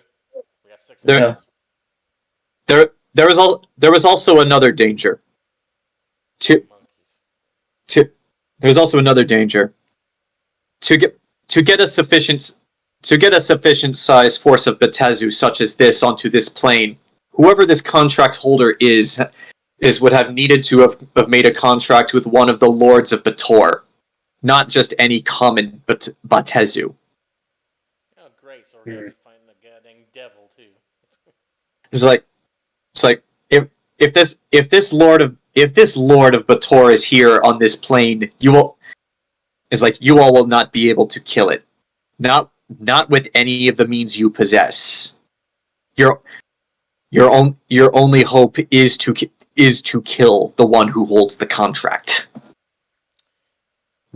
Is there any way, any sign, magical or otherwise, of these contract holders? Do they give off a sort of scent, a sort of like, even if it's something only magically seen? Not in the way you are describing, meatbag. What you need to look for someone to whom the devil, for whom these Batezu follow their orders. As they are Batezu are proud beings. They would not follow the orders of any lesser races such as you or these beings you call elves. If they are following the orders of any elves, that elf is most likely the contract holder. How are we gonna figure that? Can't they speak telepathically, like you said, out of character? They can, but the elves can't speak telepathically. Oh, so we just gotta keep an eye out on someone shouting orders on the big red things. Got it. Or there's a chain of command. Figure out who's giving orders to the devil in charge, and who is delegating those orders. So what Samael is suggesting is you need to work your way up the elven chain of command to figure out which one of these elves actually has the contract with the Lord of Hell. Well, that's information when the war actually gets here that Anaris is going to be able to find out, probably. Mm-hmm. Maybe. Well, I mean, as long as we can keep them out of the city, though, like we don't have to deal with the hippogriffs. Like, yeah, let's bless the walls. Add that to the list. But so I will show you how to create a ward against the Bator to keep them away. However, be warned. Should these wards fall, so will the ward itself, and they will be able to enter. And with that, Samael walks over, picks up a piece of parchment, and starts drawing on it. The end result kind of looks like one of Lita's runes, but much different. Have you guys ever seen Gallifreyan writing? Yes. It kind of looks like that. Which is like etch this onto the walls of your city. 50 to 100 meters apart each. This should keep them at bay. As I said, however, should the wall fall, so will the ward. Well, we can put these on the inner walls too, right? Mm-hmm. Like, whoa, that's you guys. The next one, retreat beyond that. Mm-hmm. All right, well, that takes care of one problem, but fuck, this dude's gonna summon a Lord of Hell onto the material plane. What the hell? Mm-hmm. You want to stop the devils, kill their contract holder. Well, we're training a whole new generation of sharpshooters for that. Mm-hmm. I don't know. Anything else we want from this asshole? No. I don't know. If you're an angel, can you bless weapons? I can, yes. Permanent blessings? What'd you say? Permanently? I'm gonna roll for that. Just I thought it was like, no. Only my father has that power. Dang it. Okay, was it worth a shot? Is it at that you watch him hold out his hand, and then just suddenly, just with a flash of light, a sword appears in it with that has a flaming blade of unnatural yellow fire. The This weapon is permanently blessed, as it was made for me by my father. You meatbags, unfortunately, would not be able to use it. Quit barking. No. Would Lita be able to use it? No, she like the rest of you who has meat components. She is not an Aasimar. Okay, what? All right, out of character. What exactly is his skin then? If he's like, is it all just a polymer? What the hell did I cut? You have no idea. Is this dude just the liquid Terminator? What the hell is he? Roll perception on him again. Mm-hmm. That's low. The smell or sight? Sight. 32. 32. That's actually enough for this. During the scuffle earlier, you managed to knock off his witch hunter hat, and he didn't seem to care enough to put it back on. But you notice as he turns his head to look at some of the others, you notice like right back here in the back of his head, it's kind of obscured by his hair somewhat. But yeah, you catch a quick glimpse of it. There is a hole there, like almost as if he was shot, and the reason you see it is because you see like a hint of gray and silver, and you look into it briefly. There are metallic components in there. Anaris, see if you can connect to his Wi-Fi with your phone. And hacked. Doesn't work. Damn it! Oh, look at that. You No cannot connect firewall. to the You cannot connect to the angelic network. We don't have the right password. No, you do not have the right password, and your phone signal is not strong enough. I can't get in You there. cannot connect to the holy bandwidth. I mean, if I could get a net runner, then we could get into it very easy. We're gonna hack heaven. Mm-hmm. Come here, Jamal. Oh, he doesn't have a lot of ice. So how did we? So years down the future, years in the future. Mommy, how did you and your friends win the war? Well, you see, we hacked into your uncle's brain. But yeah, Nox. Nox. This guy literally has a hole in the back of his head, and he's just ignoring it. Okay. And then I'm remembering stories that Anaris was telling me about cybernetic people going. And then he starts wondering, did she go into some like offshoot of heaven? Possibly. Well, what's the true hell then if where she went was heaven? Do you really want to know the answer to that question? No. Right. Does anyone else have any questions for Samael before we call the session to a close? There's no point. Jamal wants to know how many health points he has. He has 1 health point because he is a dog. No, not him. He wants to know how much Samael has, so for reasons, and also what his weaknesses and resistances are. He's not going to tell you that. Well, not even. For I mean, this he face. is a machine. He has a hole in the back of his head. Just pour water into the hole. Yep. I think the answer to that. I'm gonna put the. Mhm. Not a lot of cooling.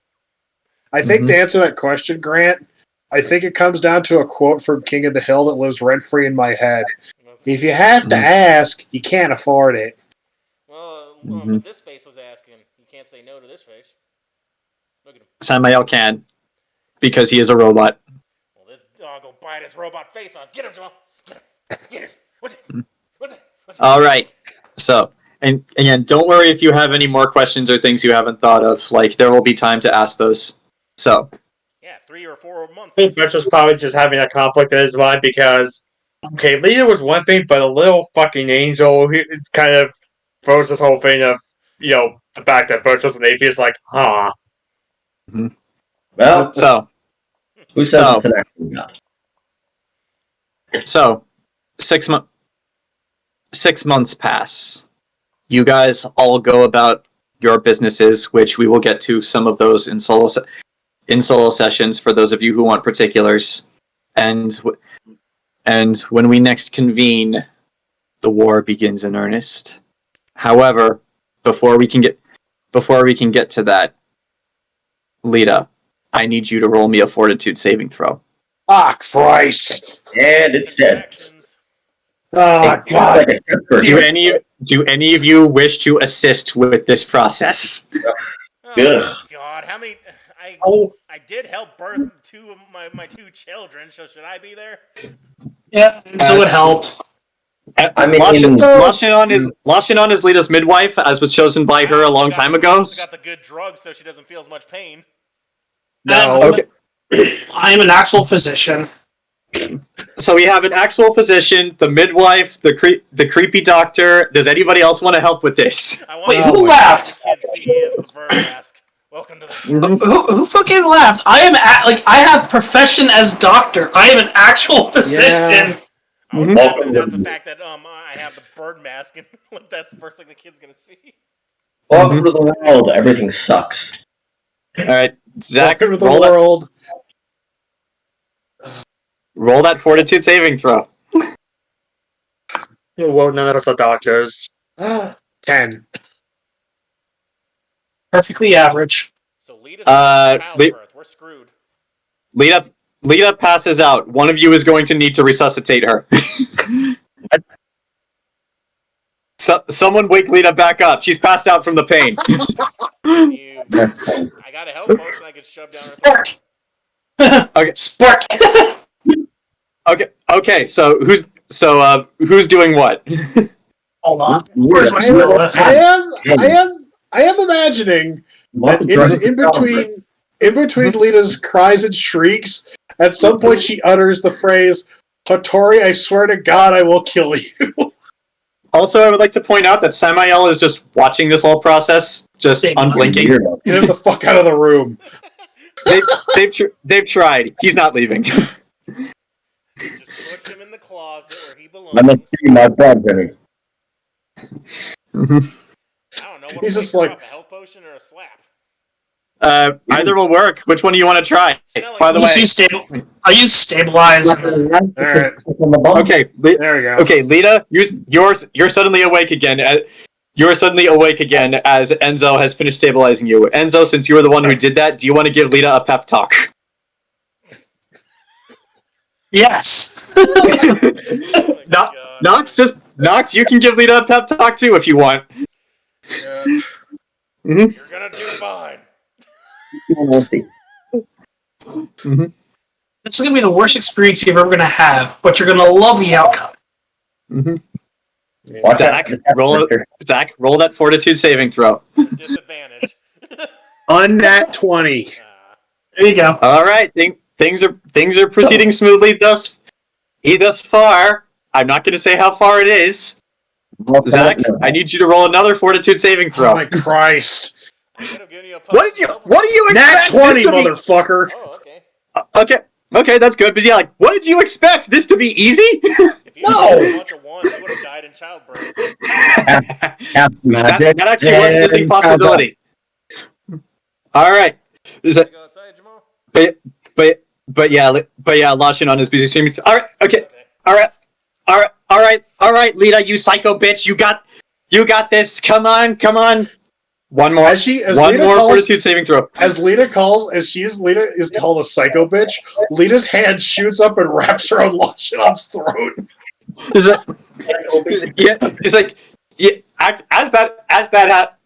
that happens, Lashinon just goes, "Yeah, psycho bitch. What are you going to do? Kill me? I get off on this shit. What are you going to do?" God damn it, Lashinon. And one more fortune saving throw. Back to his own wife strangling him at the same time, like, 20. oh, that looks familiar. 21.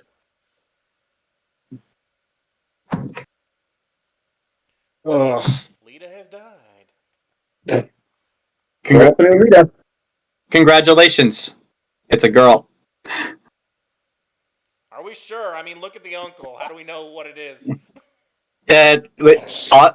Evens for boys, odds for girls. It landed on a 3. Congratulations, it's a girl. Why does it have 2 umbilical cords? I'd remove the lower one. Why does it have 4 wings? Actually, it has no wings. For all intents and purposes, it is, as Samael says, a perfectly healthy baby meat bag. What?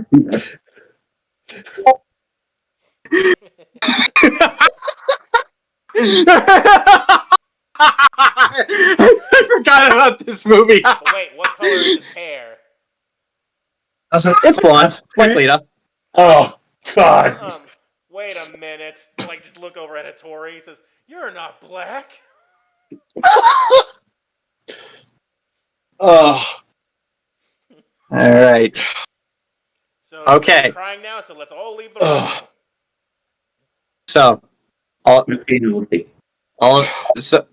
So, everyone leaves Lita and Hattori alone with their new bouncing baby girl. What's her name? Lita. Yeah, Lita. What do you want to name it? Well. Abomination. Her name is F-150. What? Lita Ford. What was it, Grant? Ford F-150. That's her name. No. Fine, she can be an F-250. Oh, my God.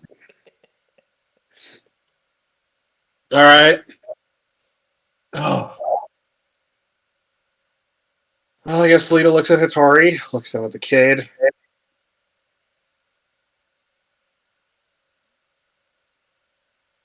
Oh. Shit. Welcome to the world, shit. You're naming it shit? No! Well, I mean, shit Ford. Yeah, that's what you yell at a Ford when you're working on it. You piece of shit.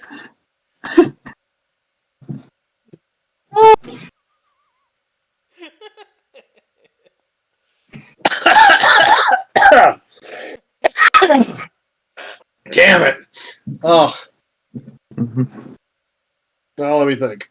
Give me a second. Sure, take your time. Oh, God. Okay. It's like, while Lita and Hattori are alone, does anyone have anything they want to say for this? I guess you could call it a miracle. No, I'm honestly surprised it didn't burst out. Mm-hmm. Burst out where? Yeah. What? Wait, what? Why would you think that would be a possibility?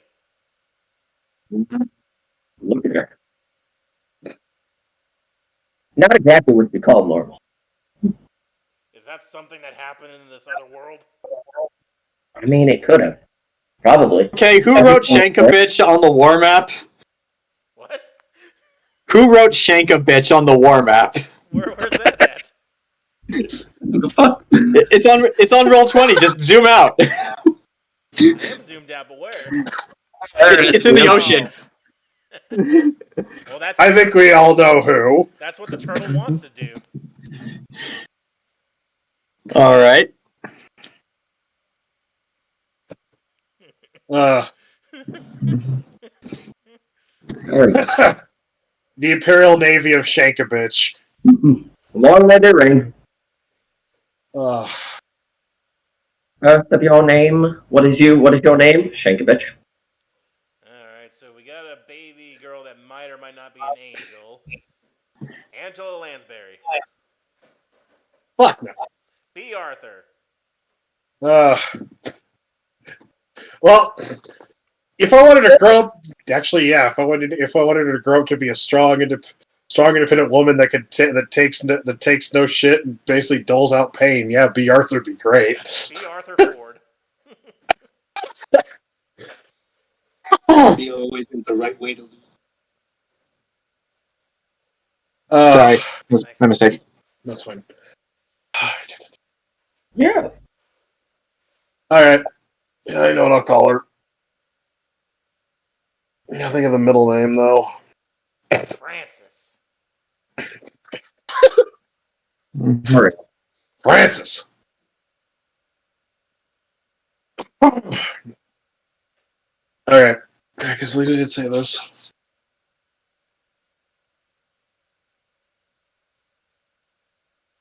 Lord Kickass. The third. No, as Lita holds her kid, Mm-hmm. looks to Hattori. I know Lita's going to call her daughter. Mhm. Natalia. Okay. Named for Hattori's Hattori's sister who passed away many years ago.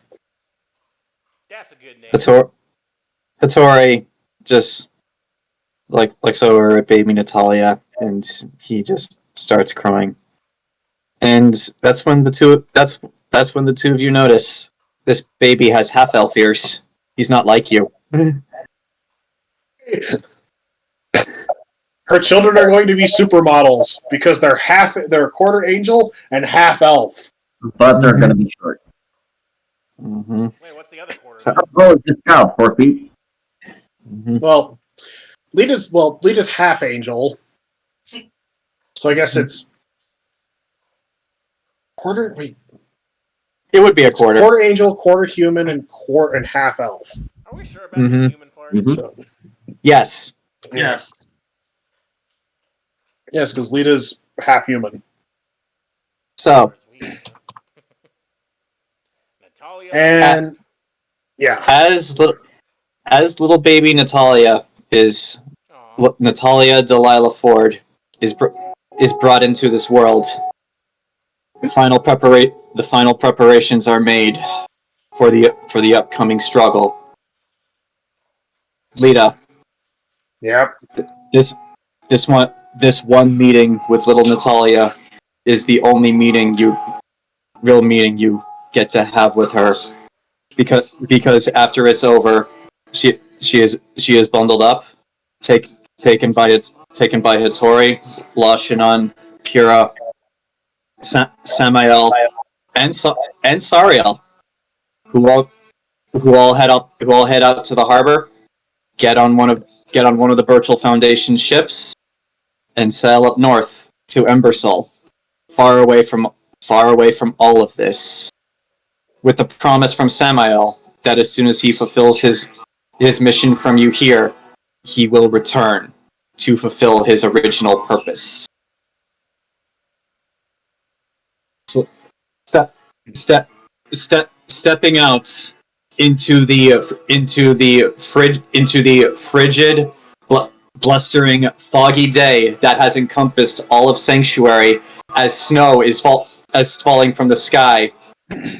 Lita makes her way out to the battlements, where she can no longer see out into the distance because of the fog. However, you know they're there. Your scouts have reported them moving. They will reach the Pontar in due time. But that is a story for another time. Bring it on, knife ears. And thus we conclude Act 3.